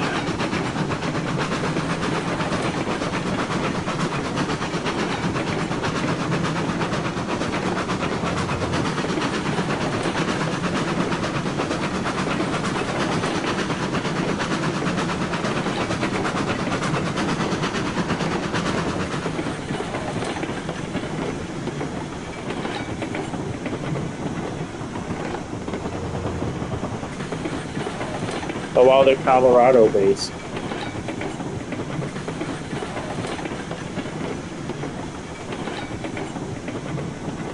Oh, do you work for an actual railroad, Three Rivers?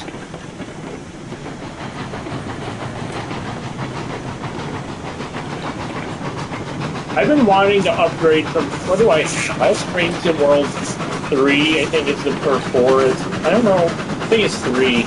Whatever the one that introduced the British, the crew line. I have that train sim, but I haven't bought any since that.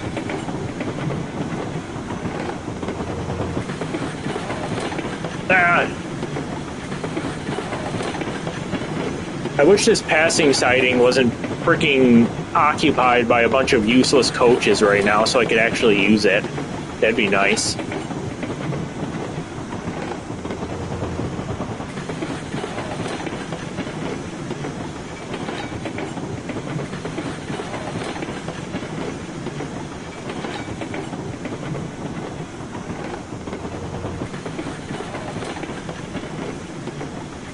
Oh, I forgot. I just left the Eureka and the Glenbrook to sit over here.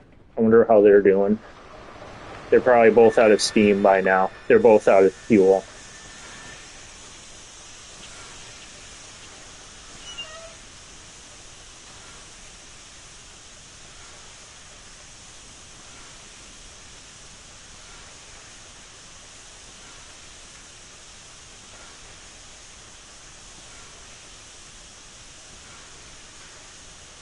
Oh, Soundtrax is in Durango. I wish I knew that. I would have totally stopped by there and visited while I was there if I had known Soundtrax was there.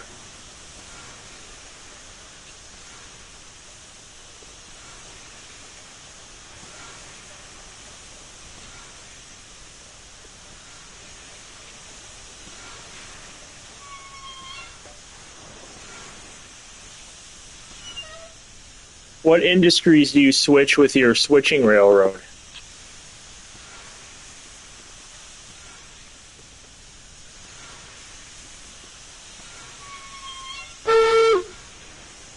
fuel. Those two need to fuel back up before they're used. Soundtrax is a sound decoder and DCC decoder company for model trains. They're like one of the big three. They're up there with the main three are Soundtrax, TCS Wow Sound, and the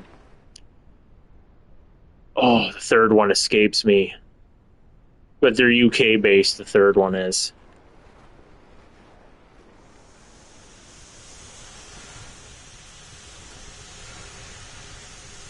Lock Sound, thank you. That was driving me nuts. I knew they were from Europe. I just couldn't remember. I've never heard of, how do you pronounce that? Zymo?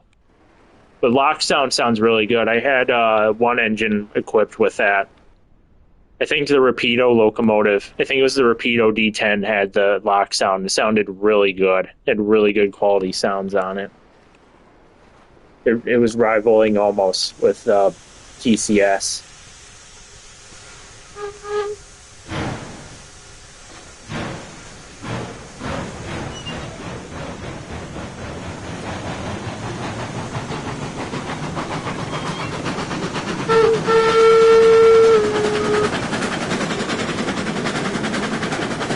All that work and I didn't even switch the stupid point? Are you kidding?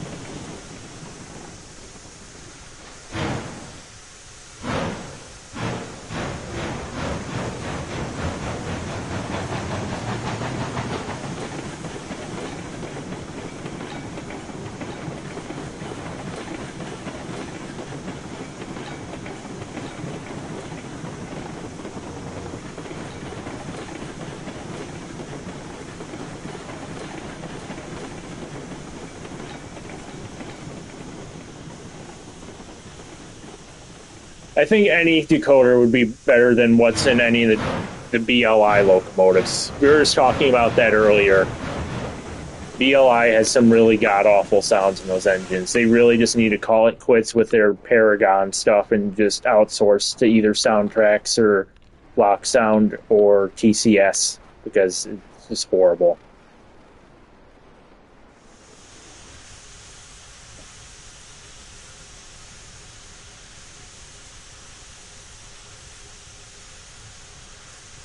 Corn producing service.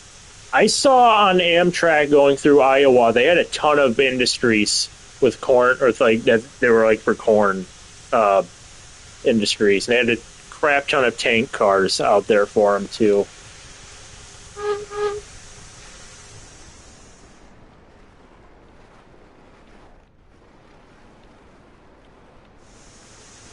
I don't know how I'm supposed to turn this train around with notes. I need to build a siding in the next town. There's no way to properly run trains around without a passing siding.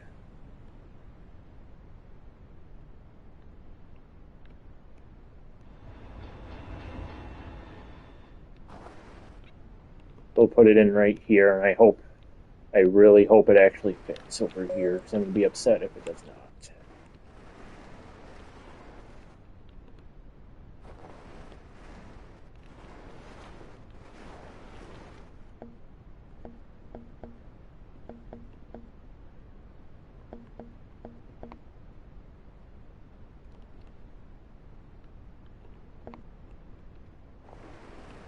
Please tell me there's room. Please tell me there's room.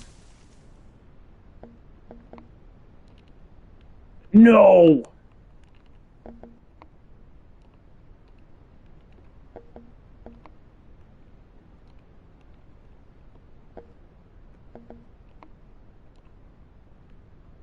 Why is it doing this?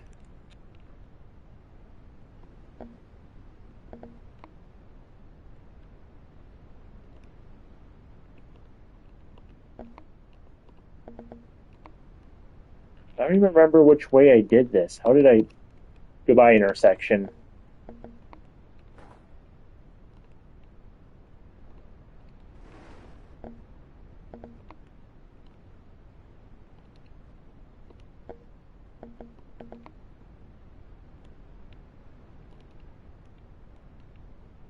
This all line up?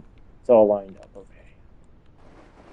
I can already tell this isn't going to be enough room for a passing siding to properly work.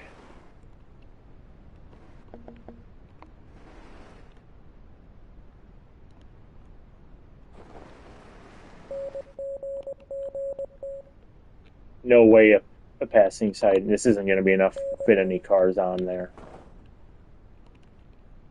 This is going to fit maybe 3 of those cars.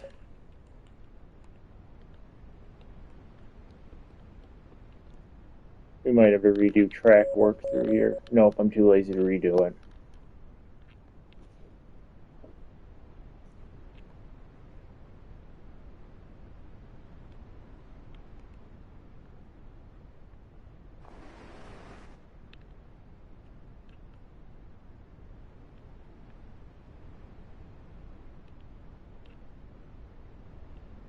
Oh, I've heard nasty things about those Bachmann split frame engines. Those older ones are awful.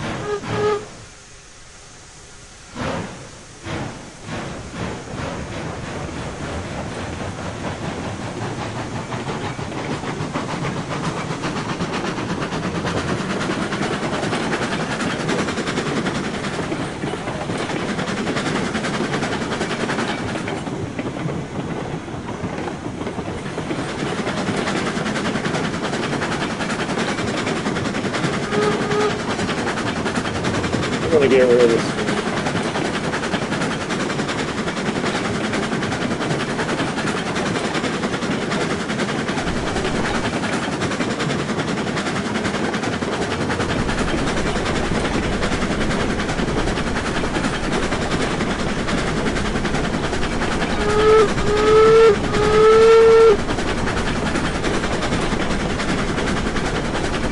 Yeah, the old Bachmann engines are pretty garbage. I agree with Michael.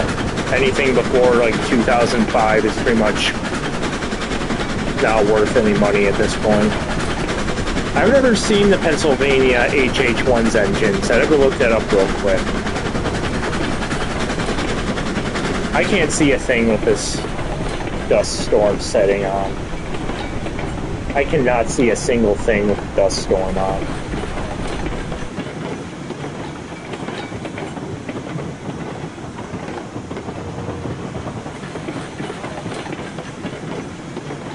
NC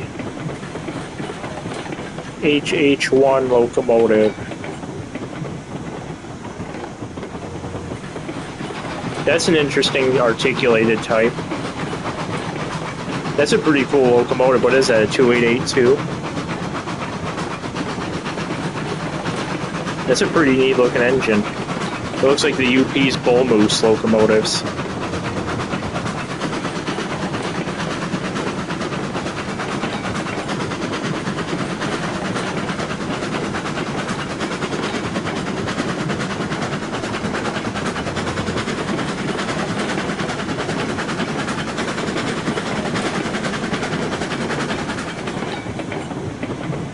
Yeah, I was going to say they kind of look like Norfolk and Western engines.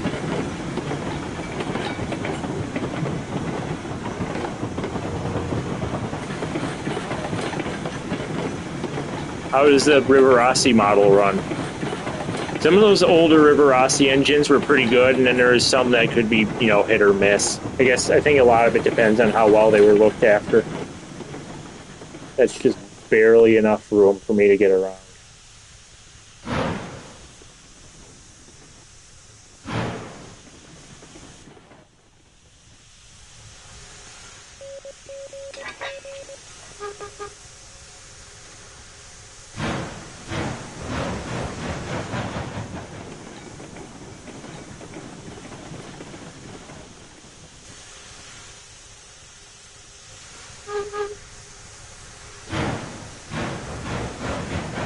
Please don't cause an accident. Please don't cause an accident.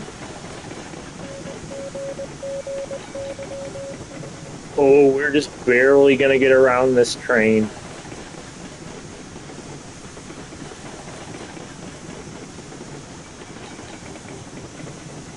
Any longer than 5 cars and it's getting knocked off the rails. I'm gonna have to redo this entire switching area.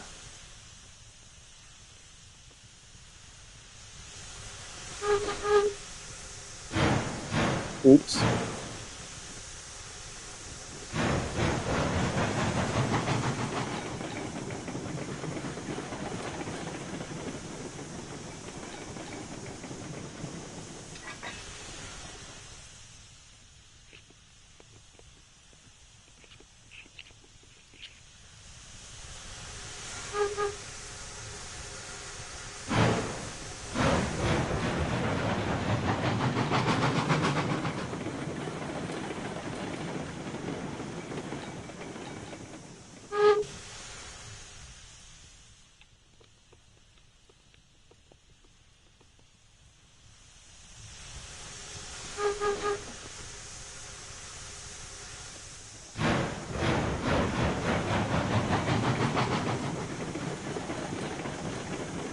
Yeah, I wish you had better lettering options for console, but definitely never going to happen now with the abandonment of this game. These couplers' heights do not correspond with one another. That's not so good.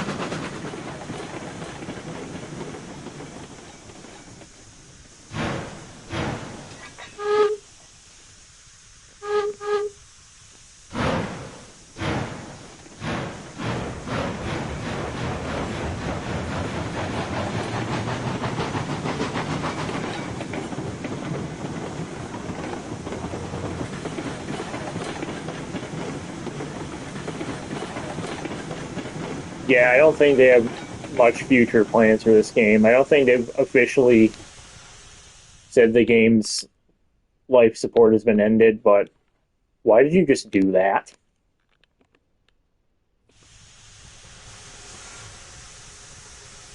But yeah, I don't see them updating the game any further. Oh, we got a derailment back there. These trucks are being troublesome. Wait, we might be able to get it back on the nope, we're not getting it on the tracks. Nope, it just uncoupled.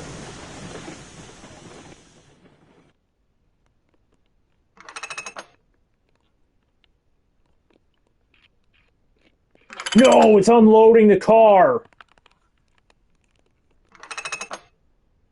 Why is it unloading the entire car?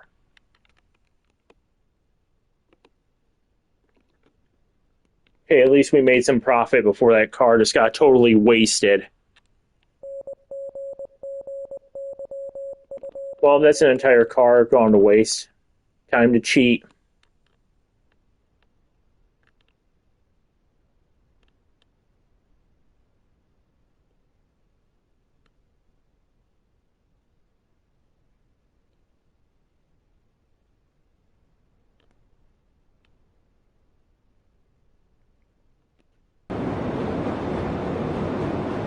Modern problems require modern solutions.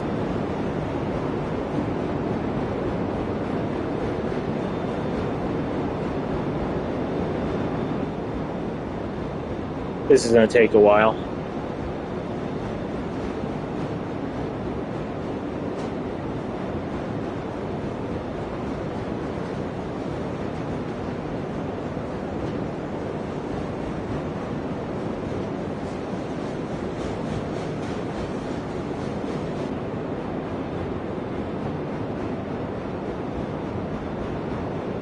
Flying around? Are you talking about flying around the world with the car and then flying it back so you could rapidly make money off it? That's still in the game. I just used it right now because I just lost an entire car's worth of inventory for no reason.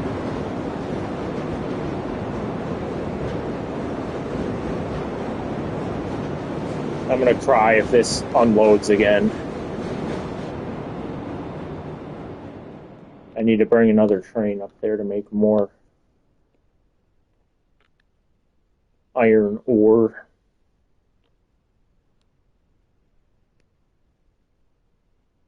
God, this game is so desolate when you're not near a locomotive or near an industry. They really needed to put more sound effects in it.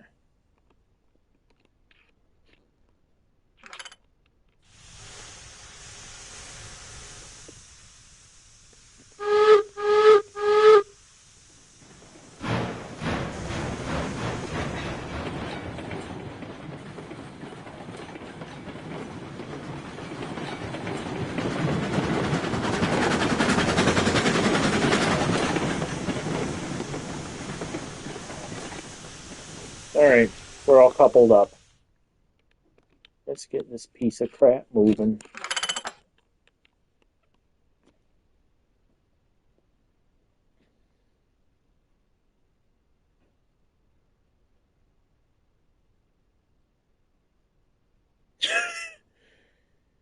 Wow, I can't imagine playing this game without the flying mode on it. That would be dreadful. Without the flying and the re-railing, because it would take forever to navigate this map and any other map in the game. That just sounds awful. Alright, let's go.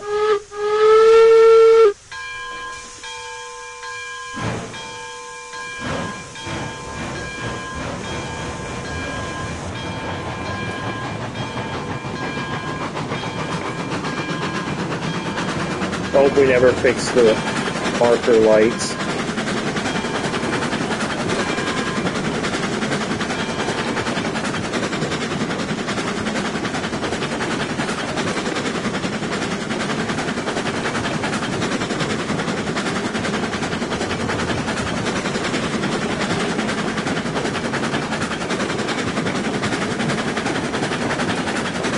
Yeah, that sounds like an absolute nightmare. That sounds really bad.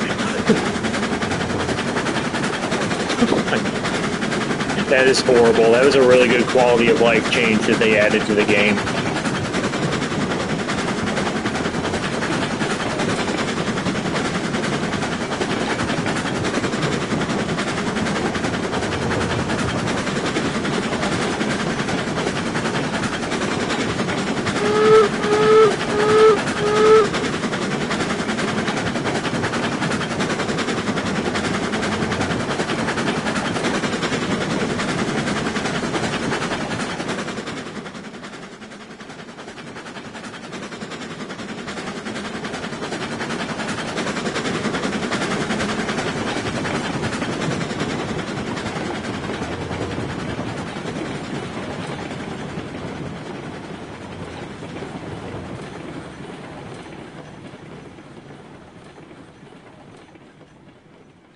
Alright, we'll have to go greet the train on the other side of the mountain.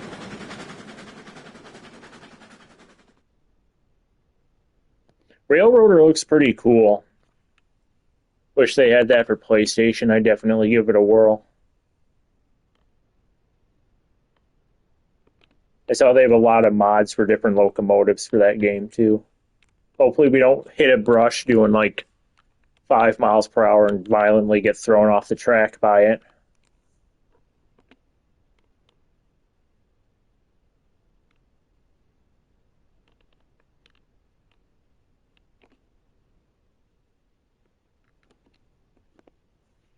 I really hope there's nothing on the tracks that are going to throw us off the tracks over there. I think I got all the bushes and rocks off the tracks.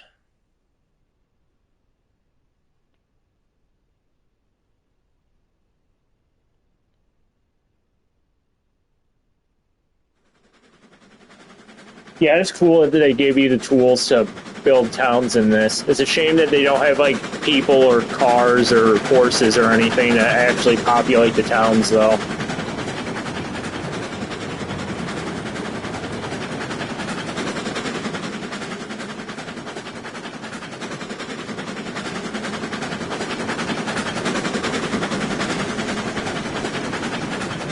And thank you for sharing the stream as well.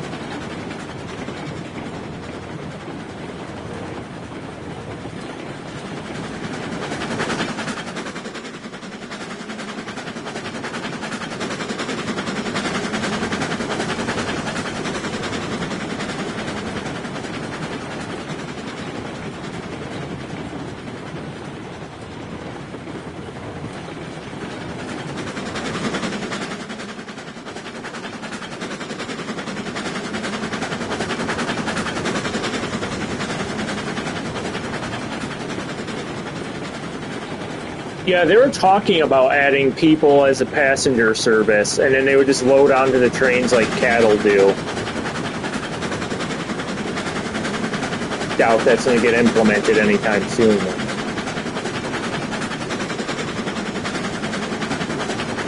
They have a lot of industries they could have put in the game that they never did.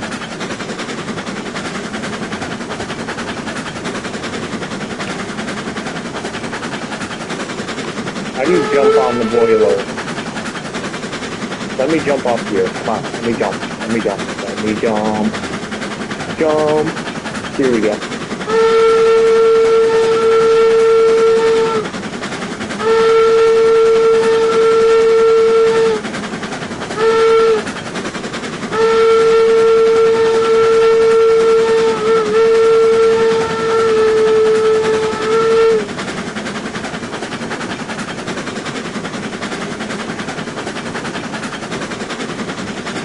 Oh, the quill works again. Let's try quilling again.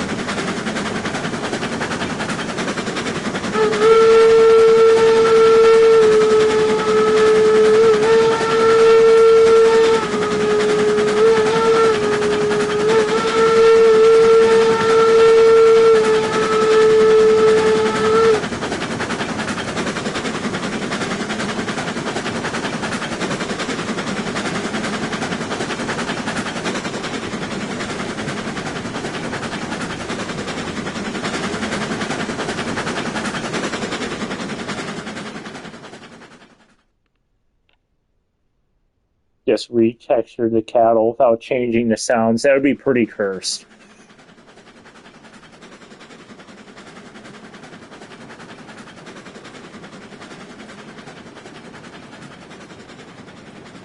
Alright, hopefully the points are set to go onto the right tracks here.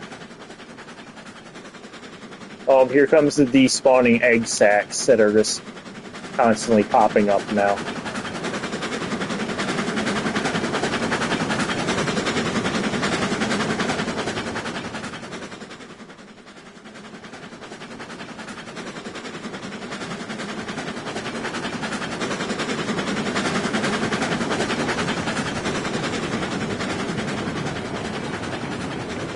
Yeah, the roundhouse is a 4-stall roundhouse. But you can align it so you can turn it into an 8 or 12-stall roundhouse, though.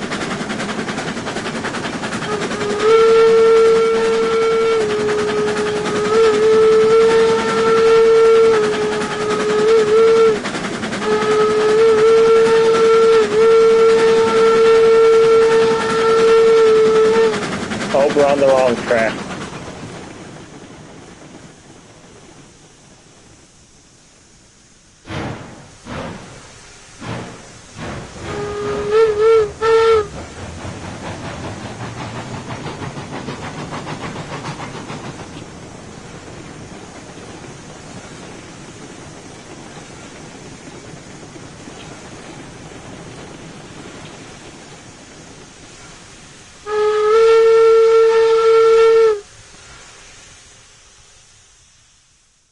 Alright, now we're on the right track. I'm just going to climb on top of this piston to get back into the cab. Excuse me. Let me up, please. Thank you.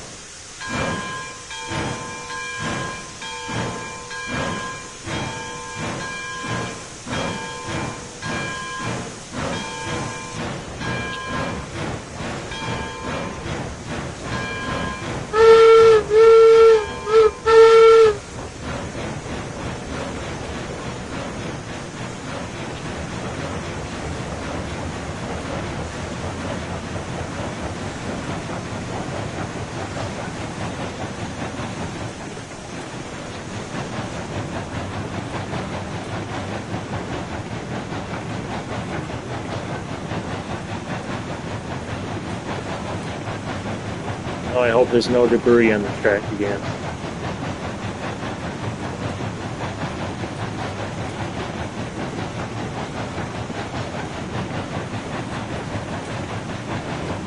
And there's the egg sacs all over the track again. Apparently we're in the Alien franchise.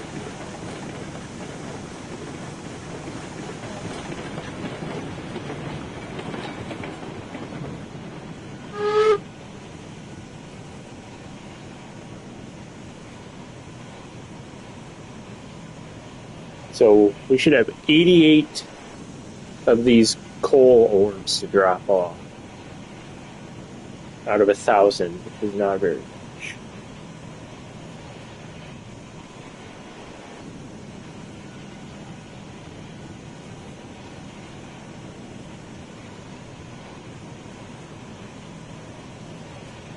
Bumpy Ride. I think I saw Heist talking about that game recently.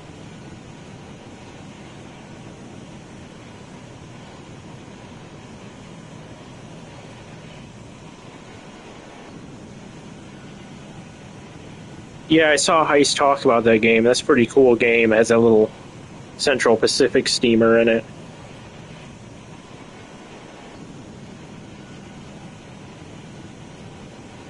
There.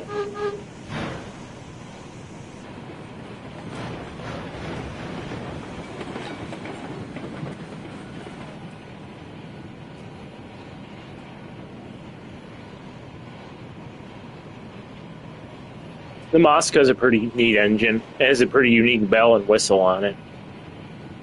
I can't stand the bell and whistle on the Class 47, though.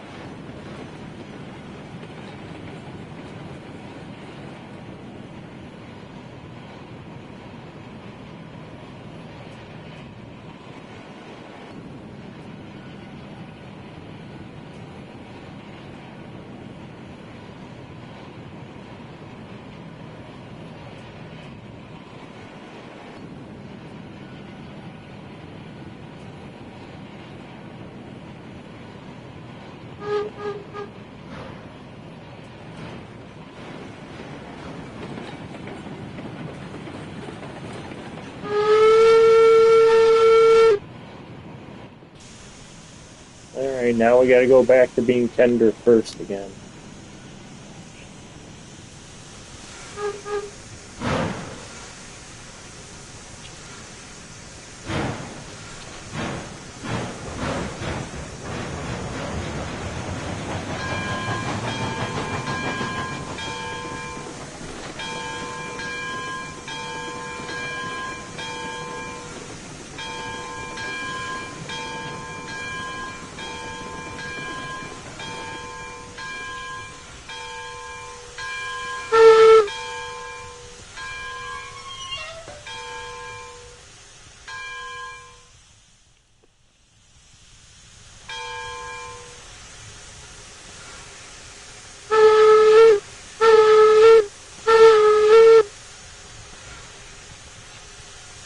Why do I close the brakes?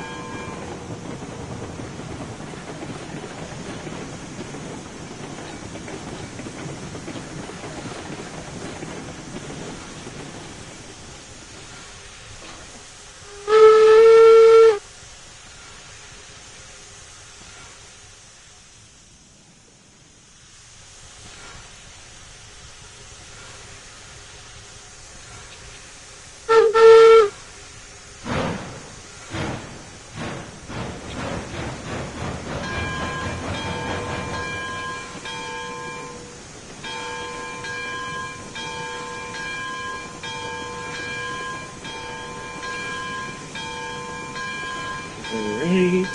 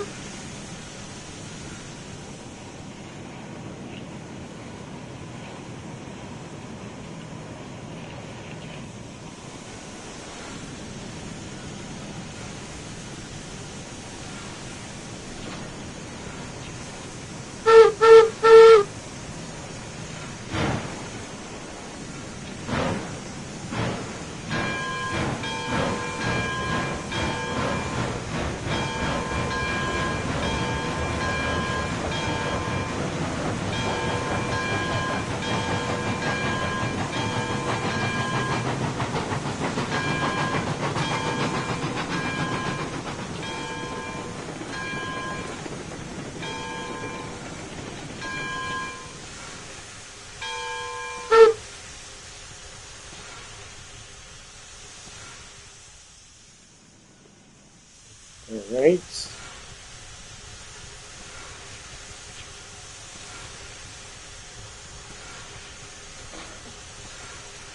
Nice seeing you in chat, Prairie Trains.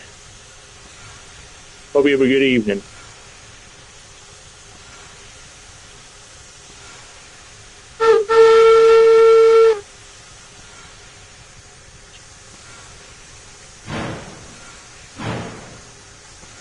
Nice seeing you as well, Chessie.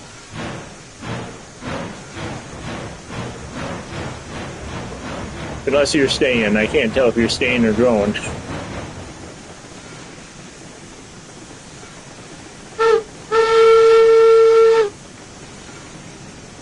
Oh, you're staying?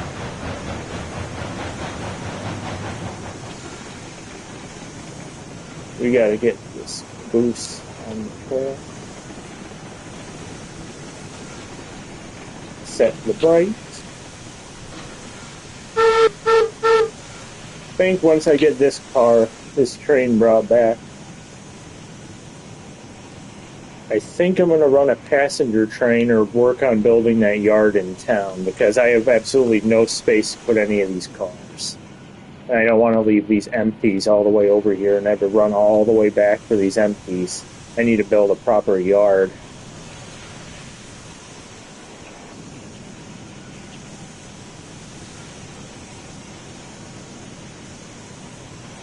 Yep, gonna have to build a proper yard because I'm tired of not having space to put any cars over there.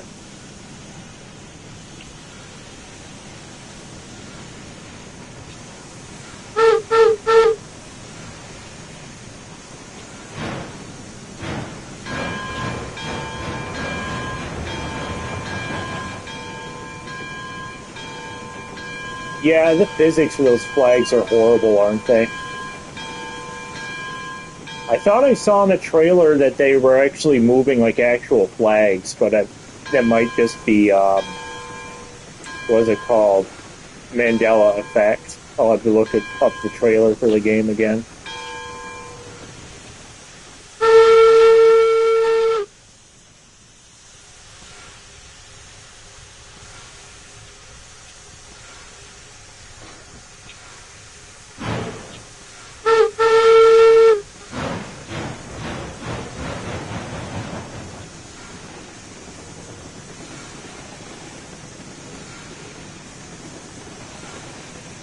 Are you playing on PlayStation or computer? Because first person on PlayStation isn't too bad.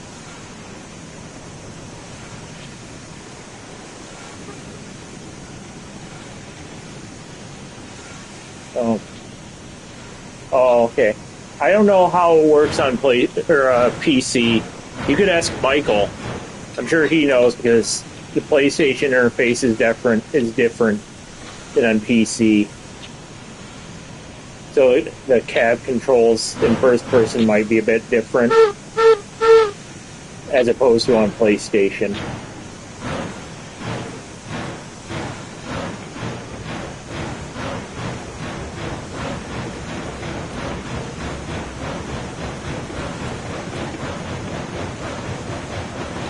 I guess that must be the one benefit about playing on PlayStation then, because the first person on the PlayStation 5 is actually quite nice.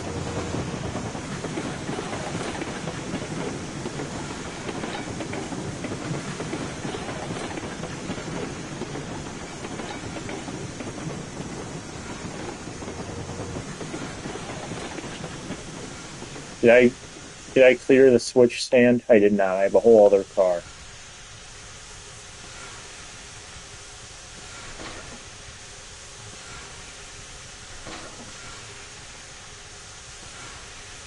How does the cab shake? Like, does the entire locomotive shake? Is like the camera in first person shaking, or? Because I remember I exclusively was playing in first person when this game first came out because there was a glitch in third person where the sound wouldn't play properly and it would start flipping and it was awful. So you're pretty much forced to play first person until they released the first patch. It was horrible. I'm really glad they fixed it. That's weird. I wonder why it doesn't work on computer, but it works on PlayStation.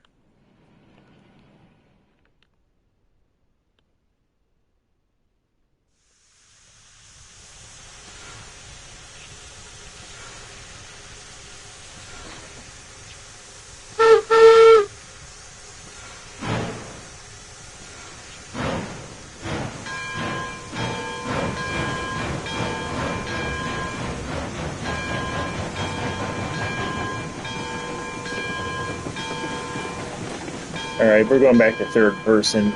Novelty of first person is worn off now.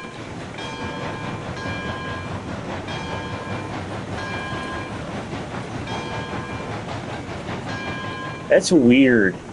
It's weird that it has that issue on PC, but not on a PlayStation though, because it seems like for the most part, PC games that are also on console almost always have much better performance on the computer than on the console.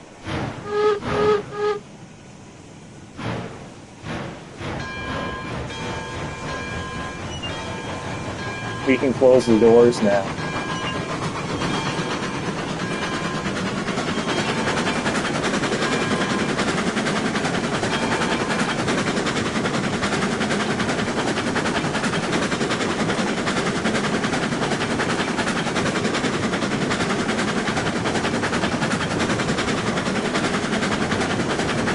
Yeah, the bell does. The bell, I wish when you turn the bell off, it would just swing a couple more times to be realistic as it slows down, and then just stop. Because there's multiple times that I've turned the bell on, then I turn it off, and it just keeps ringing for like another minute, and it turns out it like turned itself back on somehow. And it also doesn't help that the basic bells are really generic and horrible sounding as well.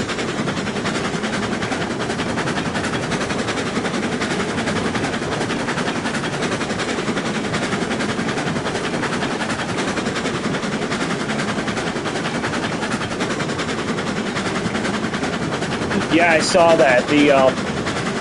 I haven't had that setting set up on any of my decoders, but on some of my decoders, the steam hissing is automatically set up for like 4 seconds or 5 seconds after the train starts moving to blow out the cylinders, and then it just stops on its own. I thought that's pretty cool. Bell function like that would be pretty neat to enable as well.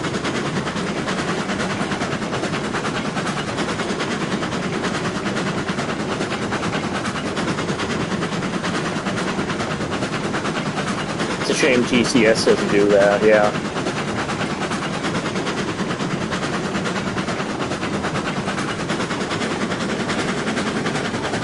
I think we're going to change out trains after this one because I'm getting bored of number 191 now.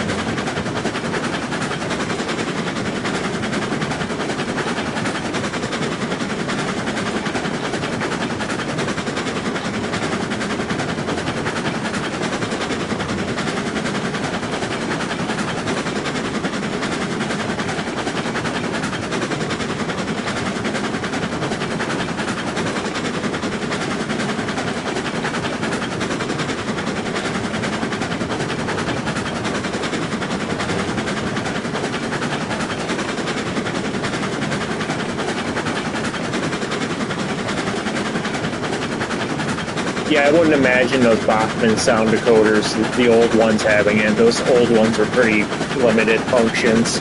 I do think they had... Actually, maybe they did.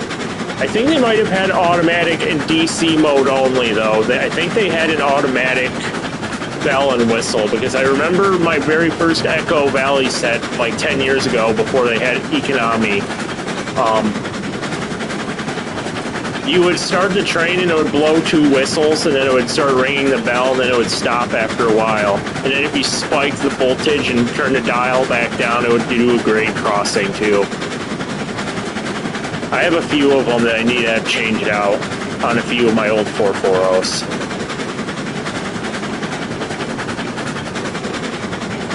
Oh hey Oregonian, I just massacred that. How's the Super Bowl doing? I honestly don't even know who's playing. I think it's the Seahawks and someone else, but I don't remember.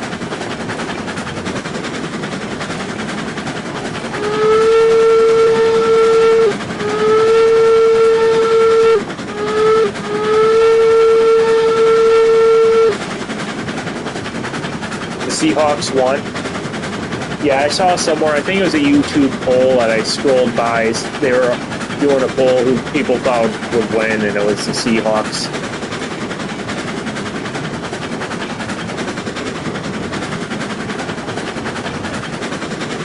Oh, if I better turn off the draft while we're going through the tunnel. I don't know why. I don't know. I think it was this movie called Monty Walsh, but there's a scene where there's a bunch of cattle herders were driving a bunch of, no, it was horses. There's a bunch of ranchers herding a bunch of horses, and the engineer of the train decided to be rude to them for whatever reason. And he blew the whistle while they were herding the horses and scared the entire herd away. And the cowboys and ranchers got really mad, so they one of them threw like 6 or 7 of them all threw lassos around the locomotive's diamond stack, and they all tugged on it and ripped the entire freaking diamond stack right off the locomotive. It was hilarious. And then the engineer started crying about how he couldn't get any draft out of the locomotive or something, and the company tried suing him. It's a pretty funny scene. I've never seen anything like that happen in a movie before.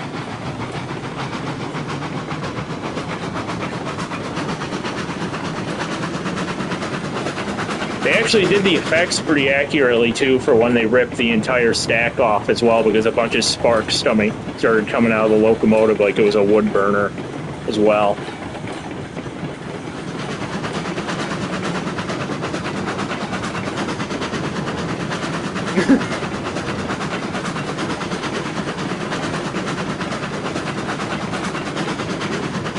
Yeah. Yeah, that sounds pretty insane out of context. But yeah, it was from some movie from like 20 or 30 years ago. It was pretty funny just watching them all rip the smokestack off the locomotive. It's the 2003 one. I think it had either Tom Selleck or Sam Elliott in it. It was one of the two.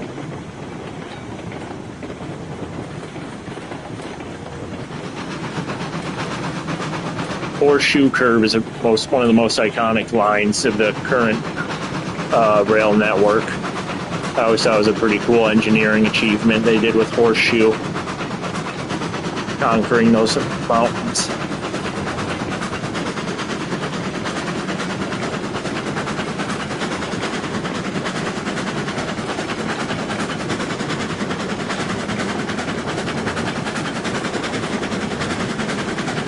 We're going to have to build a yard here. I'm going to stop the train so I can get a yard built, because I need a space to put all my cars now.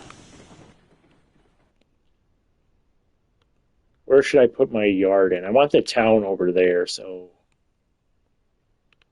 it needs to be accessible. Right here will be a good spot to start the yard at. Of course, that means tearing out this entire stretch of track and putting in a diamond.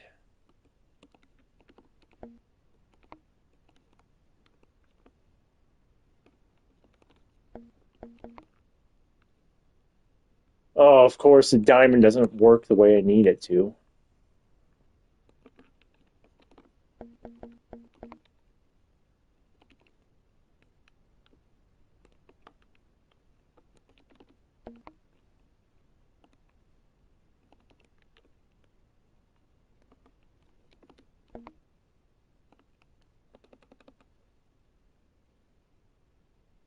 Yeah, I'm sure maintenance and way crews would love being able to just pick up track and delete it like that in real life.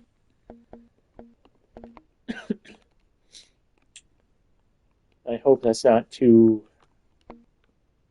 much for this. Is that an impossible curve? That's an impossible curve right there. That's asking too much.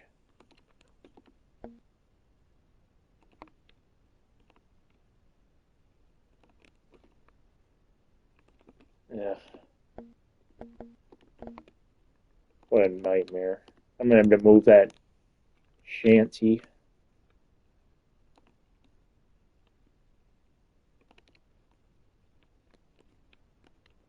Actually, I could just redo the entire siding here. Get rid of this worthless switch.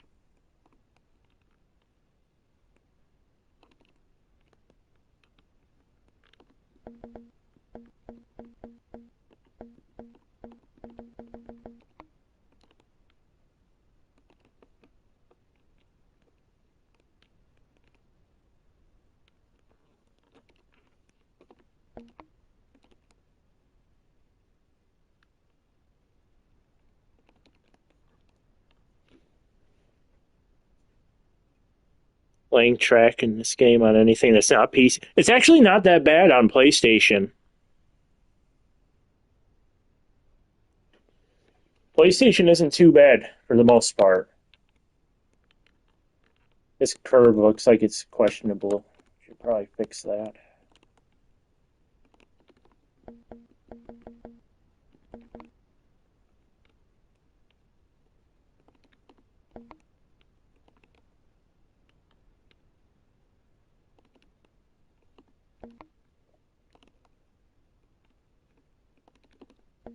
Let's do a left switch here.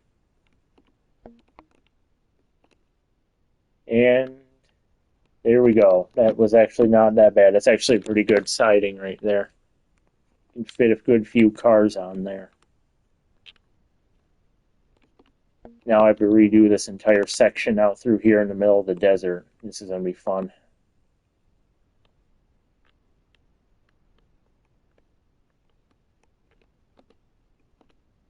There we go. Now we get to do a debris check. Make sure there's no rocks or bushes that throw our engine off the tracks again. We definitely don't need that happening again.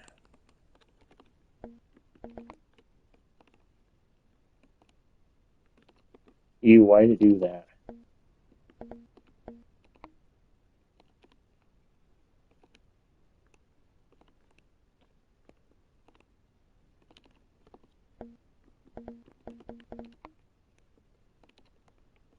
There we go. I remember when this game first came out on PlayStation and these intersections here, these diamonds, would just throw any locomotive off of it immediately if they went over them. These tracks were so glitchy and broken that they were unusable.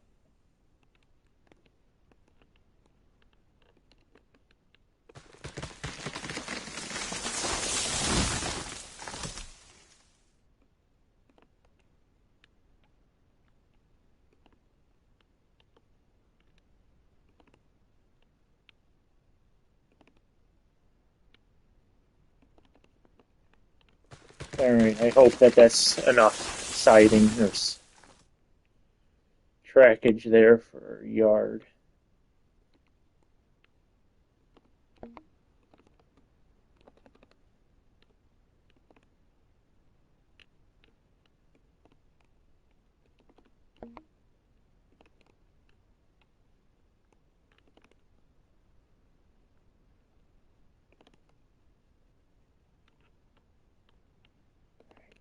We have quite a bit of room for track now, and I don't like how this is not all perfectly parallel to each other, so we're going to just tear out all this track immediately and start over because I hate it.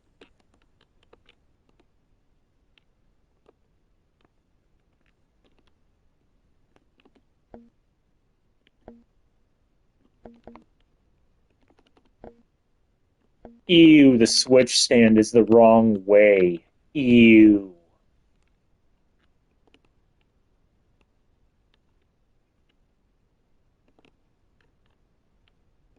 Wait, is this going to cause its own issue? Does this look like enough space between cars, or are they just going to be ramming into each other? Well, we're going to find out later because I'm not redoing it.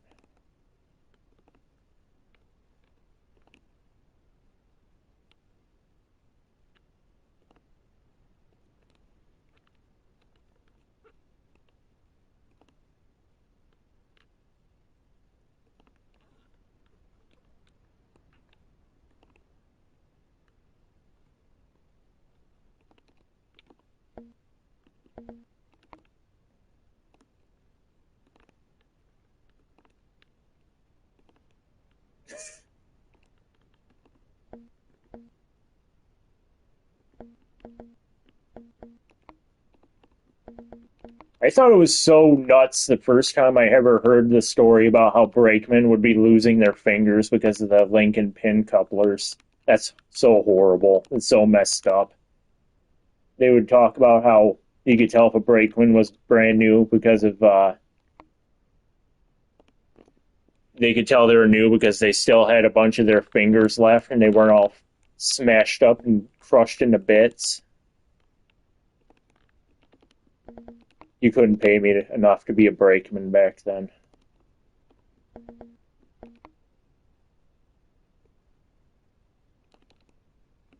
No, I didn't make the thing right. Now I have to start entirely over.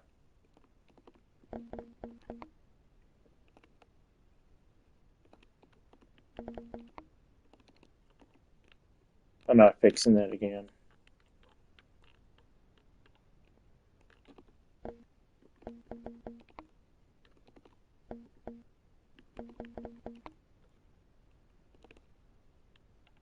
Well, this is going to be quite the yard here for my rolling stock. Wait, which way am I doing this? Okay. I don't think I can physically fit any more tracks after this one.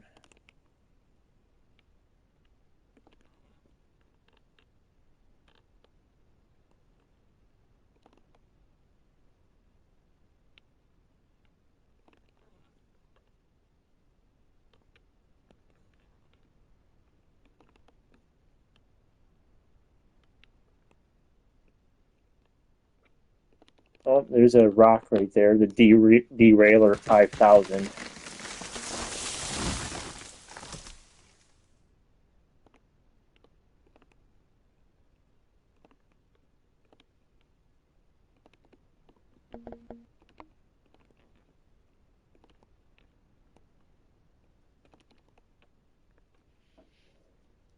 I think that's pretty good. That should. Oh, there's two more tracks. Oops.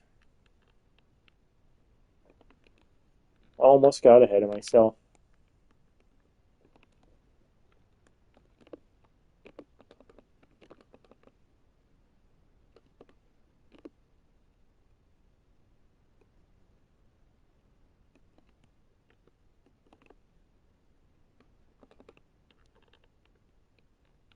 Those cars are going to ram right into each other if I don't fix this.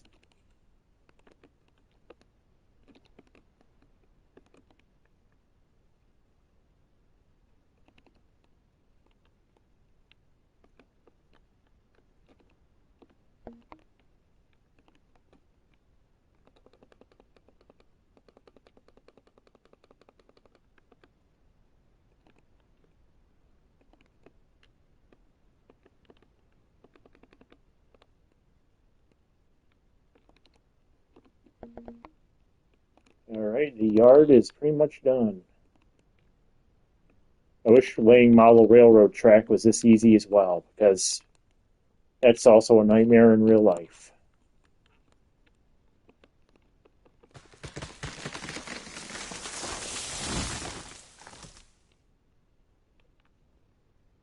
I think that'll work pretty darn well.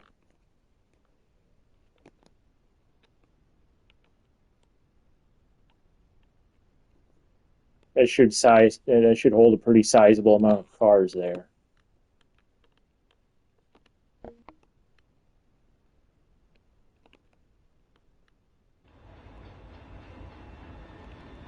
All right, now we can bring number 191 over here.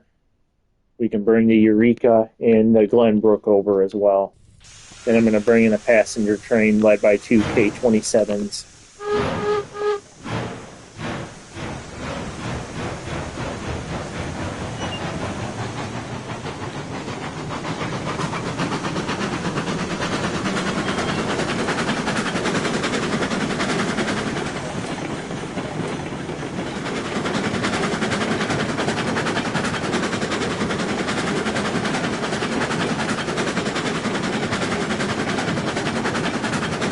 I wonder if they're ever going to get Atlanta and West Point 290 running again. I always like that little. That actually, I think it's a heavy Austral Pacific. That was the locomotive used in Fried Green Tomatoes. They had that really iconic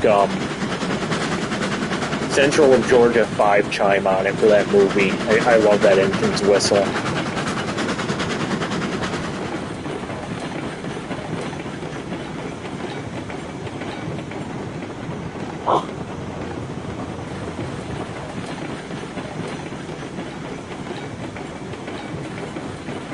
Oh, I couldn't imagine living in the Southwest. I don't.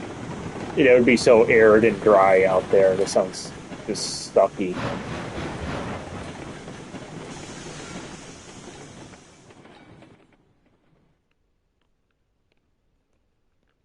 to throw this point. We're going to put the caboose on the very last siding. We're going to have a caboose siding of nothing but cabooses, and then we're going to put all the cars in specific. Actually, when they park freight trains back then, did they leave the cabooses attached to any of the consists and just change out crews, or did they disconnect all the cabooses and throw them on a specific siding? I don't know if I should do that.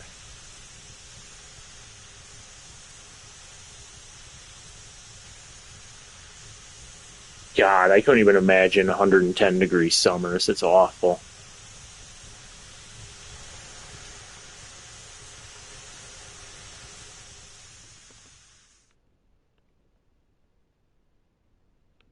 Yeah, I'm going to put the caboose on the very small spur because there's not many cabooses.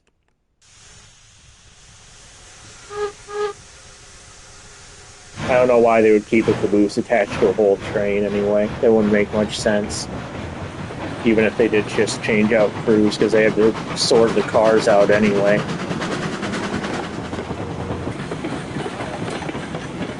I don't know how switching operators these days can, like in those massive yards, like they have that one massive UP yard out. I don't remember what state it was in, but it's huge. I've seen it before. I don't know how they can handle the complexity of all the switching, unless a computer just does all of it now. That would be so confusing. To know which car goes where and where it needs to go, which siding, which consist it then needs to be connected to.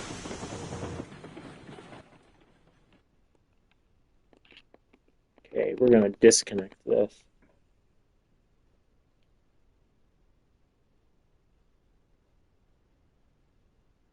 Yeah, that would be really annoying. That's a good point. Having to move an entire consist around just to get the caboose off it would be annoying. It's a really good point.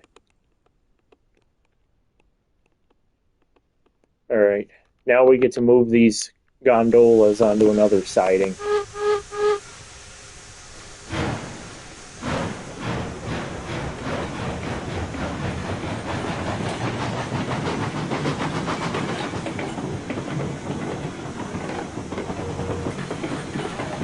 I think this third siding here should be able to fit all the cars safely. We'll try. Actually, no, we're not going to risk it. We'll just move them on to the next one.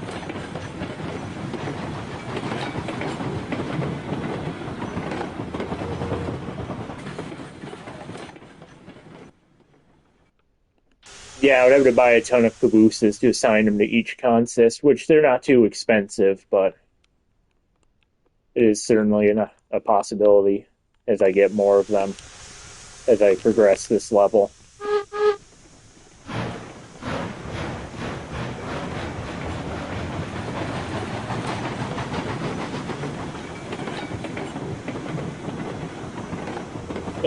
Yeah, the hump yards must be an absolute nightmare to work on, having to sort all of those cars. That would be an absolute logistics nightmare. I have another one of these gondolas attached to a passenger consist. I have to go pick that up and sort it into this car set. I have to go pick up that entire passenger train that I just have sitting out at the lumber mill. I had nowhere else to put it. Alright, now we get to pick up the passengers, or the passenger cars in the other gondola. I need to buy a switching engine. What switching engine is the best in this game? There's like three. There's like a saddle tank. There's like a side tank. I think there's a couple side tanks. I'll have to look it up in a second.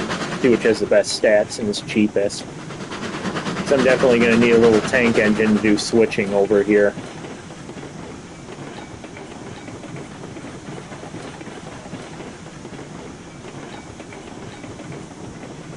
Durango and Silverton's is pretty cool. I saw them breaking down entire consists, and I heard them working 482 for like 2 hours after the Cascade train returned, just switching cars and everything. And then they had like a little center cab General Electric diesel that spent an entire day sorting out passenger cars as well to get them in the proper order. That was really cool to watch.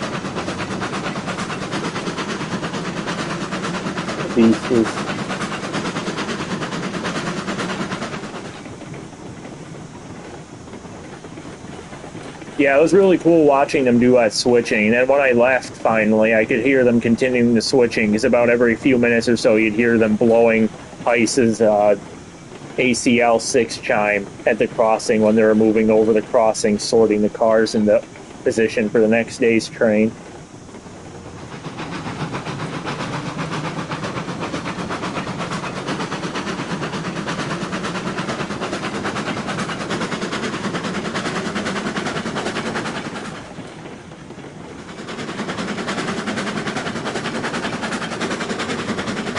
I wonder if this game can handle running a triple header. I have 3 K27s I could run, but I don't know if the game would be able to handle that without frame rate drops or crashing.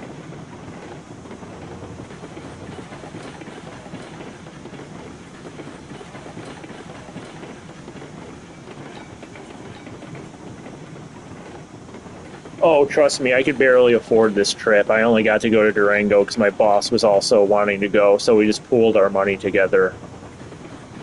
If he wasn't going to Durango as well, I would not have been able to afford that on my own.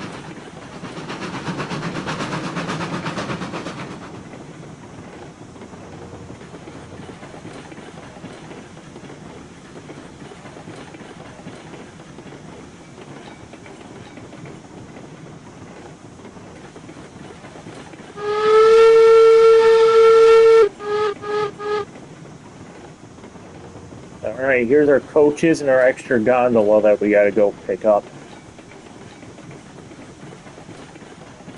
Now we can actually run trains around here without having to go all the way through the other sidings. Again. We're gonna have to disconnect the brakes on all these in a minute.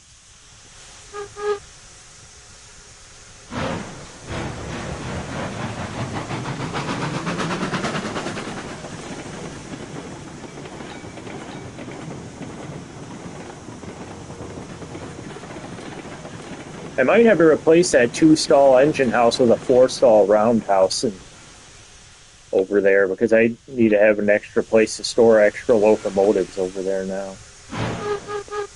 I'm not going to run an empty train all the way back to the main roundhouse on this level.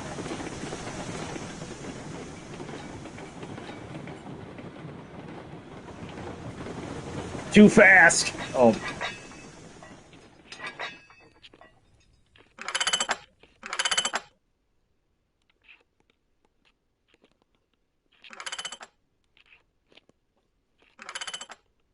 That would have been catastrophic if that was a real thing right there.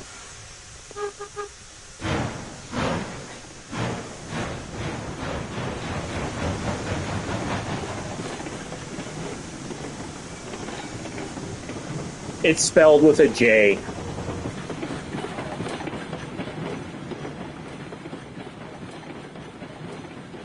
Where's the last coach? Where's the last coach? Oh, this is the last coach.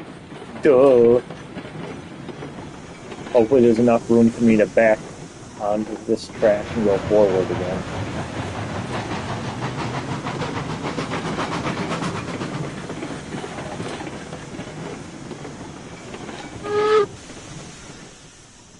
Alright, we had enough room. Schizo coach. I wish this game had wheel slipping in it. That would have been sweet if it had the ability and this physics to support wheel slipping when you're trying to get the train started with heavier loads. I always thought that scene in Back to the Future 3 was just so cool when number 3 had that massive wheel slip when it was leaving the station.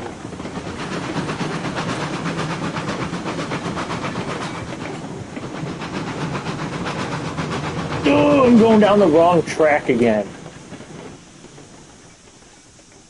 That would be amazing if they put wheel slip in Century of Steam.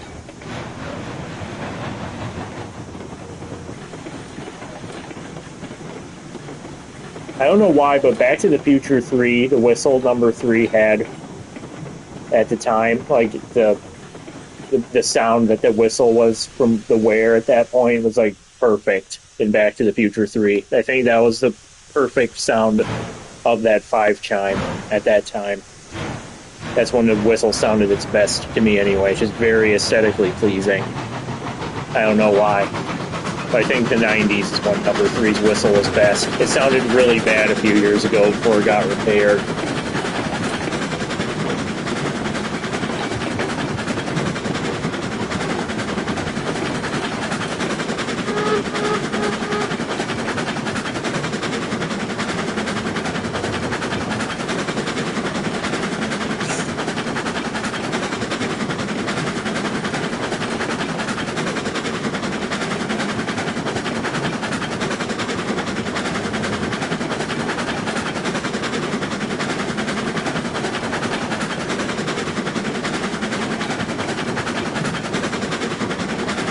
You know what would be cool is if they put it in either game would be open air excursion cars too. Those open air excursion cars at Durango or in Cumbres, either one of those lines are really cool. And I think they have similar excursion cars like those in at the Virginia and Truckee one as well. Except those ones are obviously standard gauge. I think those are just converted gondolas actually.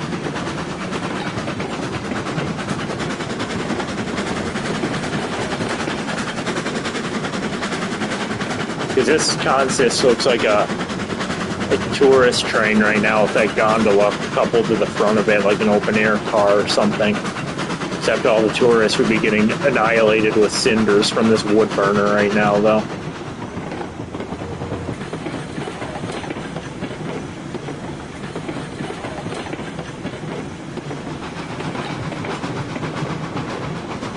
Yeah, a standard gauge version of this game would be sick as well. It'd be like also, especially if it like ranged from like 1860 to like 1960, or maybe a bit before 1960, like 1950 at the latest.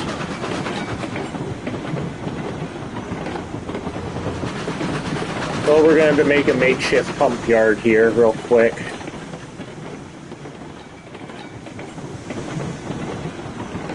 Oh, we failed. We're going to have to try again.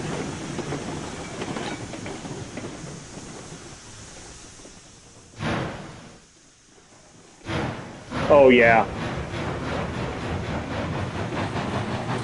What'll happen is if they made a game like that is that they're going to have like 5 million different people begging the developers to each make a specific locomotive, and then they're not going to like know what engines people want to have, and they're going to have way too many people wanting and requesting specific locomotives for a game like that.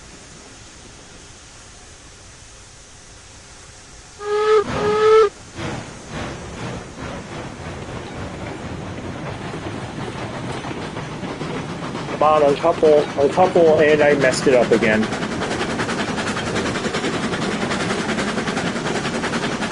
If I can just get the stupid couplings to undo themselves, this wouldn't be an issue.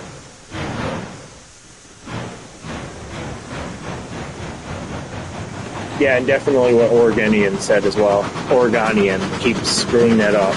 Keep mispronouncing it.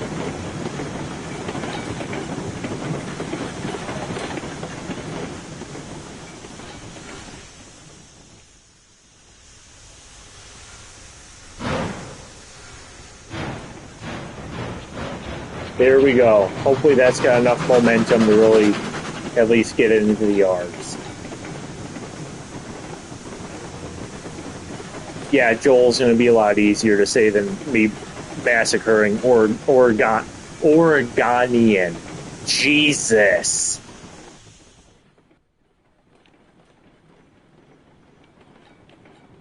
Yeah, that wasn't enough momentum to get the cars through. We're going to have to use the Glenbrook and the Eureka and push those cars in.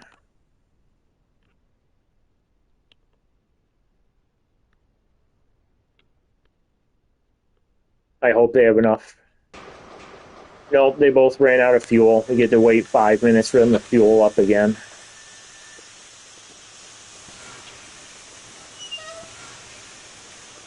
Yeah, that's what I'm going to do. I'm going to get a switch engine, and I have to... I'm going to replace my two-stall roundhouse or my two-stall engine shed with a proper roundhouse with a little tank engine. I'm going to get that built real quick here after I start up fueling these engines.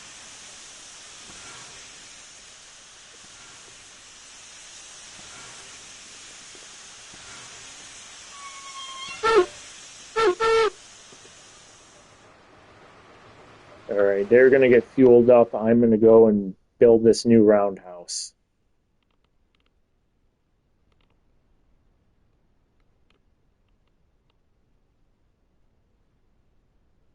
I would do that, but I'm building the roundhouse right now, and we've had 2 or 3 wrecks in this stream alone for me because I just forgot that I had trains running, and I feel like I would just forget I started those trains again, and I'd look off to the background and see them fly off the tracks again because it's happened like 3 times now.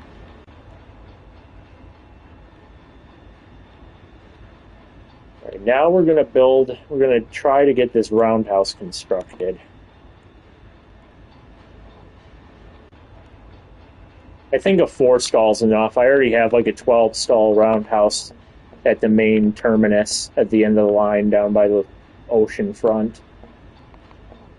So a little 4 stall should fit exactly all I need over here. And you should be good here. We need a good sized turntable, not the tiny little one that's meant for porters.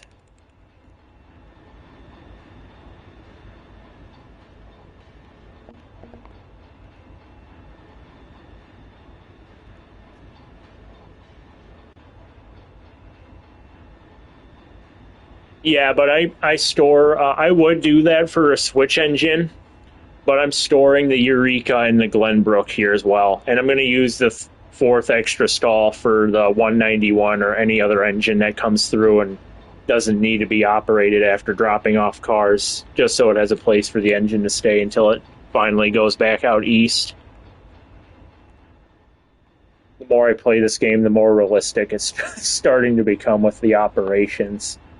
Except for when the trees or the trains hit tiny little bushes and go flying off the track. Well, it's nice having you in the stream, Chessie. Yeah, I hope you have a good night.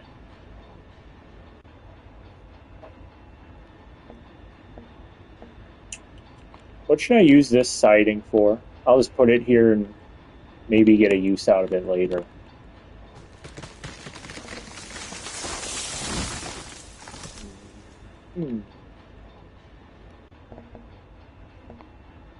There we go. And there's still not enough room. Alright. Now let's look at locomotives. We have $97,000. I don't know which tank engine to get. I'm tempted to get this Mason Bogie.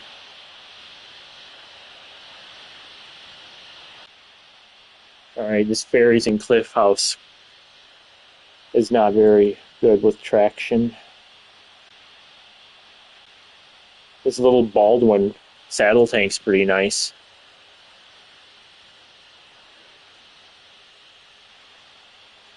That's absolutely hilarious. I really wish I could see that. It'd be hilarious to watch an engineer just swinging a machete like a madman outside of a locomotive's cab window while going at track speed. That would be hilarious. Uintah.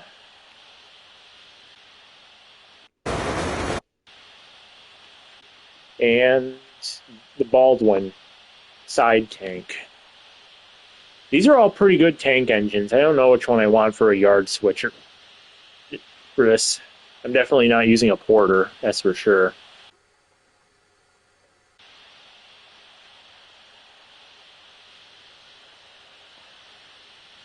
Yeah, they'd probably just think he's a lunatic or something. That would be hilarious to see, though.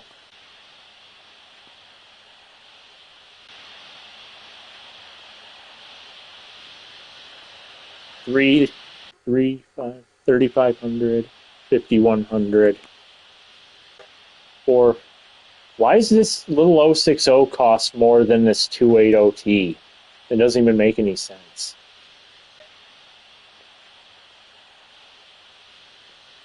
The little Shay.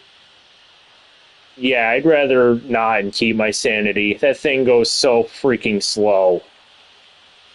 That thing is so painfully slow in this game, just like the real ones. Actually, I wish they had the What's it called? The Yosemite Sugar Pine Railroad. Those shades are freaking sweet. If they had those in this game, I'd use those.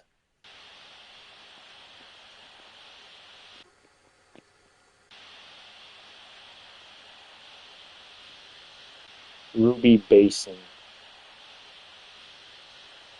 I don't know which one to pick. I think this one, yeah, I'm going to use the DNRG one, even though it doesn't have as much traction. It's an actual Rio Grande prototype. I'm going to look up the road number for these. The 062? Where's the 062? The Uintah one?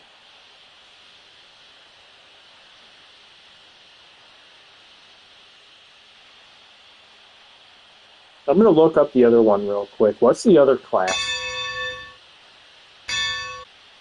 Class 48. I'm going to look up a class 48 really quick here.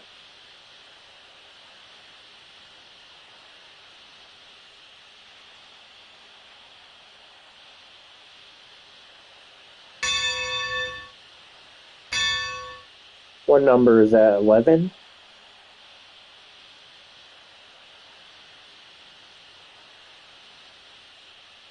It looks like it's numbered 11.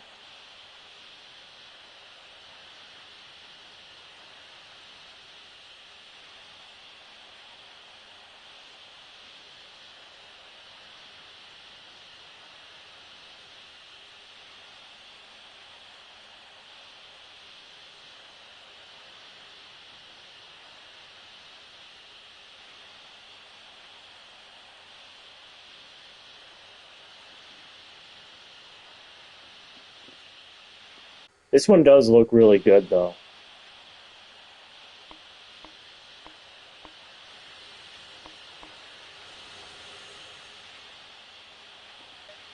Which one? That's a coal burner. Is this one a wood burner?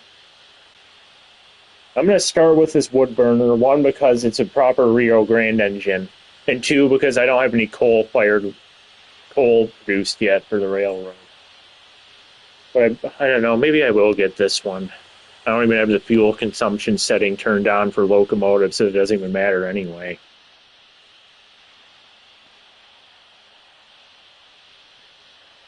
Or I can just buy both and store them both in the roundhouse and interchangeably use them. Yep, that's what we're doing.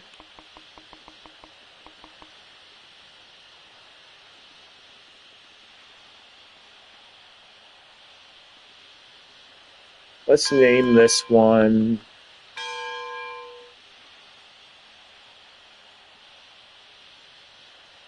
Del Norte.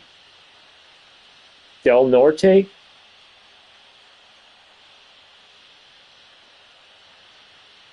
These are all names from Colorado. They didn't really have any from anything else, just Colorado town names. Los Animas is pretty cool.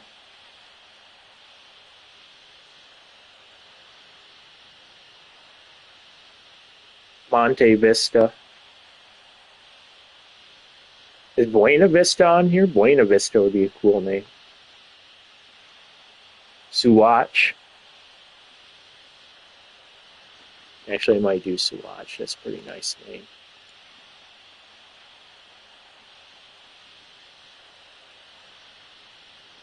Or, no, Yankee Girl I'll save for another locomotive. I'll save that for like a 440 or something. It sounds much more older.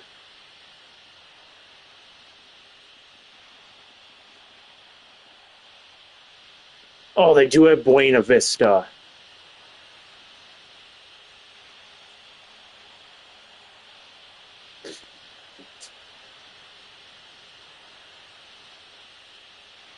I wish they just let us put our own names into the game. That'll never happen, but they won't let us do it. Gunnison.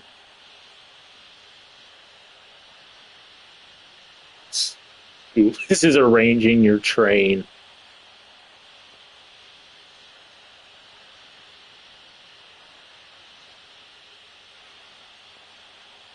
Sorry, Goobus destroyed your order, and you cannot get what you ordered now. Las Animas.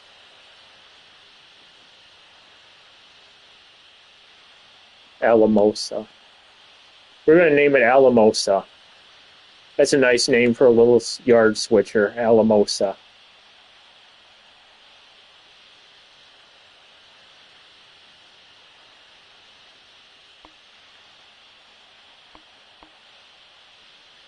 What paint scheme should I do for this one? Should I do the nice pristine black version, or should I do the clapped out old weathered and worn one that the railroad barely freaking takes care of and is on its way to the scrap yards?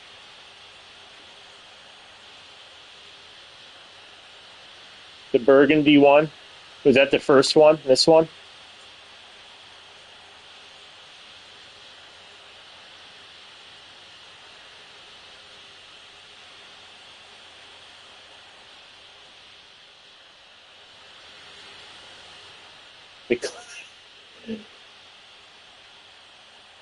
The red does make it pretty unique.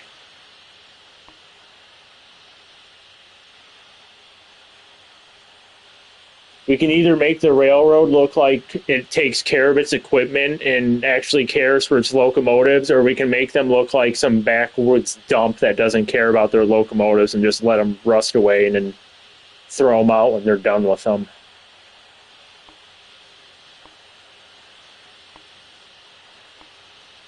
I like all the ornate pinstriping on that one too. We'll do the burgundy one just because it's nice and pretty.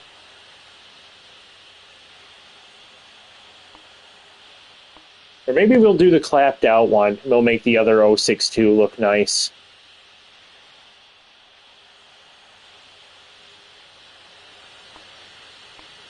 I like the ornate paintwork. We'll do the burgundy one. Oh.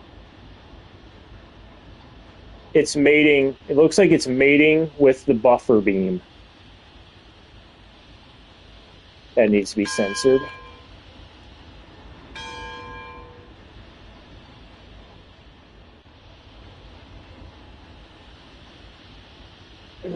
Let me in. Oh, I like this nice little decapitator they put on the train. I wonder how many times people in real life would get on this train and just walk right into this and just slam right into it. That would hurt so bad.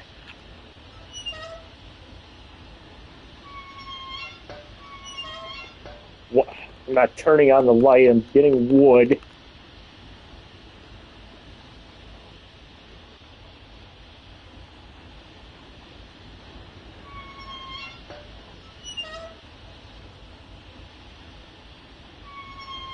Yeah, this should be on the cab roof. This is the stupidest headlight placement I've ever seen. This would just, like, you'd knock yourself out trying to turn around and get into the cab of this thing. Like, there's no room to do anything. I feel so bad for the firemen on this train. Like, you'd have to be hunched over like that thing from The Hunchback of Notre Dame the entire time firing this piece of crap. Wow.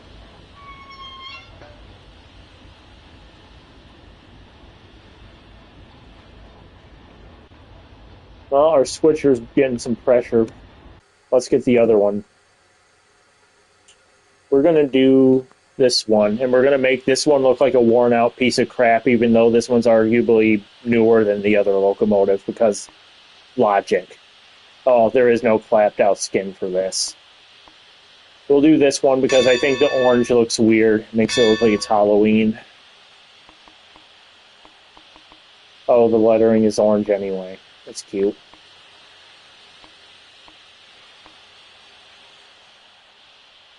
Oh.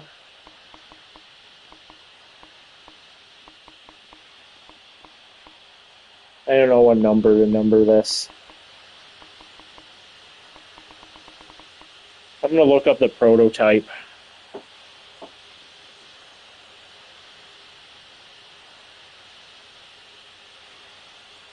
What is this? Uintah Railway 062. Let's look up the prototype so I can get a number for it.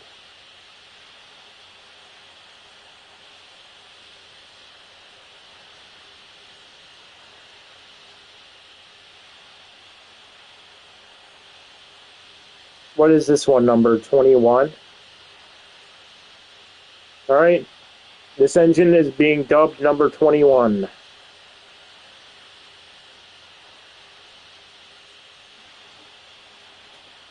You will be number 21.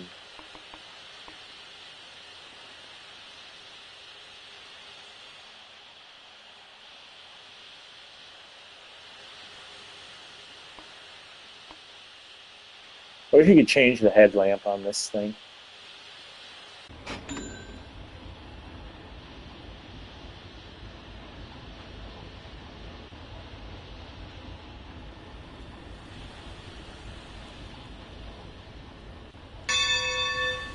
Ooh, I don't like that bell.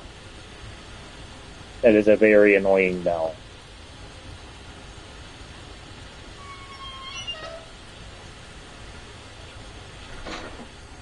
Goodbye. Wait, there's no room to even put this. We're cheating.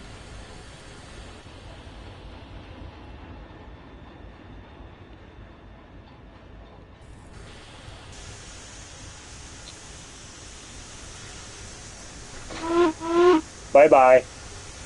Get on the siding.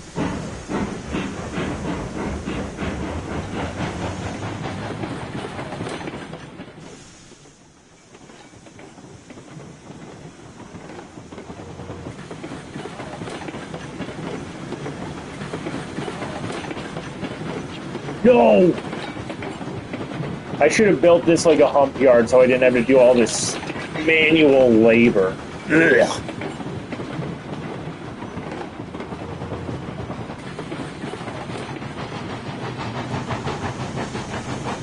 Ew.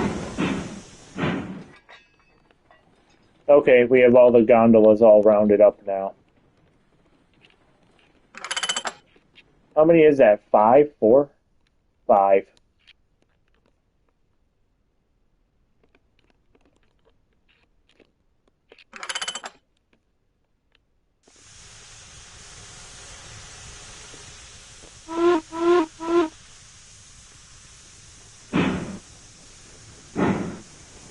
Oh my god, this thing's traction is garbage.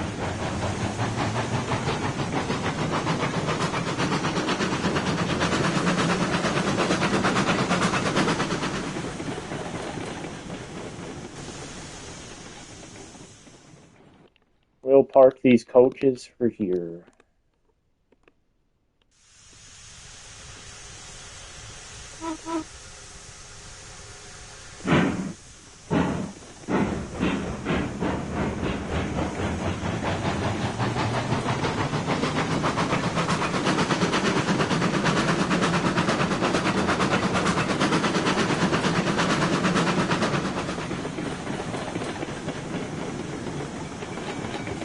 Alright, there's just enough room to fit all these coaches.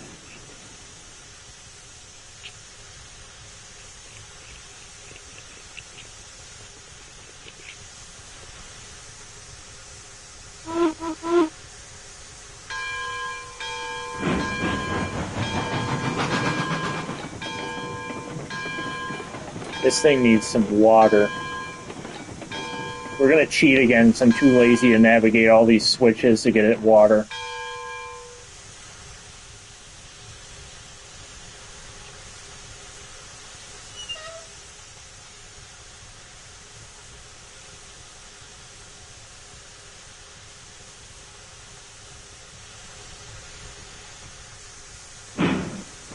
No, no, no. No. God, it's so annoying trying to align the spout with these engines sometimes. You have to be so specific with them. Why are you doing this? Get on the saddle tank. Get on the saddle tank. That's why there's steps right there, so you can climb up there.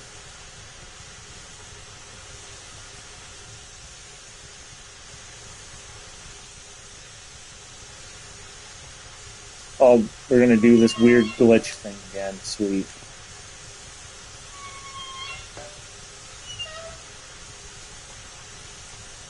Oh.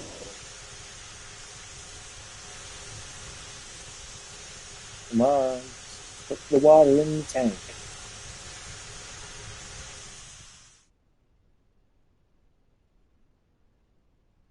Wow. This looks like a giant spaghetti noodle mess from up here. Look at all this track work I have laid down.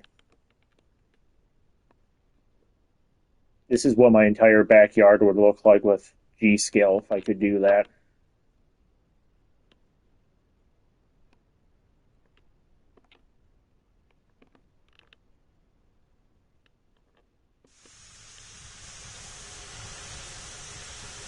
Get on the engine.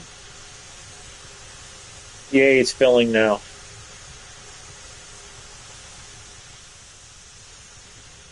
Now we're going to put you in the roundhouse. Oh, we can't because this thing's stuck in the way. Get out of my way.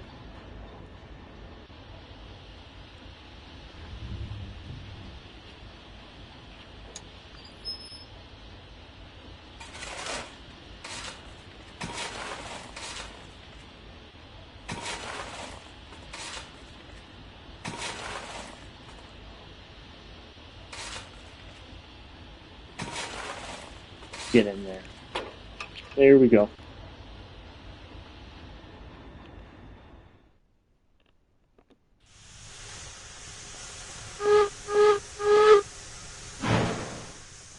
We're not going to be running 191 again for a while. We're pretty much burnt out on this engine.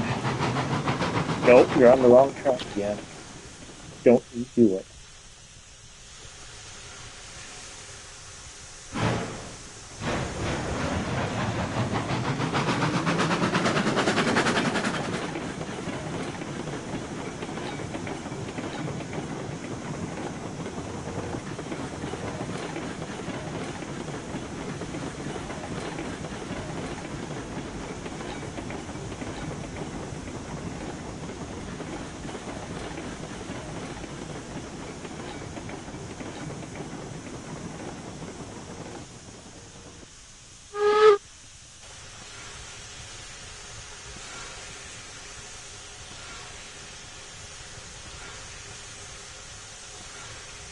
It's weird how they have the chimneys for the smoke outlets in the back instead of the front. I've always seen roundhouses. It seems like that they back the engines in with these like chimney smoke outlet things at the front instead of the back. It's weird.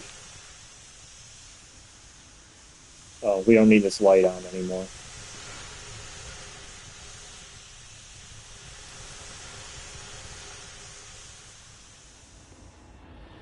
Time to get the Eureka and the Glenbrook.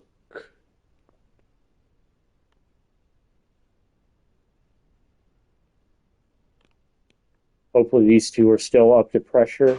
I'm going to cry if I have to start them both over again.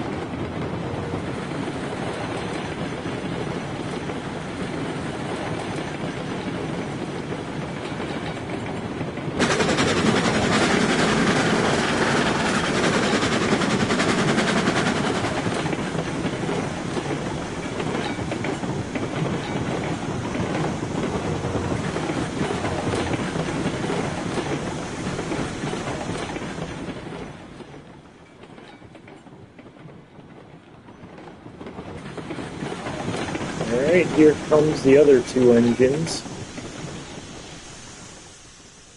We're going to have to somehow get this switcher behind those two so I can shunt those cars into a siding.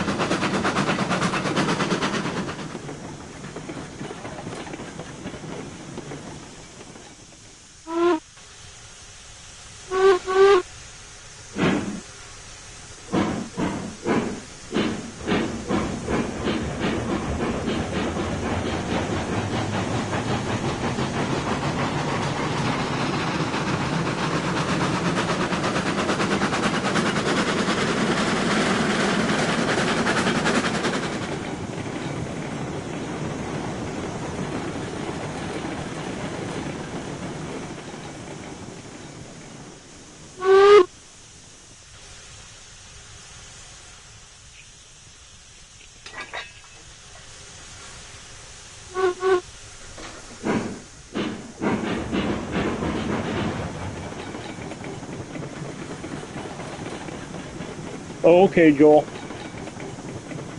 I think I'll probably be on for about another hour or so. Then I'm probably going to get off. I'm going to run a really long passenger train here after I get all these cars sorted out. It's nice seeing you in the stream, though.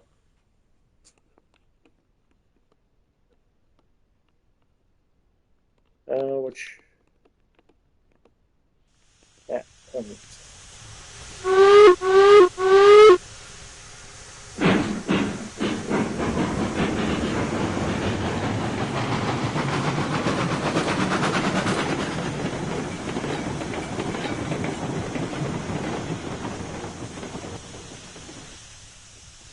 Alright. Just barely enough room to pick up these cars.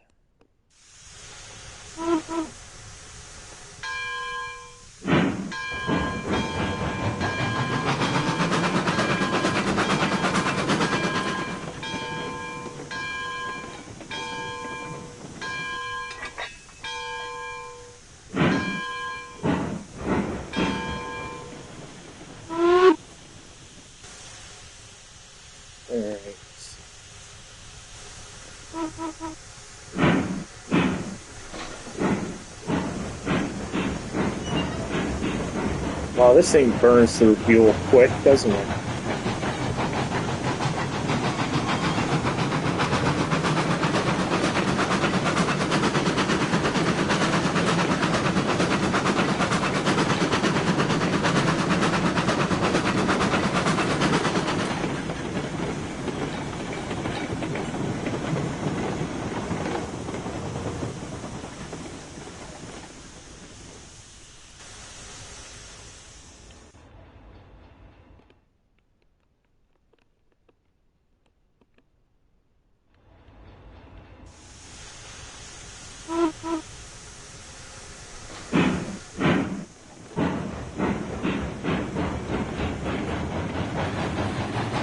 So, Michael, have you built any railroads on this map at all, or do you just mostly do like Pine Valley and Lake Valley?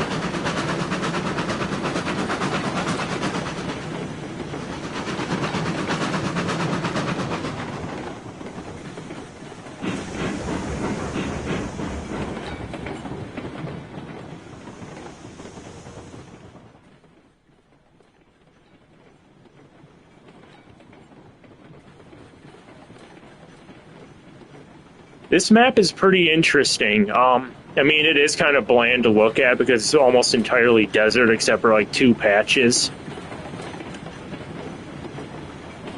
But there's like a steamship dockyard. I don't know if you've seen it yet. I don't know if you were in the stream when I was doing switching in the main terminal station I have on this map.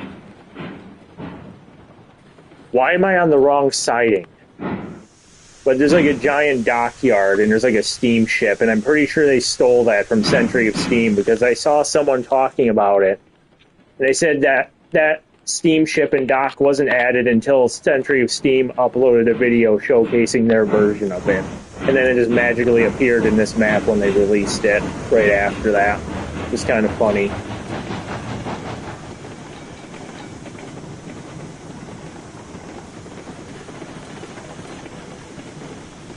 Wouldn't be shocking, though. They did steal that idea. Alright, what siding do I need to go on?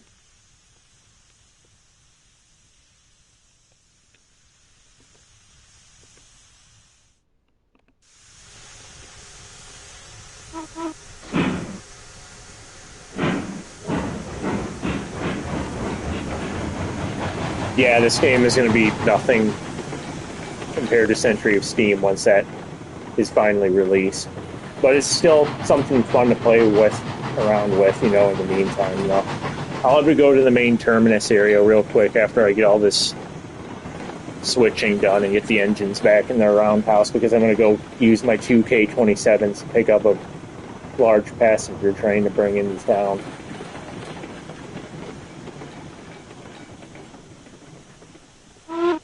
Alright, there's our cars in the yard. I need to set the brakes on the first pair.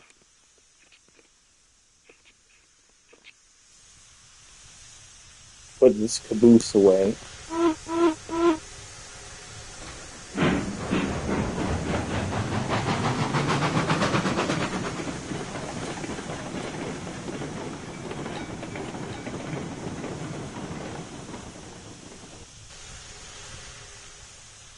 Yeah, this map is pretty overwhelming for single player. I'm not even using like half of it at the moment, and it's already feels like it's way too much for me to handle operations. It takes a long time to develop and run trains on this in Aurora Falls for sure. Why do I keep switching onto the wrong tracks?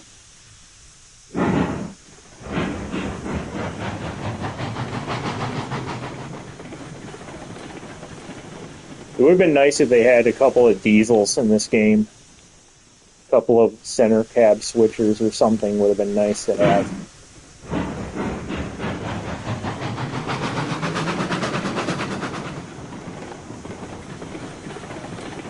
Oh, hey, Dakota.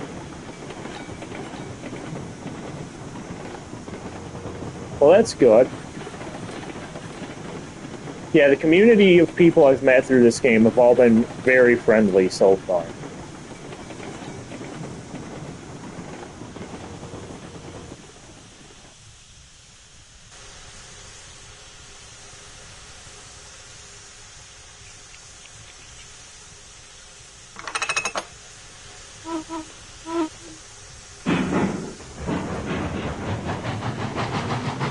Oh, those white pass diesels are sweet.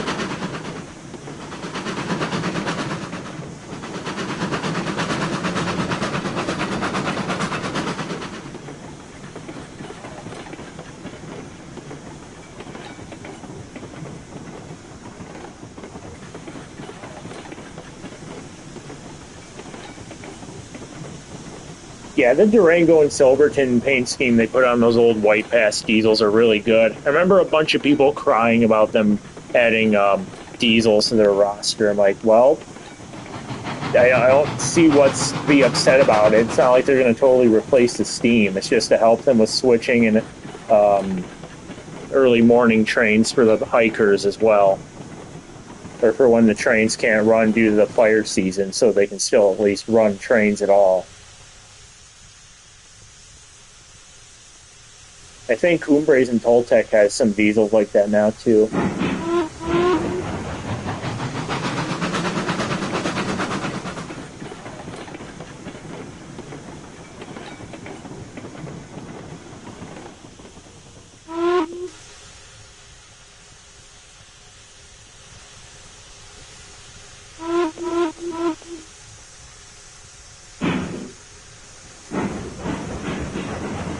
Yeah, they have some pretty old diesels running at Durango as well.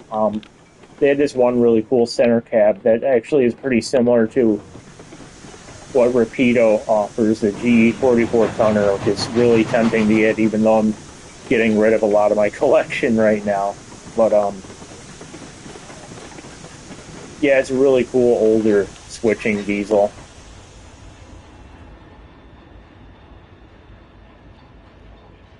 Oh, I didn't even set the brakes on any of these cars.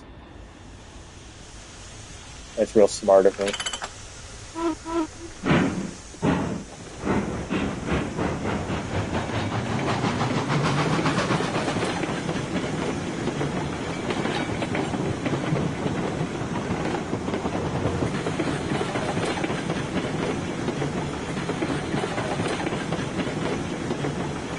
Yeah, there's a lot of people that definitely overreact about diesels.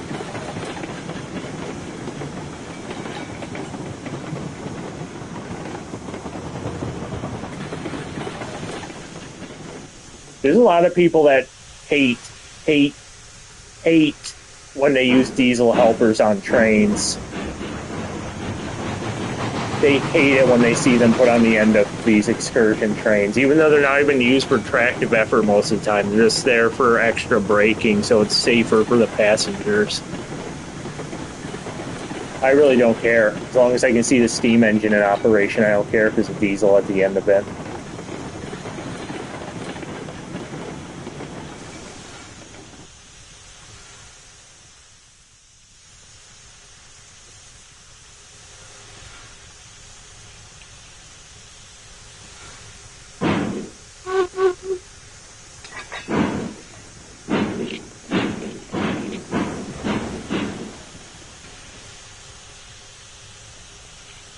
Thought I uncoupled these.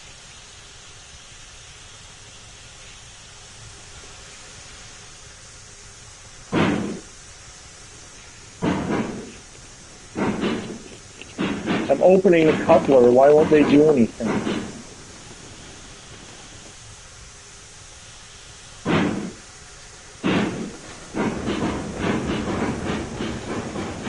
No!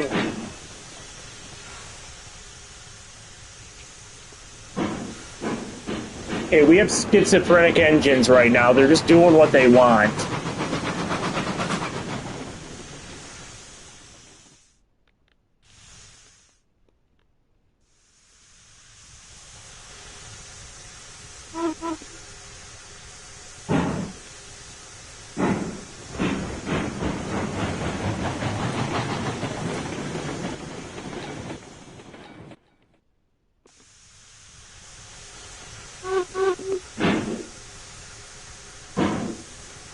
I'm not a big fan of the modern diesels, if I have to say, but I love the older stuff from like before mid-1980s. I love the older streamlined diesels, the old switching diesels. I like the GP40s, DP42s. I like the SW1500s. Those are pretty sweet.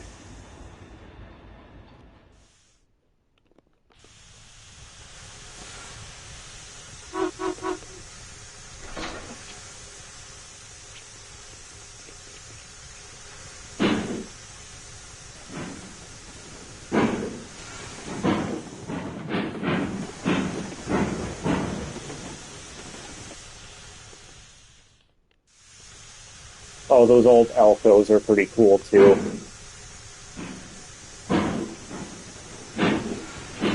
I thought I disconnected these. Why are they still connected?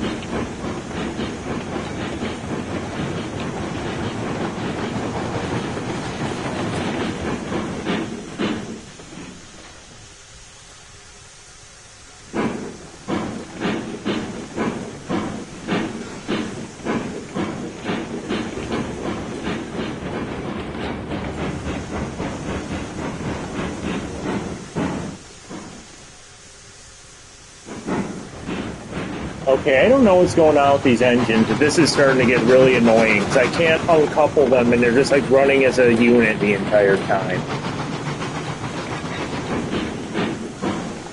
Thank God. The only time I'm happy that we have a derailment because these engines are about to give me a stroke trying to deal with them.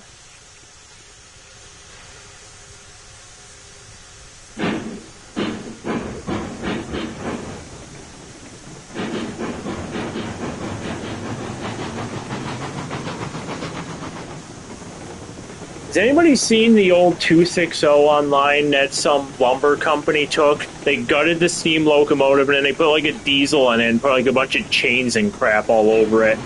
And it was pretty much a diesel-powered steam locomotive. It was incredibly cursed, but really interesting to see how they did that at the same time. I think they like ripped the entire front of the smoke box off to accommodate the motor and stuff.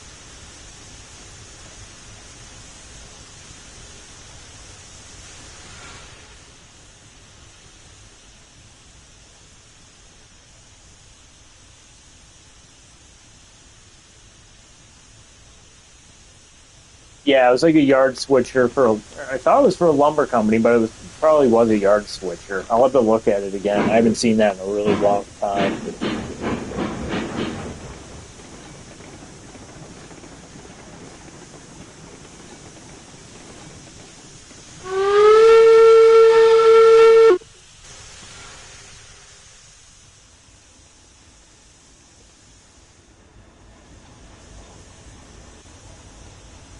Was it red? I don't think it was red. It might have been red, but I don't think so. I think it was like a really worn out black or gray color, if I remember correctly. But I could be wrong, though. I don't remember. Oh my god, look at this derailment that happened because the stupid train couldn't separate from the rest of the consist.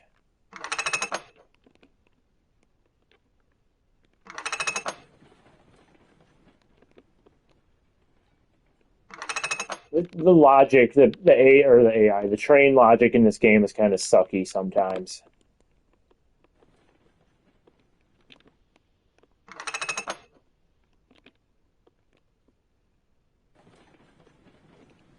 Why are you doing this? Stop.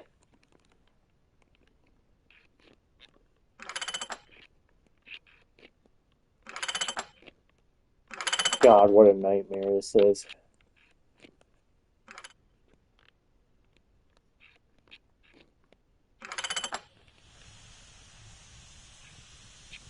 If I had to guess, that engine was probably from like the 70s or 80s, like the 60s, 70s, or 80s. That switcher we're talking about.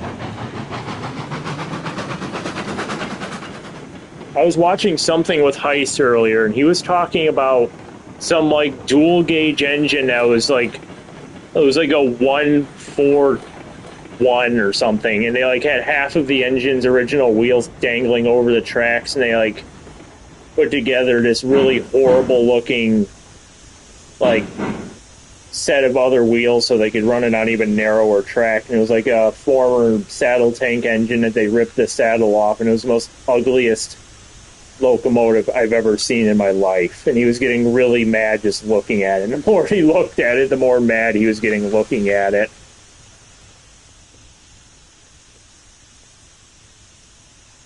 Yeah, I was in one of the cursed train streams. He was on like cursed engine number like 29 out of 60, and he said he was about done for the stream after looking at that one that he had lined up for that evening.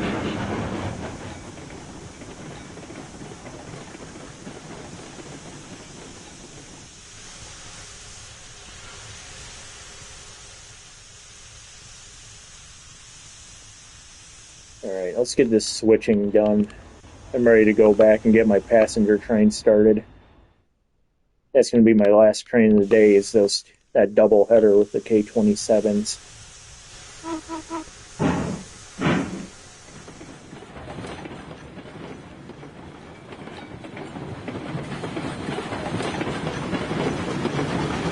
Oh wait, I needed to run around the train. Why am I... I needed to do a run around. No!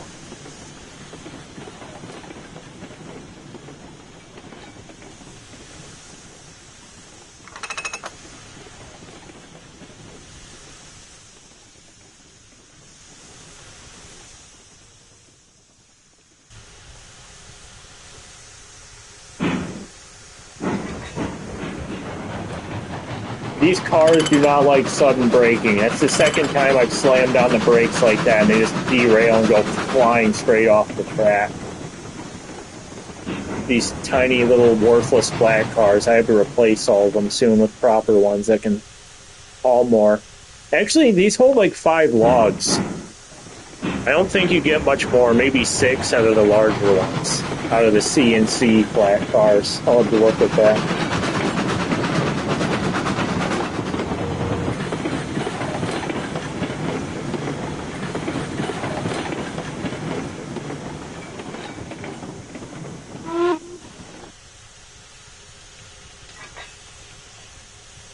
Alright, time to run around.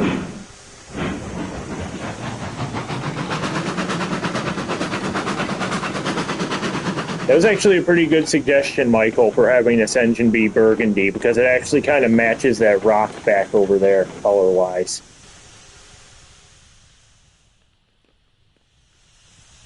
Plus, people would think I wasn't taking care of my locomotives if they saw that clapped-out piece of crap running down the track shunting cars for an hour.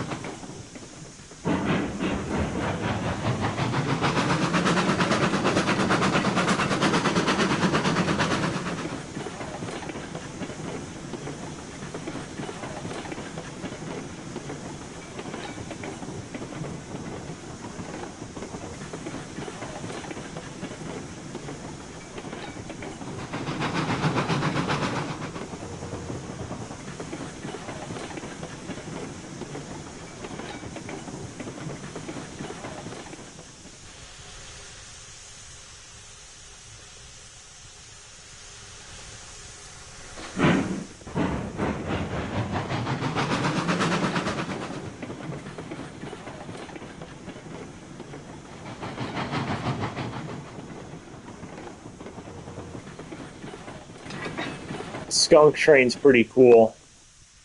I've seen videos of that running through the redwood forest, and it just looks like the tiniest train on Earth going through those forests.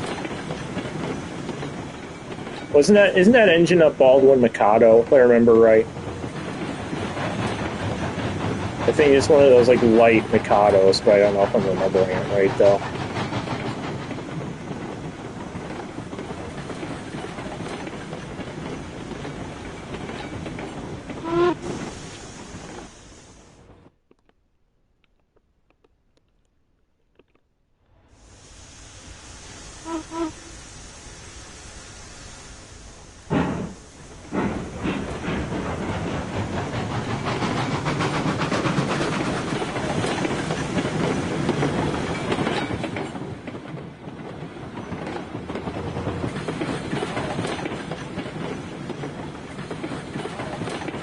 Yeah, I thought that was one of those smaller engines. That's my favorite type of steam locomotives. They're the smaller engines that could pass for being narrow gauge. I prefer those over the giant, heavy locomotives. I don't really understand why model railroaders are so fascinated with having larger engines over smaller ones when they don't even really, a lot of them don't even have the room to run the larger engines on tight radius tracks. Seems like they should focus more on like light to medium steam over than like big boys or Challengers or Northerns or whatever, you know.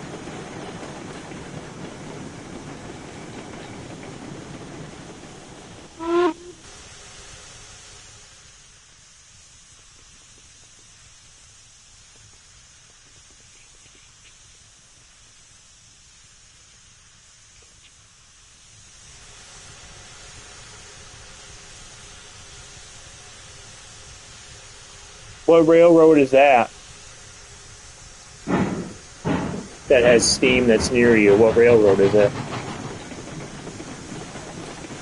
Yeah, I know. The big boy's getting annoying. There's, like you said, there's nothing inherently wrong with the engine. I mean, I think it's pretty cool. It's a massive engine. But when you have like 3 or 4 manufacturers constantly just pushing the same thing over and over, and then putting no effort into any other smaller locomotive, it gets really frustrating to see.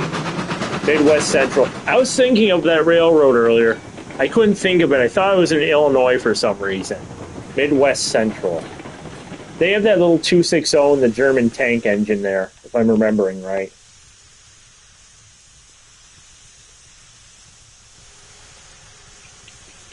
And that makes me wonder. I wonder what happened to the.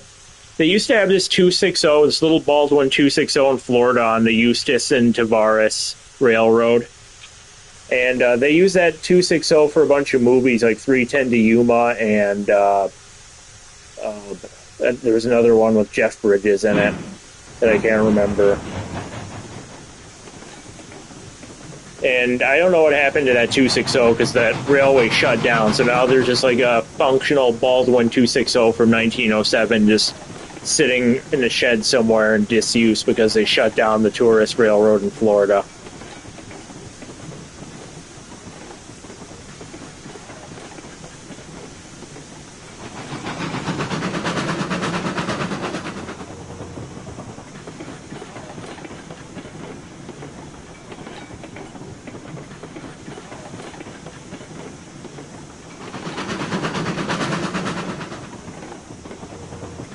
Or it was called Tavares Eustis and Golf, I think is what it was called. It was their engine number 2.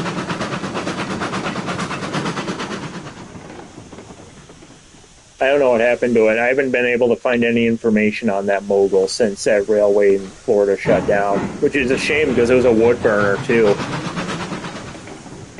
You don't see wood burners running on revenue, or not revenue, but passenger service anymore, really. Most of them have converted to oil at this point. Yeah, the Orange Blossom Cannonball, thank you. I knew there was another name for it, but I couldn't remember. It's a shame that that engine isn't running anymore.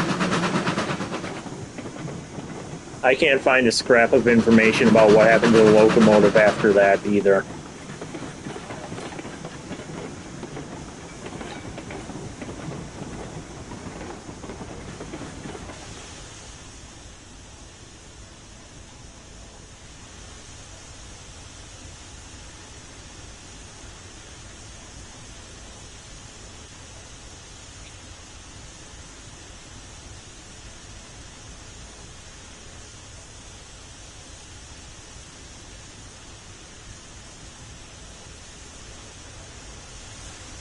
Yeah, that's what I heard. The last I heard about it was in storage. I don't know where in storage it is, though. I don't know who owns it or the current operational status of it. It's a shame. It was a really nice engine. Just going to waste now because there's nowhere to run it, I guess, or the owner doesn't want to put it on another rail line or something. I'd rather have it put on another tourist railroad than just sit and collect dust in storage somewhere. Unless it was wore out and needing restoration or something, then I could see that.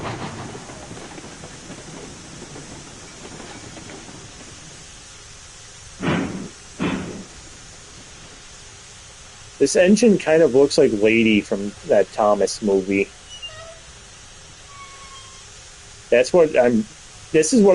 That's the engine I thought this looked like. It looks like Lady.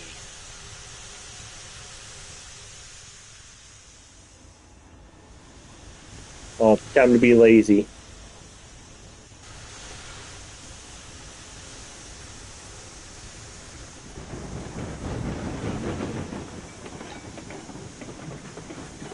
Please tell me there's room for both switchers in here. There's room for both switchers in here.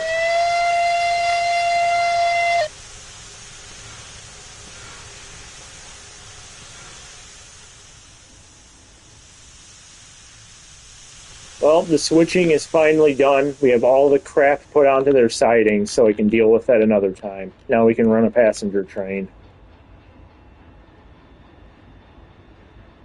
Yeah, that's what I thought. I thought the locomotive was in fine shape. I don't know why they're not putting more effort into finding a proper home to run it on. I'm sure one of the multiple tourist railroads on the east and west coast would love to have that engine.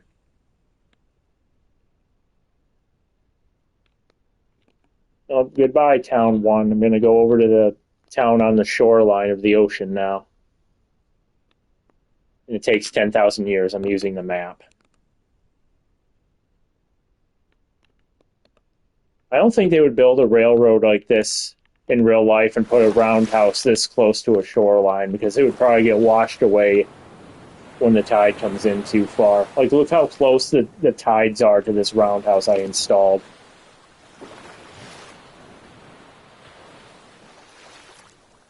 I think the engine... No, it was standard gauge. That engine was standard gauge. Pretty sure it was running on standard gauge track, but I could be wrong.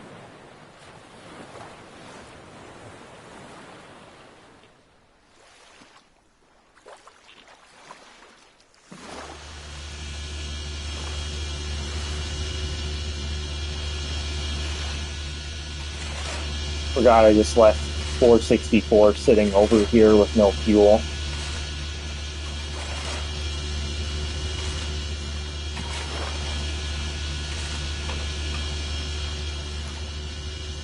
We're going to have to run onto the docks to go pick up those coaches. And I'm going to get number 463 out of the roundhouse.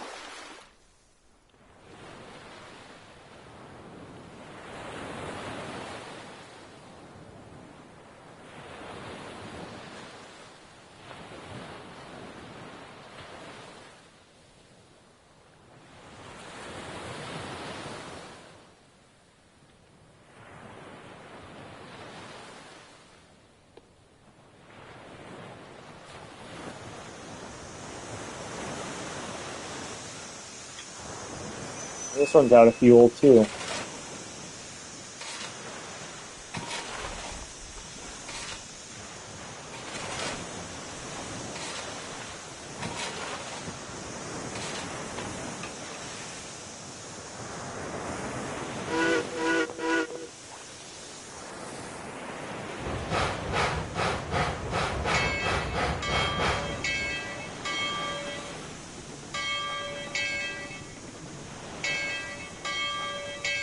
These big Mikado engines look so weird with the slow back tenders that they used to have.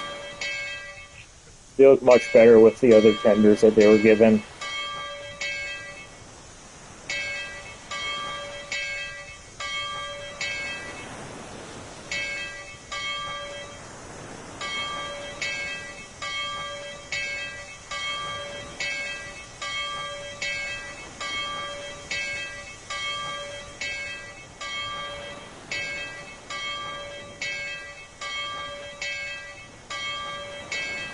Alright.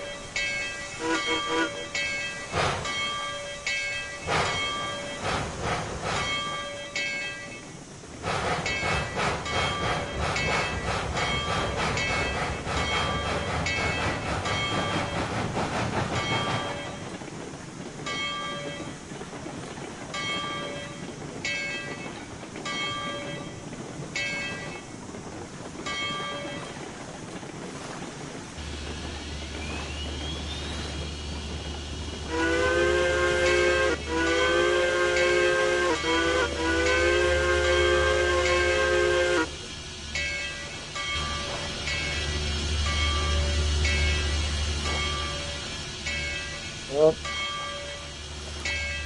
we'll put 463 in the lead, I think.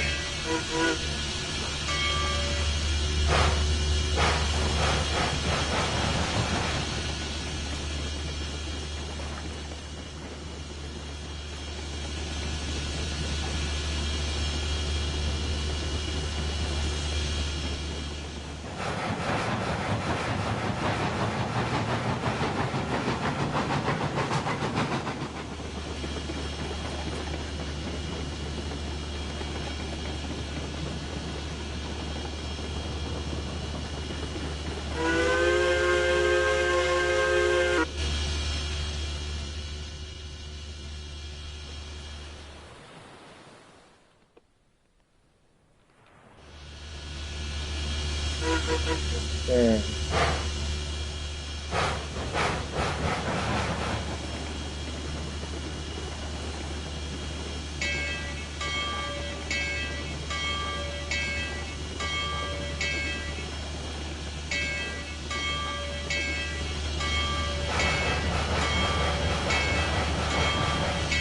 I love how much space that these K-27s have in their cab compared to the cramped little Eureka 440.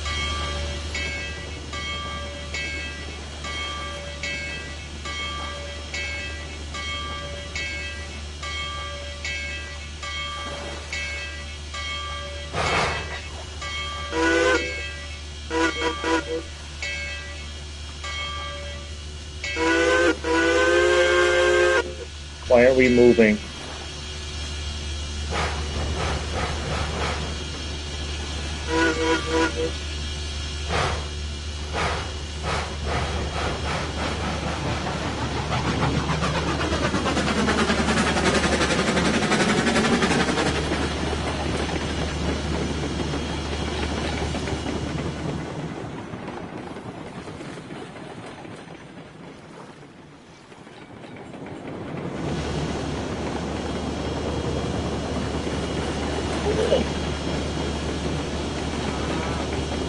Better put on our extra marker lights.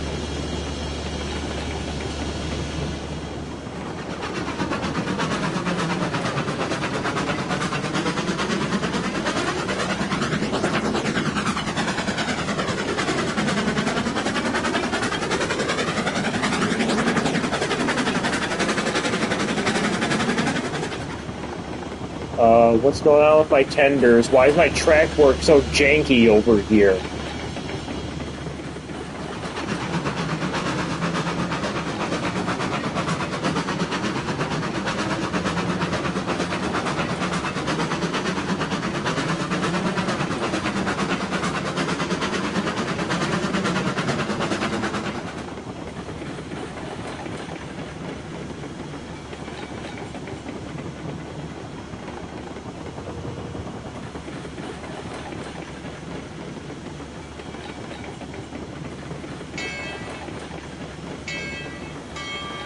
Alright, here's our coaches for our last excursion train of the night before we get off the screen.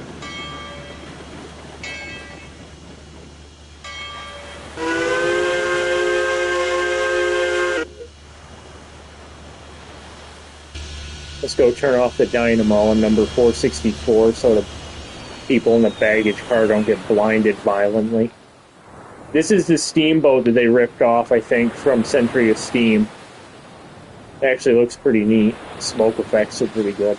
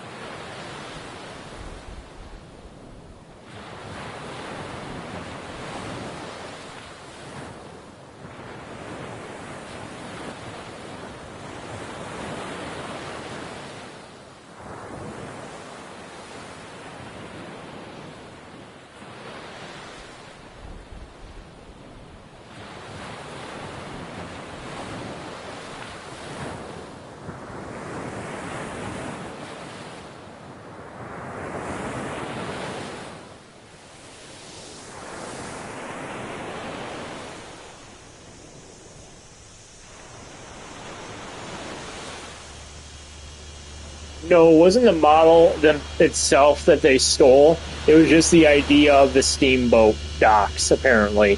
Because Century of Steam came out with a video, and they had that steamboat, and they were talking about utilizing train-to-boat transfer as an industry in the game. And right after they did that, it was added to Railroads Online conveniently, so... Still a nice map. It reminds me of like the it's like the Pacific Ocean in California. Alright, let's get number 463 and 464 out of here. We're gonna go pick up the passengers that don't exist because they never added them into the game at this station.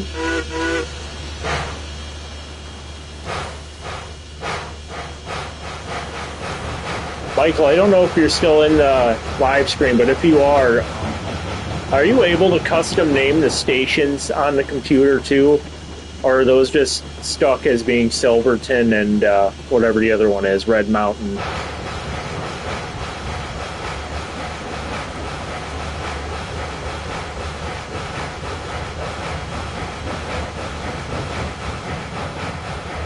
What does this say? I never read this sign.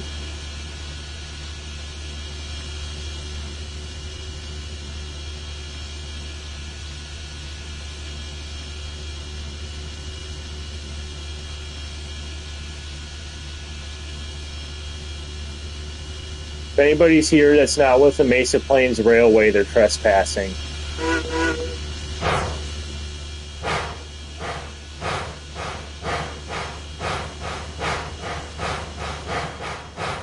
I wish you could custom name the stations in here. That would have been really nice.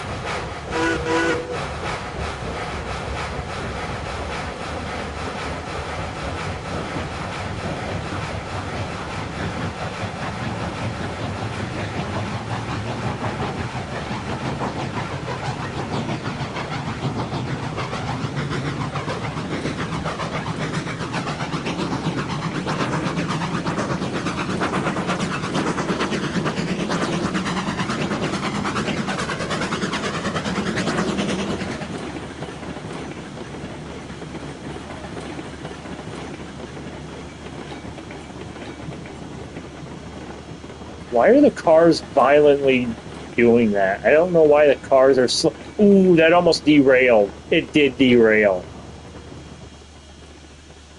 I have to keep going. We need space for the cars.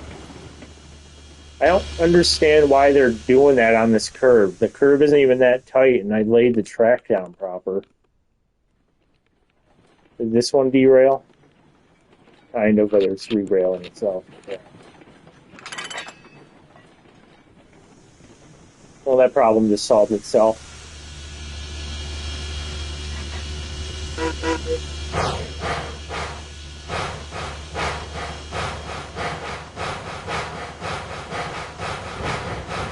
Oh, don't tell me there's another derailment.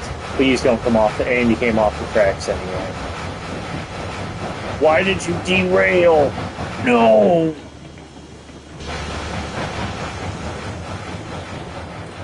This isn't very good for my tourist railway company's reputation.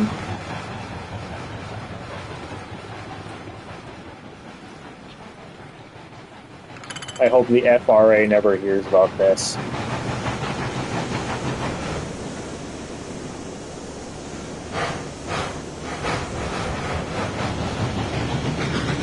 What is going on? Why are they running down the wrong siding now? What? This doesn't even go anywhere. What are you doing? What are you doing? What are you doing? Alright, 463, I have to rip you off from your tender and fly you over here now because the cars have a mind of their own, apparently.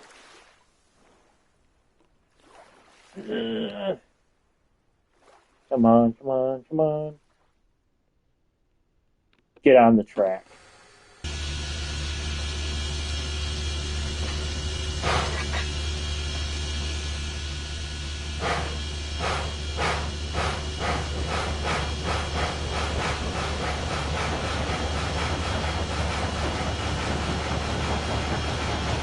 If you could just stop derailing on this curve. I don't understand the problem with this curve. It's not even... Is there something, is there a rock on the track? There's nothing there. I don't get what's wrong with this curve. And I'm not fighting with the curve anymore either. I'm just going to do this. Just going to do this. And the coach is facing forward. Switch the track. See if I can push what's left of this train forward, because for some reason it's just derailing like crazy over here. I don't even know why. I don't think it makes sense. There's nothing over there for it to derail.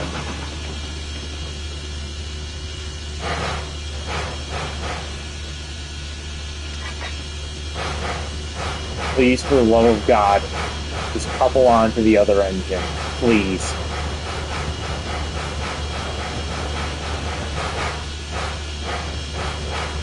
Thank you. I'm going to tear up this track the next time I'm on this game.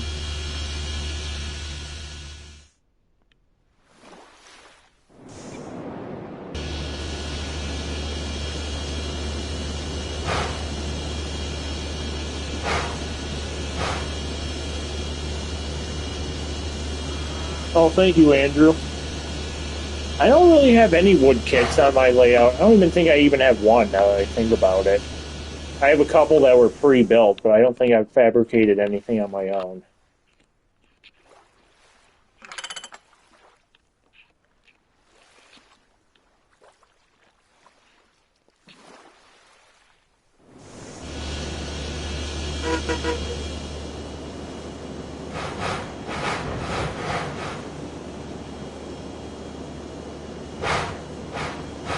I would like to do some of those, what are they called, Banta Model Works. They have some really nice kits that I'd like to pick up, but I don't think I have the skill set at the moment to build any of them, though.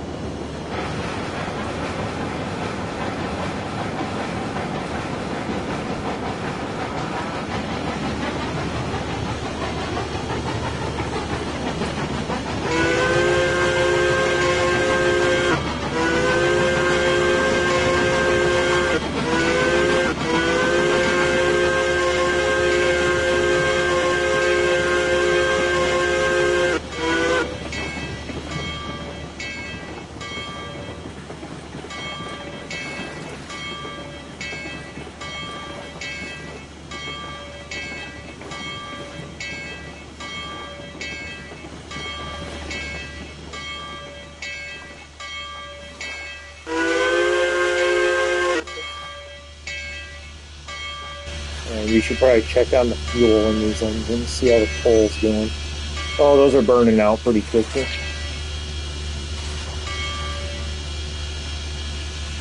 Actually, I did build one before. Now that I think about it, I got it in an eBay lot of Civil War era kits. It was like a hotel from the 1860s or something. That actually came out pretty nice. But it was definitely one of the more simpler laser cut wood kits, though. I've seen way more intricate ones than that. I might actually have pieces of that old building laying around somewhere, because I remember it got smashed up while moving stuff around one time by accident. Which is a shame, because it was a nice kit.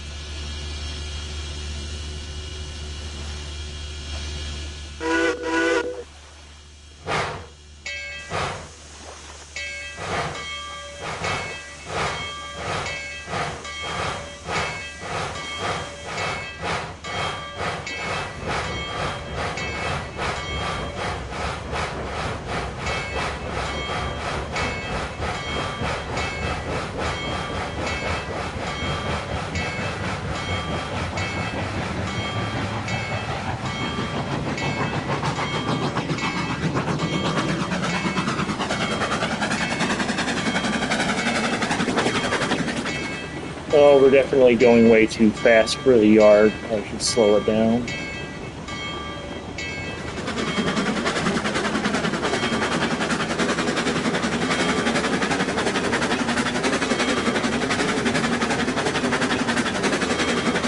Yeah, I'll have to try more of those laser kits, because I'm pretty sure the one I built was a laser kit of that Civil War hotel, and it came out pretty easily. It was a pretty nice model.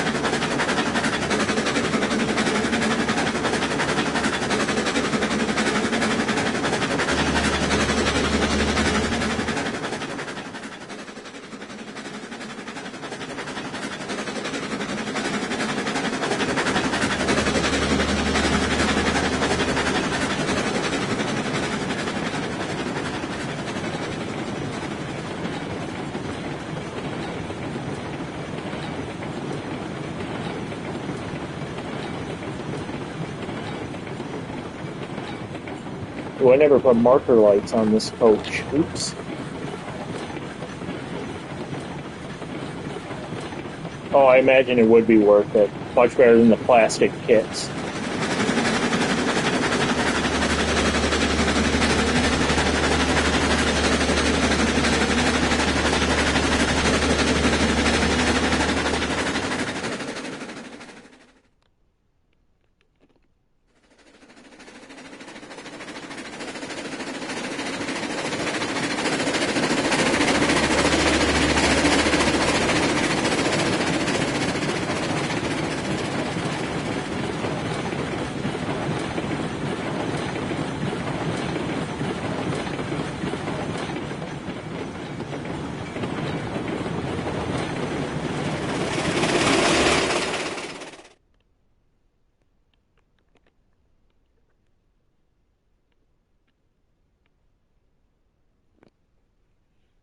And here comes the trains.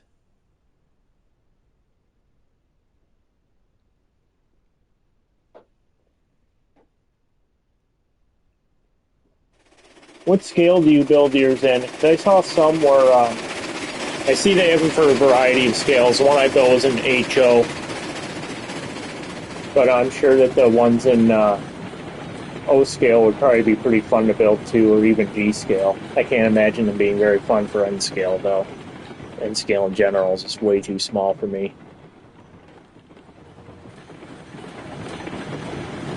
Yeah, I saw a lot of those companies are going out of business like that, sadly. Jordan Highway's miniatures stuff is getting harder and harder to find. The Jordan Highway stuff. When did they go out? The fella who owned them passed away, I think like 10 or 15 years ago, maybe, or so. 10 or 15 years ago.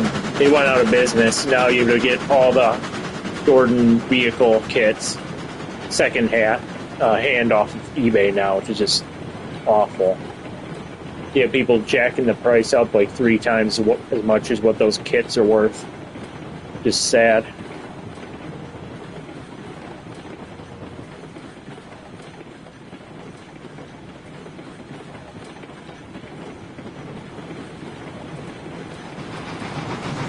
LaBelle's going under? I didn't know LaBelle was going under. Is anybody acquiring them, or are they just totally going out of business? Because I know Atlas, I think it was, got acquired by Athearn. Was it Atlas? It might have been Atlas. Athearn acquired somebody like that a while ago. Yeah, eBay's the only way to find stuff like that.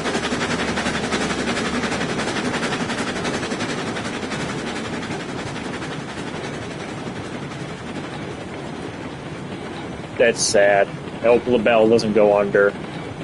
LaBelle is actually where I get all of my locomotives lubricants and everything, all my oil and grease for my locomotives. That would be really sad if they go under.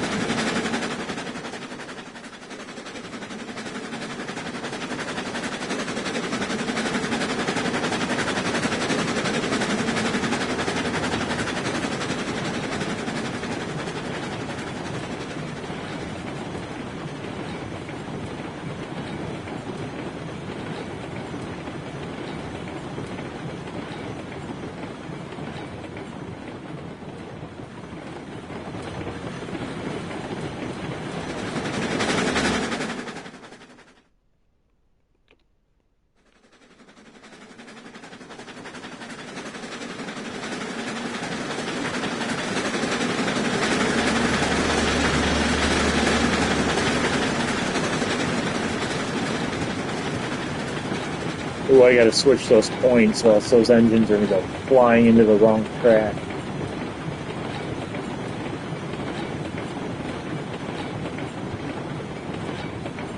Oh, I did switch all the tracks back onto the main line.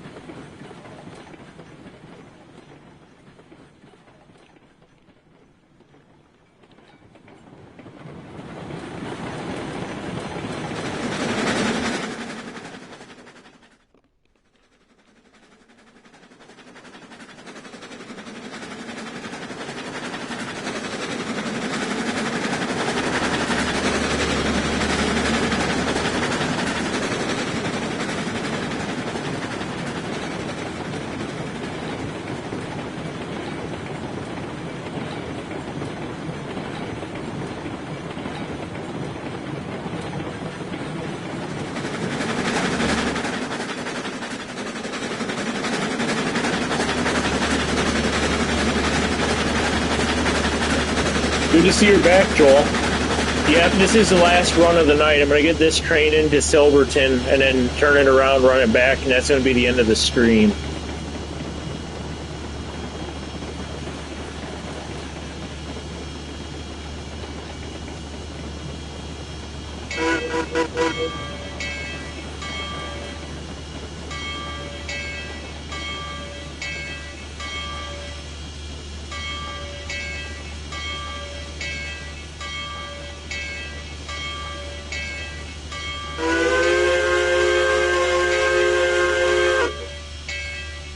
I saw the LaBelle wood kits. I didn't I don't know if they're the same entity as. I assume they were the same entity, but they could very well be different than the ones that make all the engine lubricants and accessories and whatnot.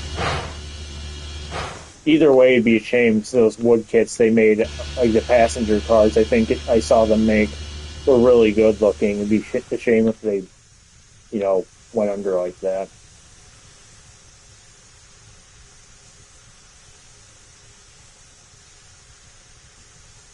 Everything's going pretty good. I hope your evening's going pretty well.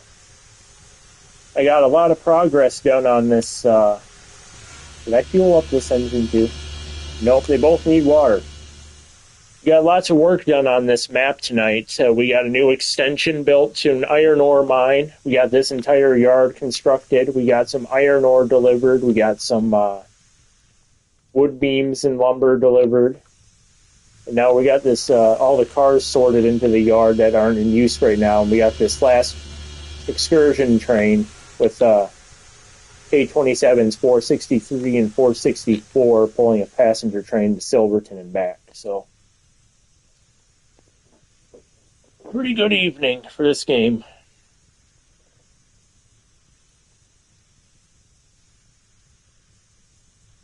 Oh, wow.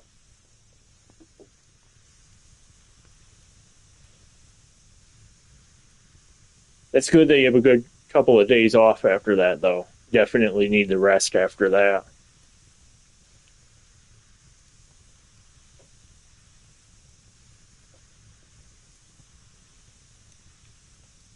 Time to drink some Gatorade. I'm going to mute my mic so you don't have to hear me drinking Gatorade.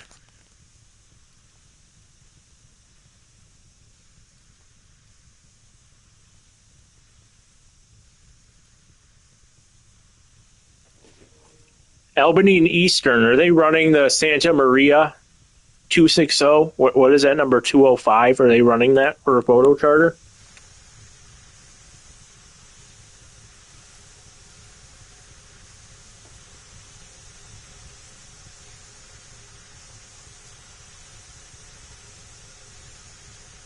Oh, is it lagging now?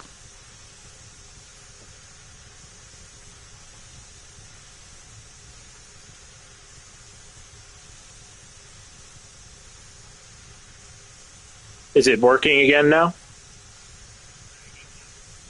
Oh, it should be working now.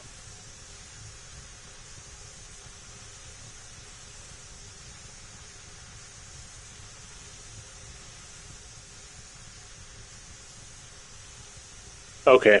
I had to mute my mic for a second because I didn't want to drink Gatorade while with the mic on. I don't think anybody wants that ASMR. So I just turned it off for a second. The Albany and Eastern, they're the one with they're the ones that have that Santa Maria Valley 260, aren't they? Number 205, I think it was. Is that the photo charter you're doing with number 205, Joel? When do I stream? Usually, I don't really stream at any specific time or on any specific day. I just do it whenever I'm in the mood. Usually, it's like on the weekends, though. Usually around 6, 7, 8, though. When I'll stream. Definitely not during the daytime, though. And definitely not late at night, either. 262. Yeah, she was a Prairie, wasn't she? I forgot. I thought she was a 260 for a second. I was thinking of the Everett Railroad's 260, I think, for a second there, number 11. That one, I think, was an Alco.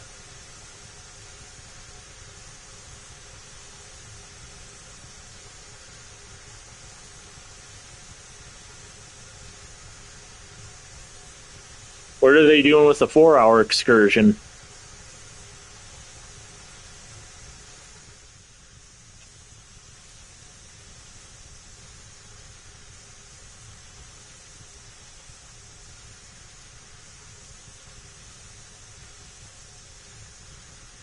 I'm Eastern time zone.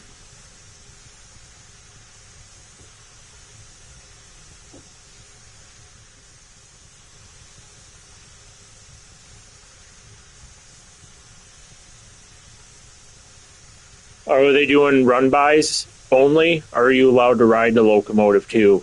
Because some of those places do like mixed trains where it's half freight, half passenger, so people can ride the train and then they do run-bys of the mixed train, so they can watch the freight segment as well. Oh, you're riding? That's cool. What are they going to do? Just put on like the regular coaches, or are they going to do like a special consist for it?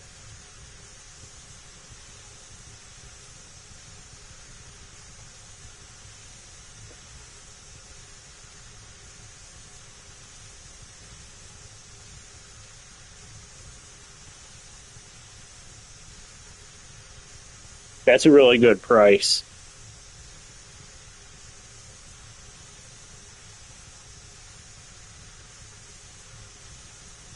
Just passenger cars. A passenger train's still pretty cool. I think they're doing like a photo charter with. What are they doing it with? They're doing like a historical. Who is it? Dynamo Productions, I think it is. It has a bunch of charters right now, and one of them I think that's upcoming is going to be a historical one with people wearing like 50s clothes. I don't know if that's with Everett Railroad 11 or which one, but it's something like that though.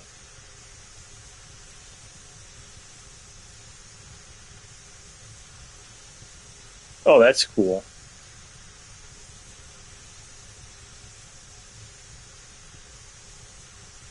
Have you ever seen the Western Pacific 060? I think that's the only operating Western Pacific locomotive running right now. It's a little switcher. I don't remember the number of it, but I've seen it running before. I think they had it parked next to the Big Boy a while ago on YouTube, and it just got dwarfed. Like the Big Boy just made that train look like it was a toy.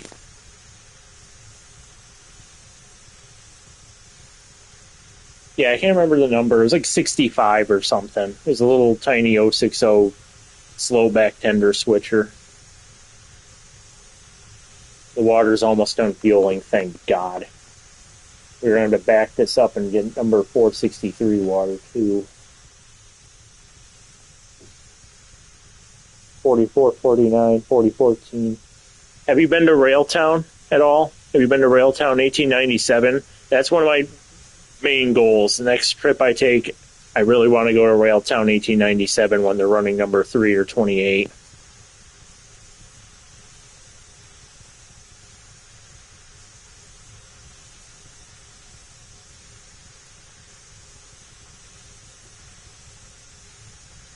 Yeah, they have a lot of cool stuff in California. They used to have that 280 running at the Fillmore and Western. I don't know what happened to it, though.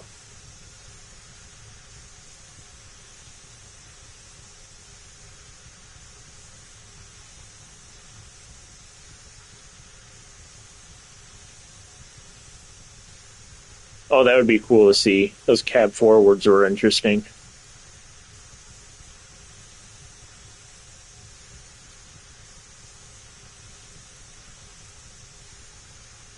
All right, the tender's full. Oh, I saw that little 060 that they got running recently.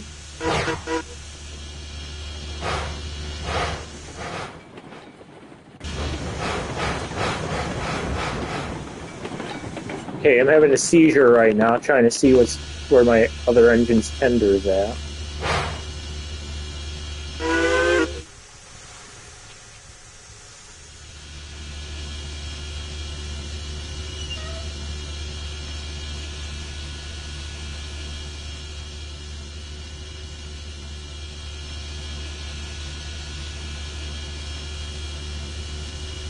What else is there out there? They had the McLeod 25. They got the... What else is on the West Coast? The Wairika Western, I think, is in Ohio now, number 19. SP Daylight, Big Boy, Sierra 3.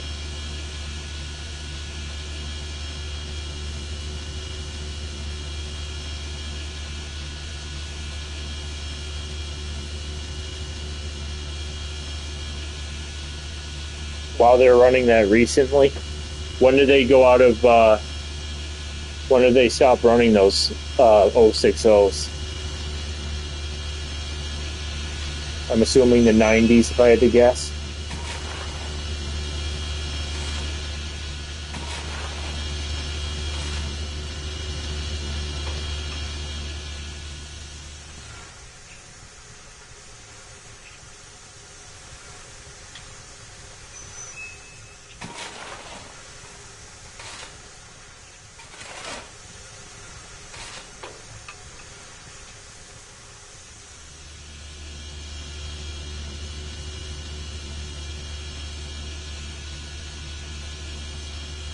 Be cool if they got one in operation again. They've been getting a lot of engines in operation lately. I just saw some 460 or 462 just got put in operation after years of inactivity recently.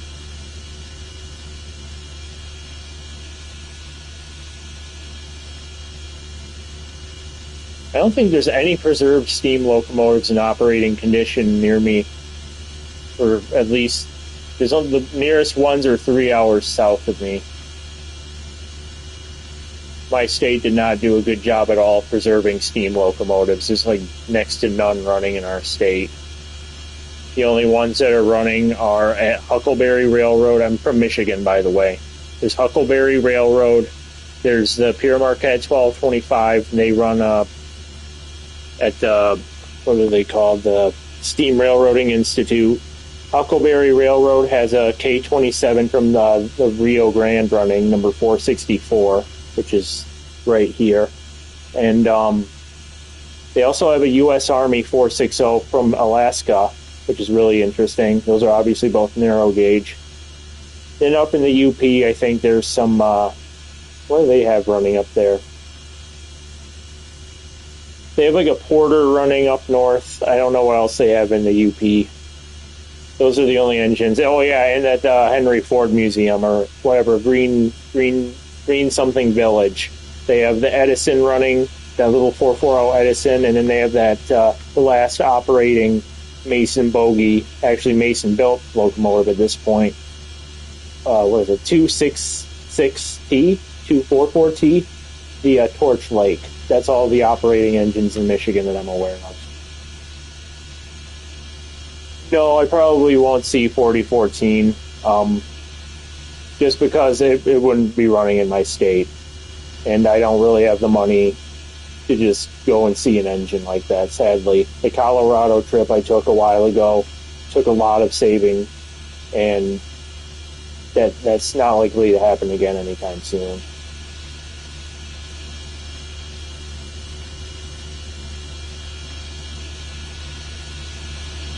Michigan Railroad with the Shay. I don't know any Shays running in Michigan. Shays were invented up north, and Shays were invented in Harbor Springs. They have an old Shay on display there that isn't operating. But I don't know of any railroads with any operating Shays, though. Paulson Logging 2. Isn't that what is that, a Mikado? The Consolidation? Mikado? I've heard of that engine. I don't know what wheel type it is, though. I'll have to Google a Shay in Michigan. I didn't know there's one running.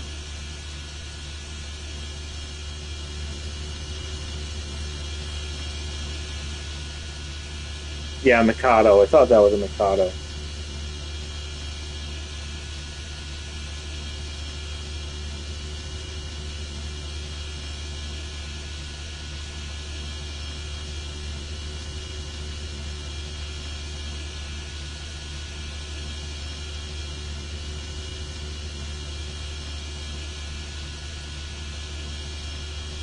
I Googled it. I'm not seeing anything about any operational Shays in the state of Michigan.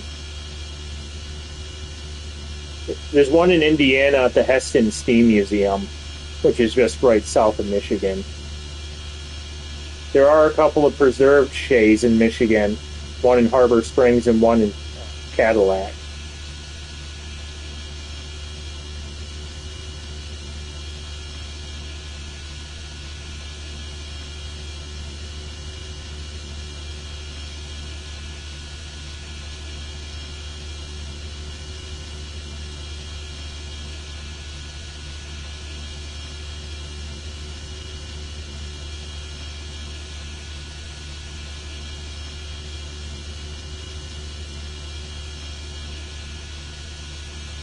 Let's check in on the water. Oh, this game is dreadful with the water loading.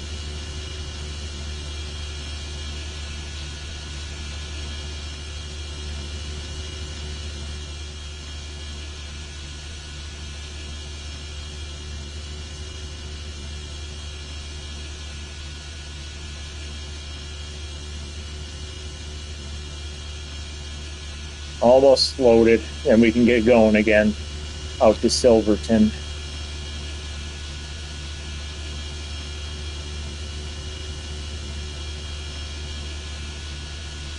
Was Paulson number 2 the one that they found wrecked out in the middle of the woods? So just laying there because they were too derailed and they were too lazy to pick up the locomotive, and it's like survived being scrapped? Or am I thinking of another locomotive?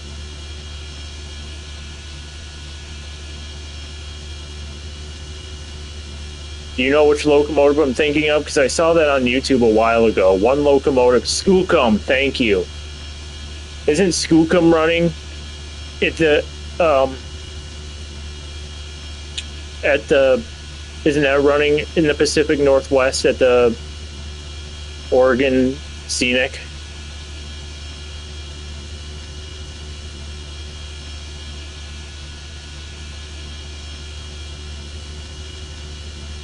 Oh, she had a rod failure. It's not running anymore. That's sad. Oh, we have enough water finally. That only took 30 years. Can almost collect freaking retirement money now because of how long it takes to fuel the water.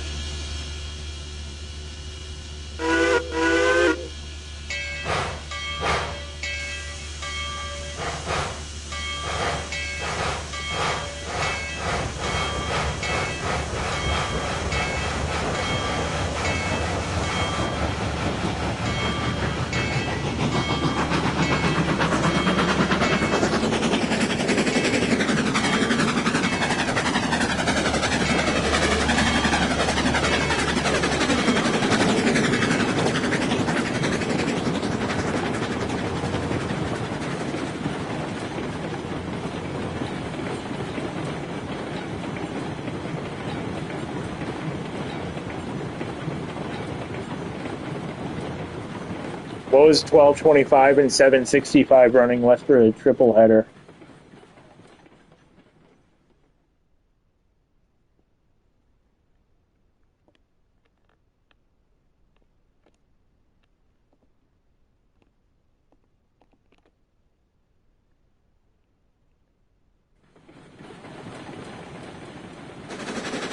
Oh, was it not 1225 with 765?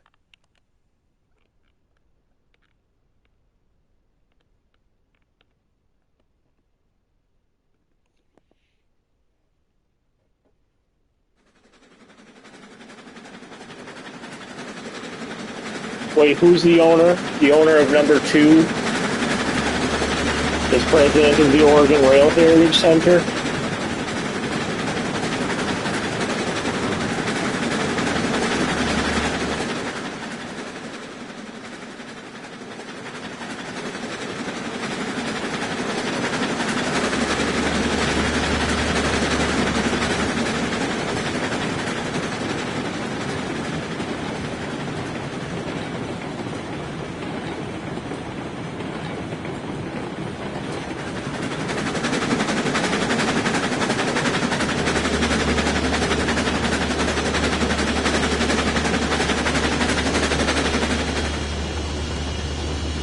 $765, $110, and $1. What was engine number 1? $110 sounds familiar.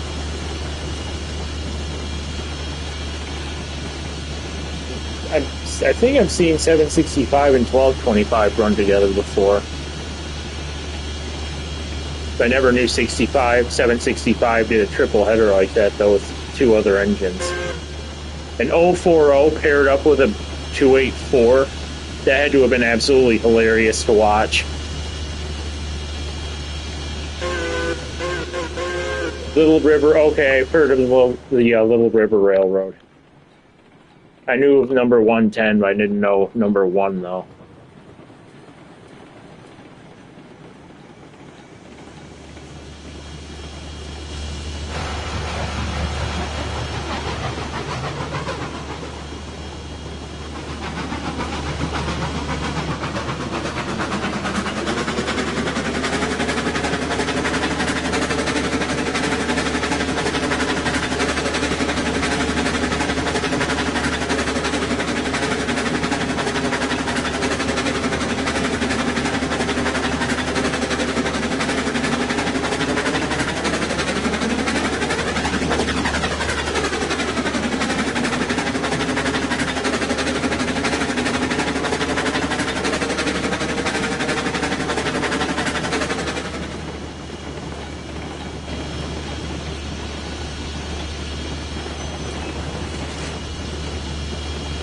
It's a good time to be around for rail preservationists with all these restorations that we've been seeing the past few years.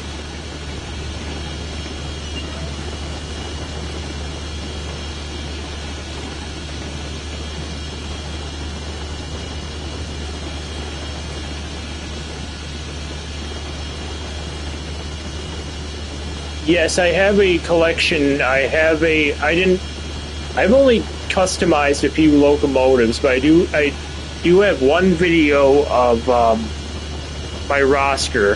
However, that video is quite outdated now because I sold off a good portion of my collection of locomotives lately.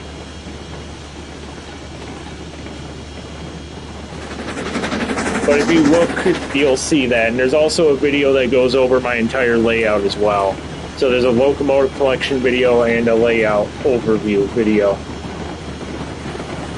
I haven't done anything with rolling stock just because I didn't think people would have much interest in that. We almost had a runaway train. I was focusing on that. I could do a rolling stock video if anyone has interest in it. I just didn't think anyone would care about the cars that I have, though.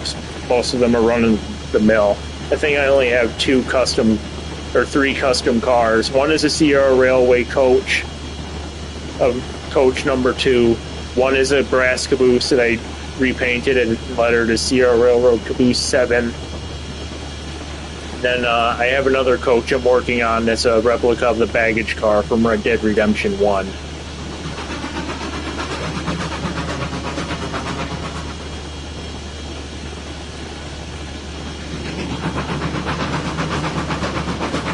Oh, if I do rolling stock, I'll have to do a whole own video because I already did the look. Whoa!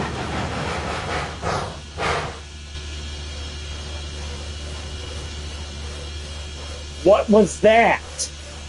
What did I just hit? Are you kidding me? This tiny, tiny little bush right here just derailed an entire locomotive. Are you kidding me?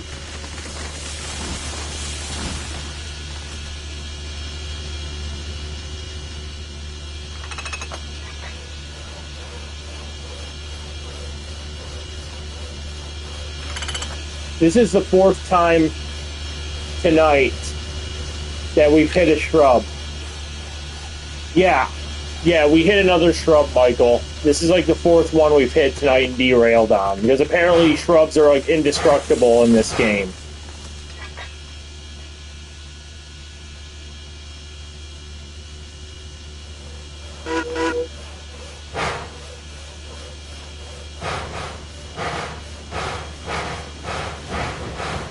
I hope I didn't derail any cars back there from that sun stop. Oh, yeah, you missed out on quite a bit. Actually, were you here for the docks we were talking about that? I think you were gone for that.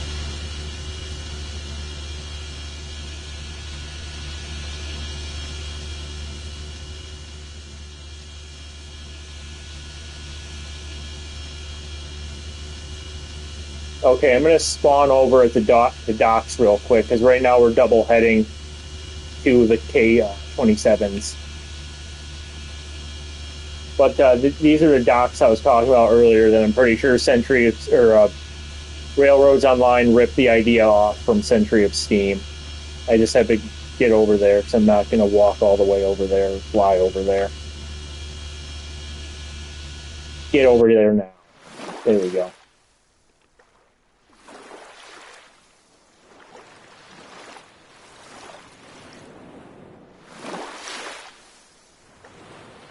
Yeah, there's the boat right there.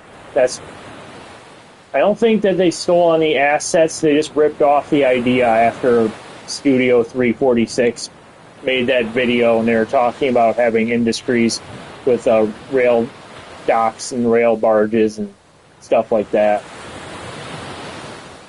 What does this say over here? Mesa Plains Pier. Yeah, Railroads Online is. Because they know once Century of Steam comes out, this game is done.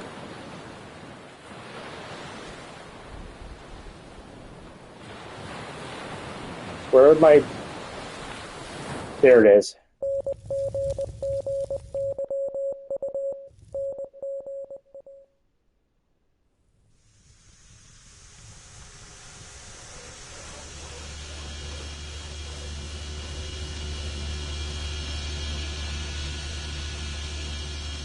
Why is this character, this John character, running like he's holding in a number 2 really bad and he needs to go to the bathroom urgently? That's what he looks like when he's running right now.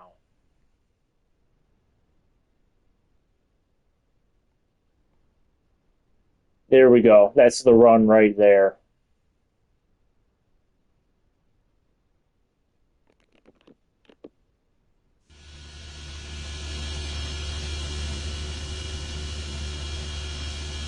Yeah, it's kind of weird. But it is kind of cool to have a coastline somewhere at least, though. Just so it's different from the other maps, which only have like tiny little lakes. But it doesn't make sense, though.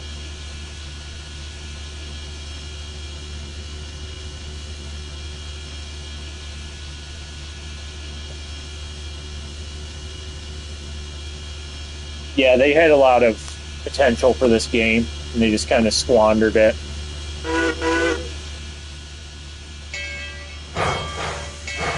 Alright, now it's on to Silverton.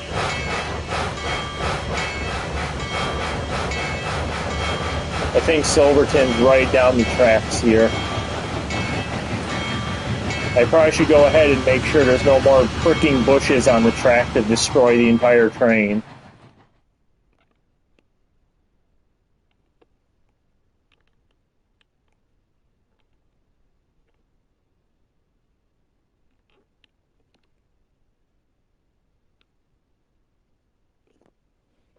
Alright, here we come.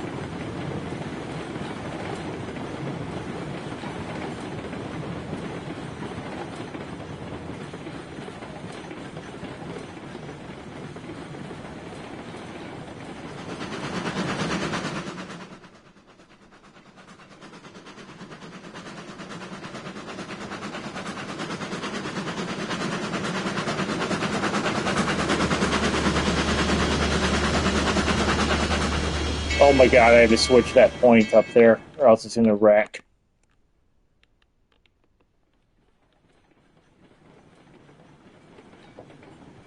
I heard they're gonna implement physics for the knuckle couplers to break if you're too rough on them.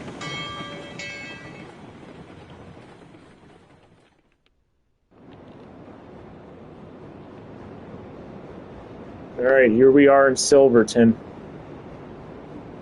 End of the line. We have an entire Y that we can back the train out on.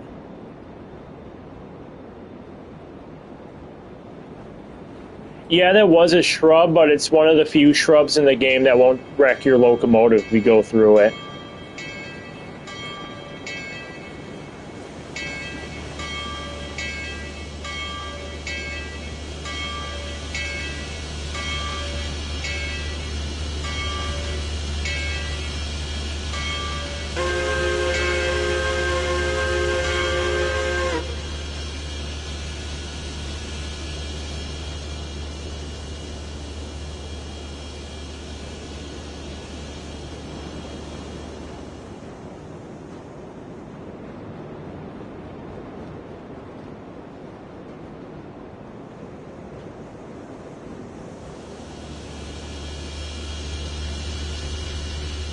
Alright. See how the fuel's doing.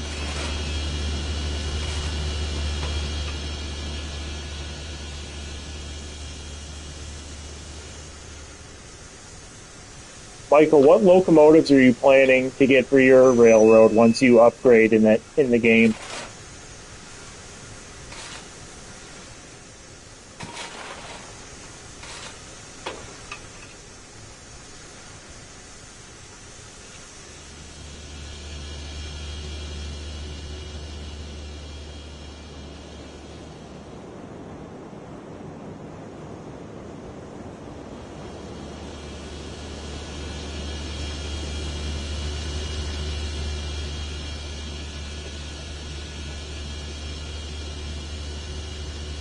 Oh yeah, the Cook locomotives are both pretty good. Oh no, my phone's dying.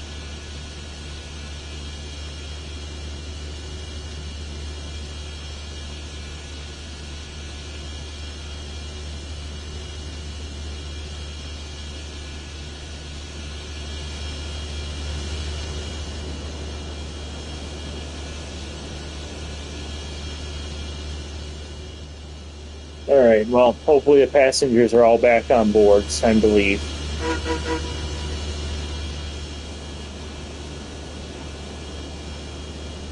Yeah, it takes a lot of work to get the coal industry established and operating and then to maintain it. It's a lot of work, especially in single player.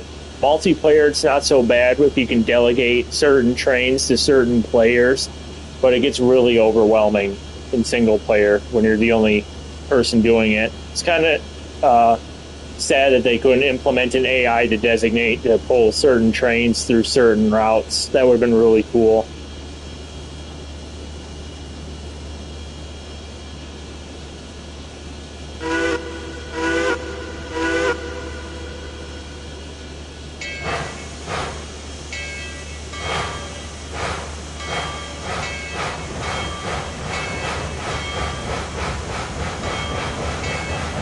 Yeah, this game would have definitely been improved with AI to assist you in single player.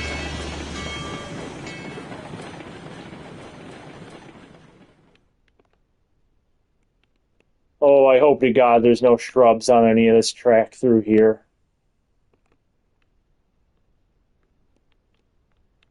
I will cry if I come across a shrub on the rails.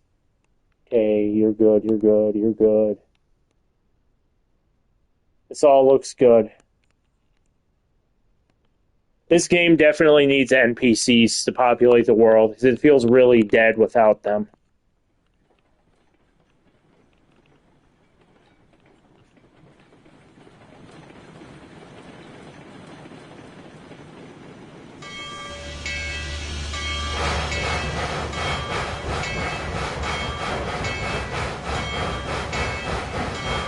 Alright, you can stop ringing now, Bell.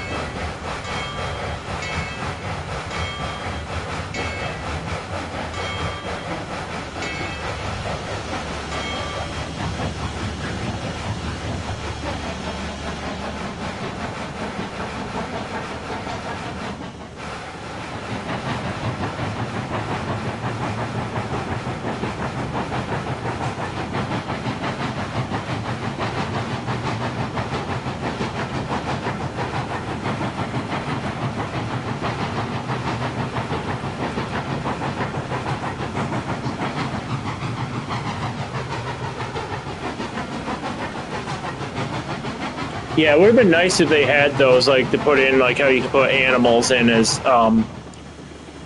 assets. Like the people wouldn't even have to move; they could just like have like a animation where someone's reading a newspaper, or someone's just standing around looking around, someone's like checking their watch, somebody's smoking a cigar or something.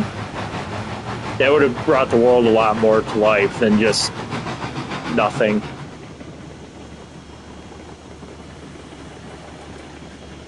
Oh, I hope there's enough room for both engines in this whole consist. There is, thank God. I didn't whistle to stop. How much room is left back there? Not much. I'm gonna go check up here and make sure there's no shrubs or rocks on the track, because God knows what a nightmare that is if there is even one.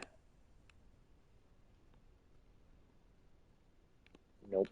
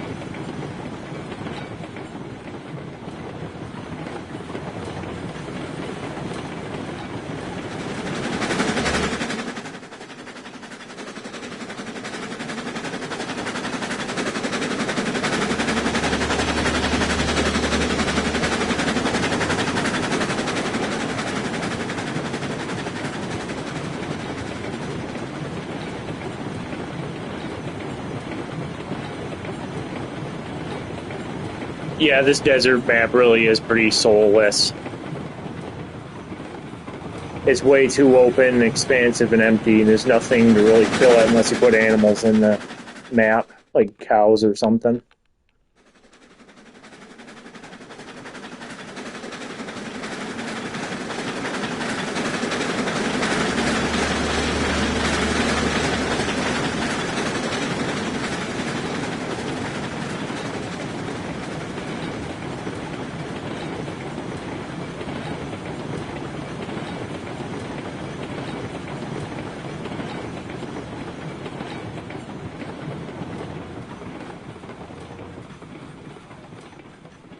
I better open up those throttles. We want to make it up that 5% grade.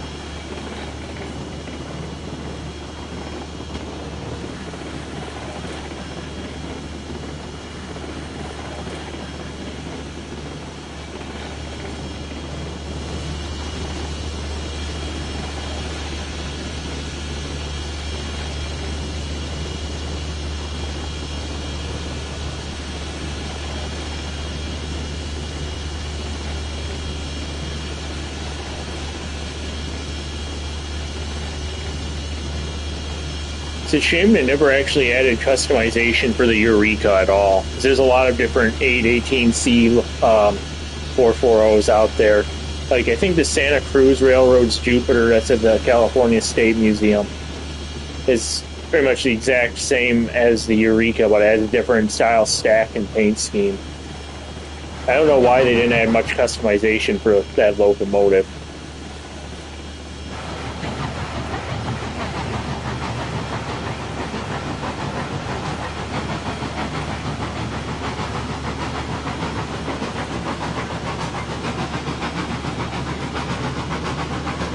They should just call it quits when Century of Steam comes out. They're not going to be able to compete in any way at all with Century of Steam because it's going to be much more fleshed out, much better engine variety, much better looking maps. What I've seen so far, much better mechanics. It's just going to be a much better game overall. This is going to be like an arcade game in comparison, and it won't even be in the same category of gameplay once Century of Steam comes out.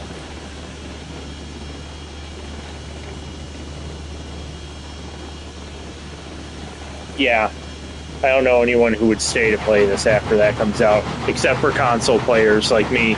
But I would like to get a computer before that game comes out so I can actually play it.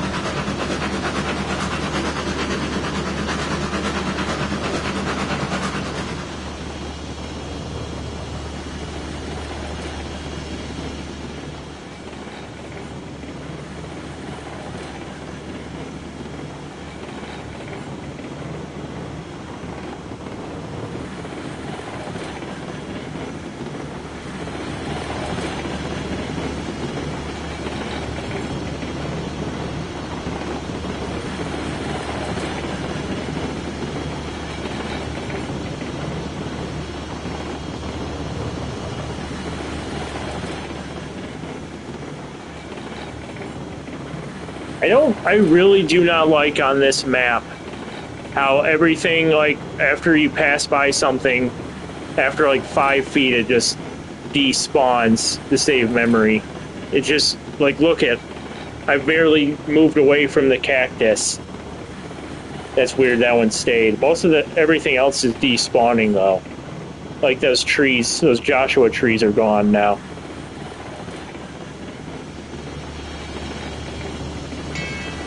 The pop-in is really bad on this map. It's really noticeable because it's so open and empty.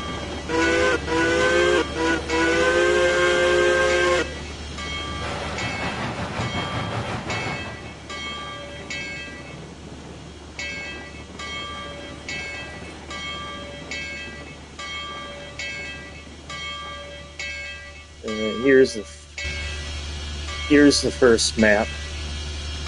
Yeah, it is pretty bad on most maps, but I think it's most noticeable on this one though, because like you were saying, it's so flat and expansive and like empty. It's like the first thing you notice is all the pop-ins and despawns of everything. Because there's like nothing for miles until you hit those mountains.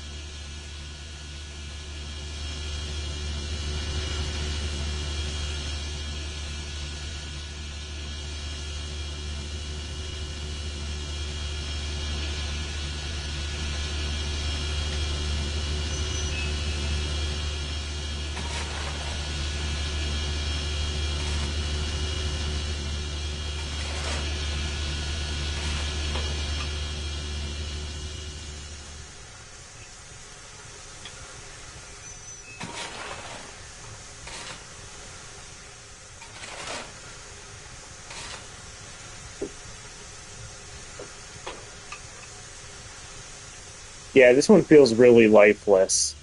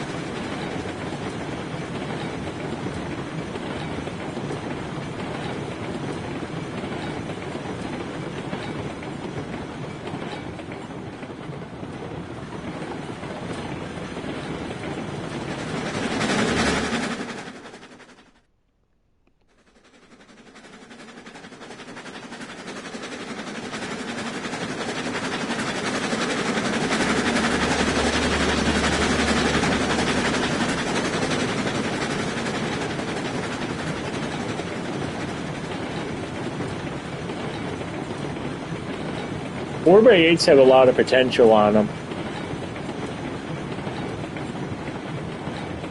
However, after a while, though, they kind of get boring because you're only limited so much. I've been looking at all sorts of track plans. I take plywood and cut them in different ways with a single sheet of 4 by 8 and you can get some really interesting track plans out of them. Like the one I'm considering to replace the current 4 by 6.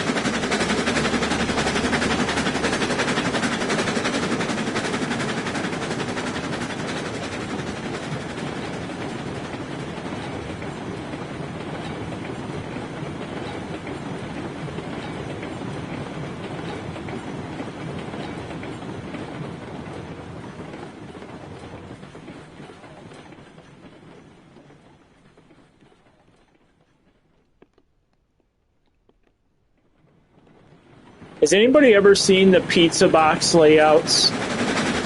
The ones that I think they're most common with ON30, where they're really small layouts with insanely tight curves, and it's just usually really simplistic, and they run like 040s on them or little diesel switchers that can handle that.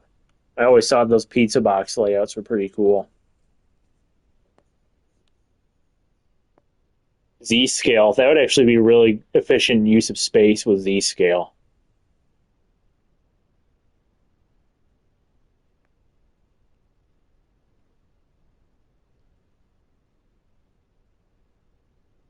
Eight by 7, wow, that'd be quite a layout.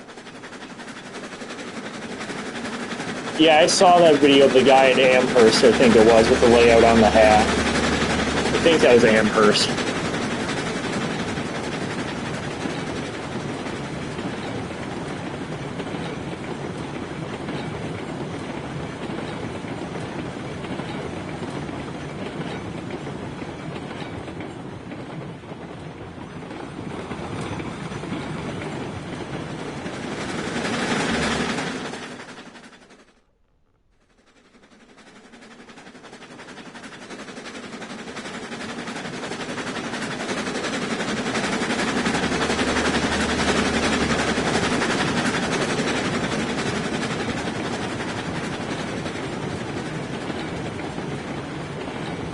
You could justify the N-scale stuff by putting some figures around the track so it looks like they're those ride-on 7.5-inch gauge engines. That'd be pretty cool.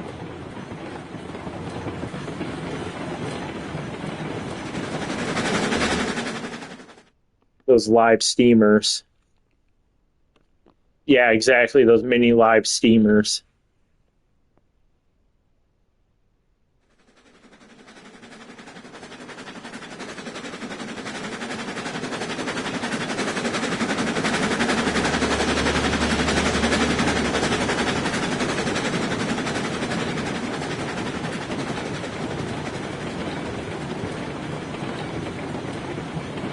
That would be cool on O-gauge, too.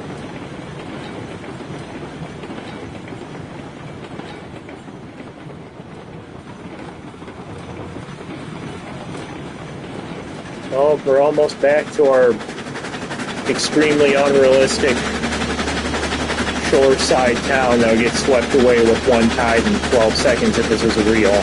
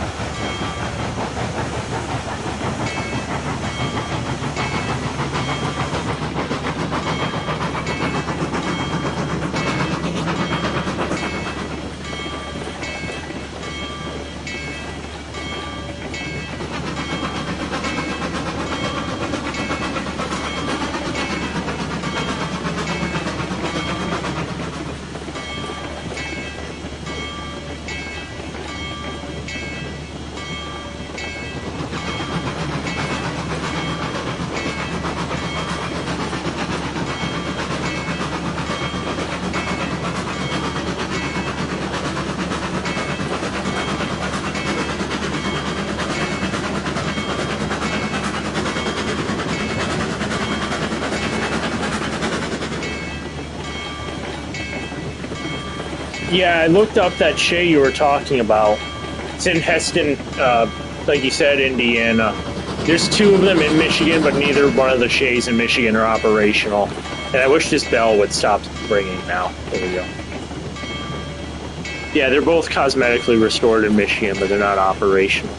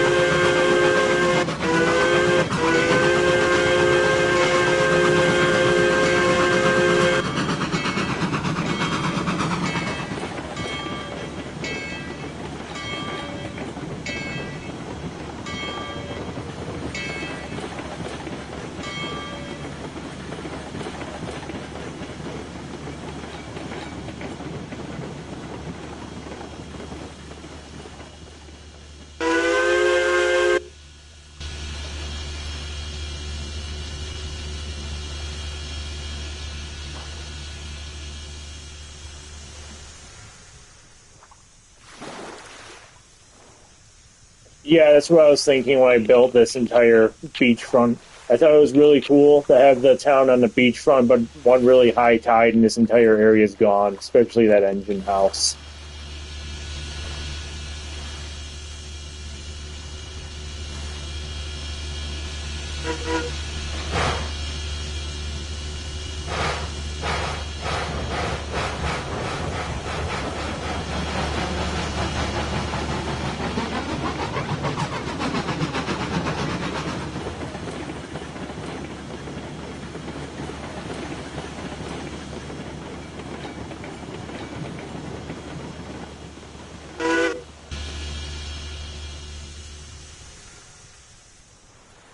Where's the switch stand? There you are.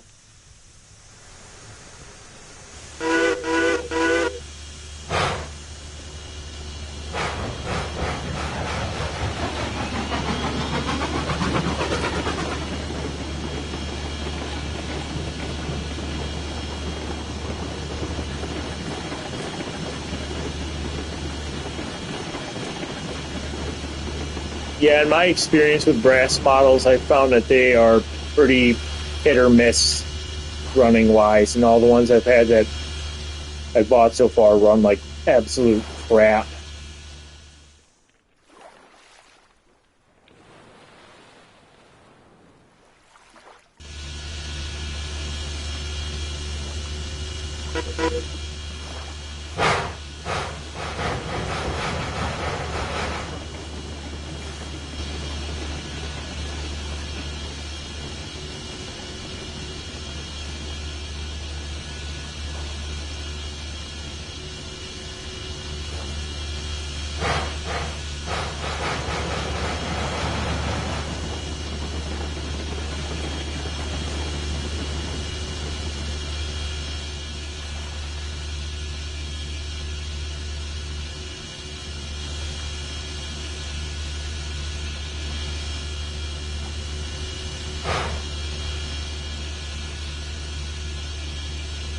This has been annoying me the entire stream. I've tried multiple different things, and I cannot get locomotives to separate today for some reason. I just cannot get them to separate. I don't get it.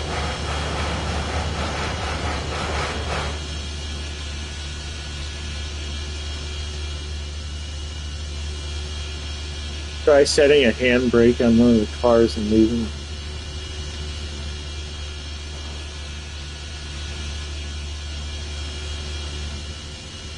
Yeah, this should be uncoupled. We'll try that now. Hopefully it works.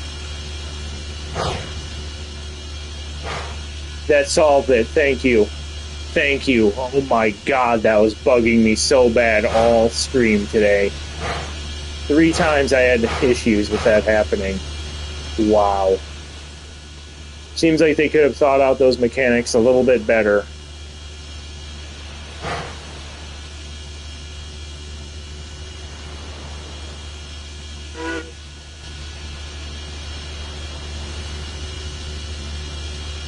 Which one is this? 63?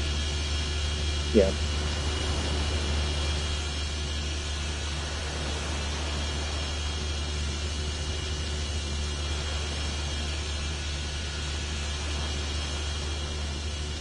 Time to put the engines to bed.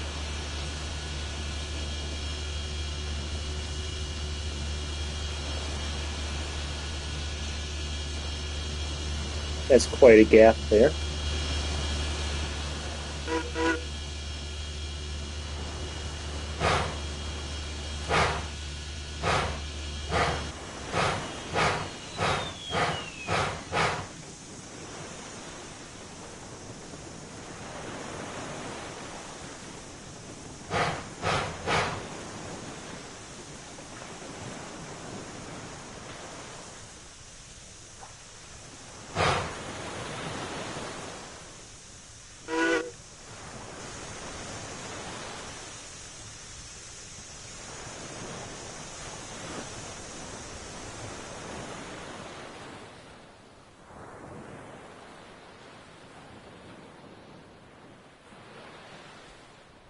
This turntable's so slow. So slow. By the time it's fully turned around, I can collect all my retirement benefits. Come on.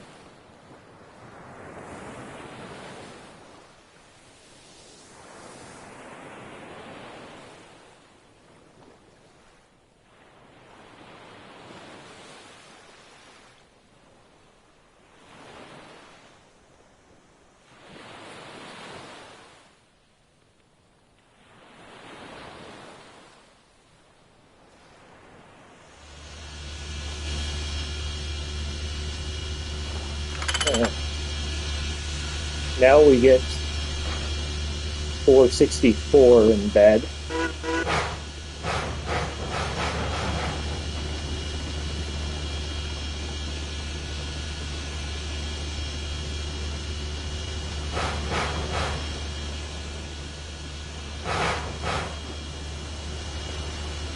We've overshot the turntable.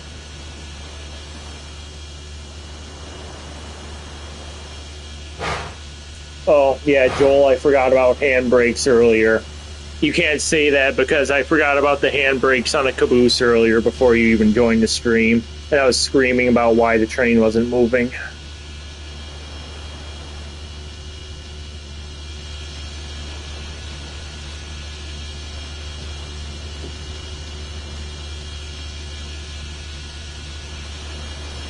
Yeah, everything about Century of Steam is going to be infinitely better than what this game has. But at least this game will help pass the time until that masterpiece comes out.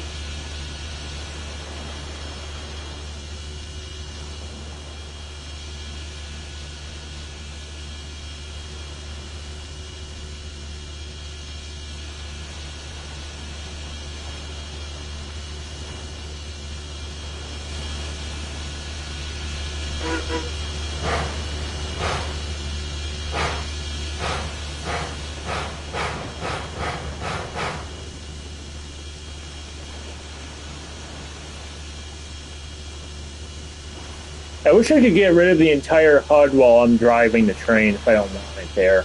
And the mini map. I can't even get rid of the mini map if I don't want, which sucks. It ruins the Railfan immersions.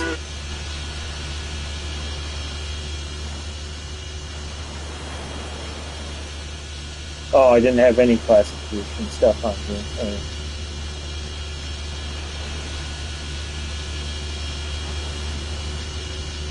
That doesn't... I tried that on the PlayStation, and it only gets rid of... It doesn't get rid of the mini-map. I'll have to try the settings real quick before I get off the screen. I just had to turn off the dynamo.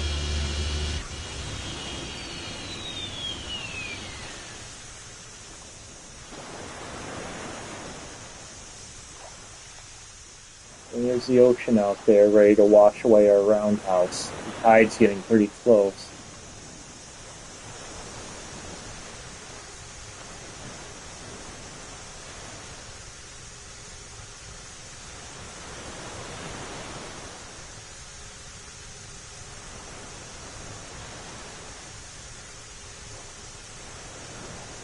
You're not in HUD view, it hides some mini-map.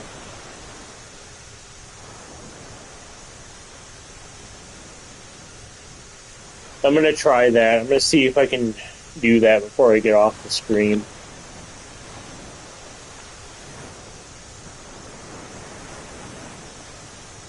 Okay, there's the HUD back on.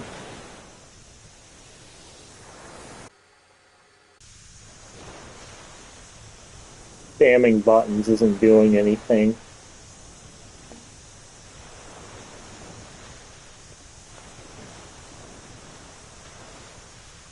Okay.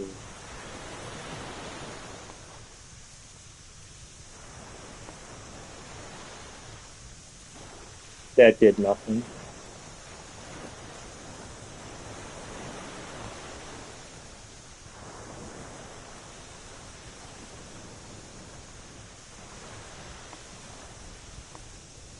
What did you say, Michael? I have to read your message again.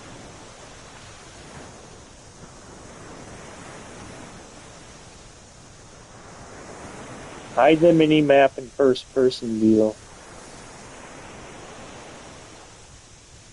Yeah, I can't figure out how to get rid of the mini-map. It gets rid of the rest of it, but not the... I don't think that's an option for PlayStation. Let me look at the game controller.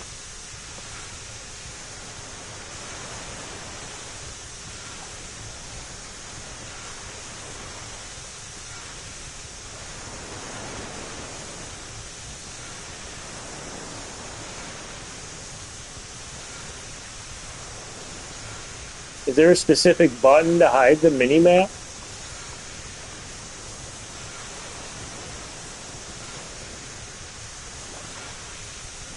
Yeah, I'm not seeing a button to get rid of it. There's a HUD button, which will get rid of the HUD, but I can't get rid of the mini-map. It's just like indefinitely stuck on there. Yeah, I'm thinking it might not be on console, because console's lacking some stuff. Console doesn't have the working light props. It doesn't have a couple of other features that are still on the new one. So I think the mini-map is just stuck on there forever. Maybe I'll try going into third person and see if that does anything.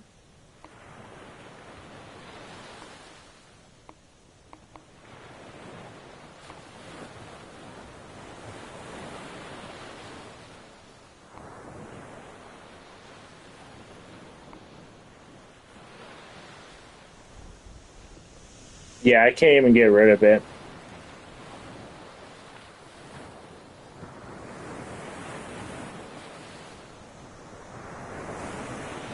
Yeah, that's what I thought. It won't disable. I'm just stuck with this stupid thing obscuring my screen now. Oh well. I've gotten used to it over the past year, so.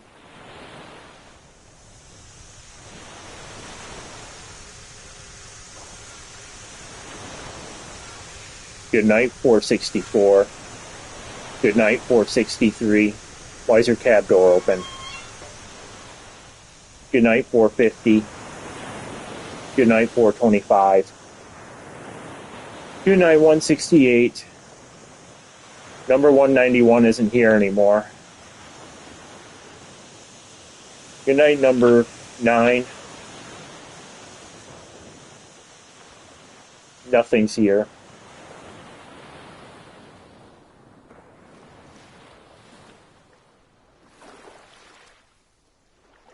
Alright, I think that's about it for the night.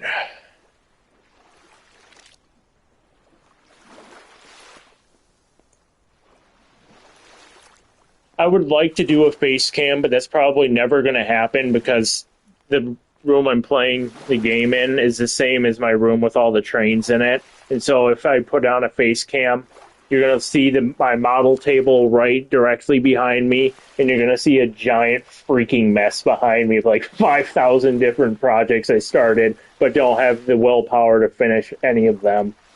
So, yeah. Unless I like green screened it.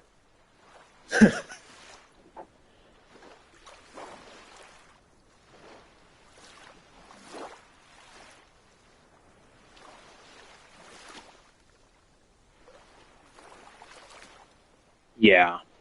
Yeah, my workbench is really bad. I have like literally, and I have like a shelf that's just covered in cars that I have nowhere to put them either, and I gotta figure out something to do with that now too. So, real fun.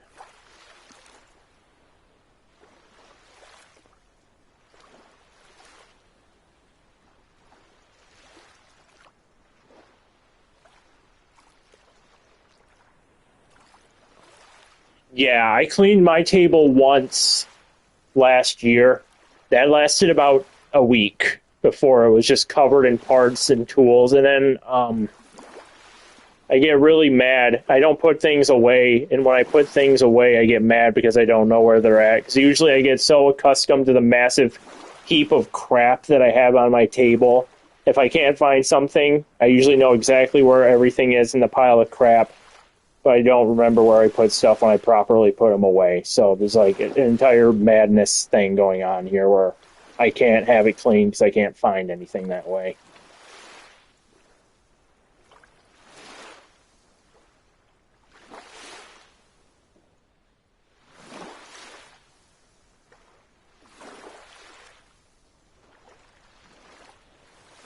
The only thing I've done to organize like you, Michael, is I've taken all my little boxes and put all the little boxes, all my engines and cars came in and put them in big boxes. So now I have boxes with like 20 different boxes in the one box, and I'm going to put the medium-sized boxes of boxes into larger boxes just so there's not clutter all over the place. And then I'm going to have to like write down what the contents of each medium-sized box are, and it's going to be like just boxes and boxes and boxes, like those freaking Russian dolls that they make, and it's just going to be nauseating to deal with.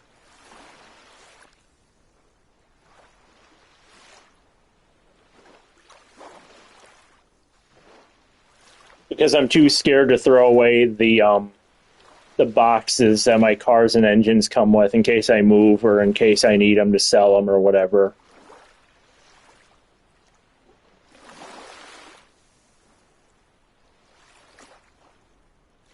Oh, you have all your boxes under the layout?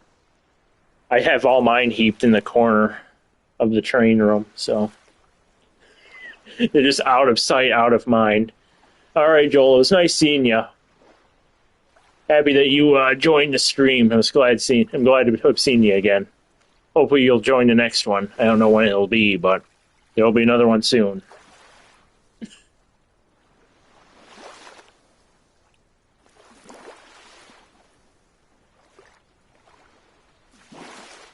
Alright, I'm gonna get going now. Time to end the stream so I can stuff my face with chips and drinks now. Go to bed. Tuesday? I'll have to catch up on that one on Tuesday. What time is that? Like 9 or 8 or 6? I don't remember what time you did that on Tuesday, your stream.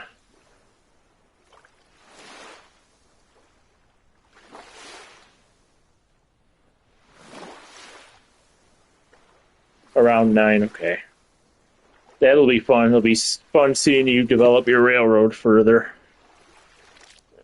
All right, I'm going to end the stream now. It's nice seeing you, Michael, and everyone else that's still in the stream. Joel, Michael, I think you two are the only left in here, so. All right, everyone take care.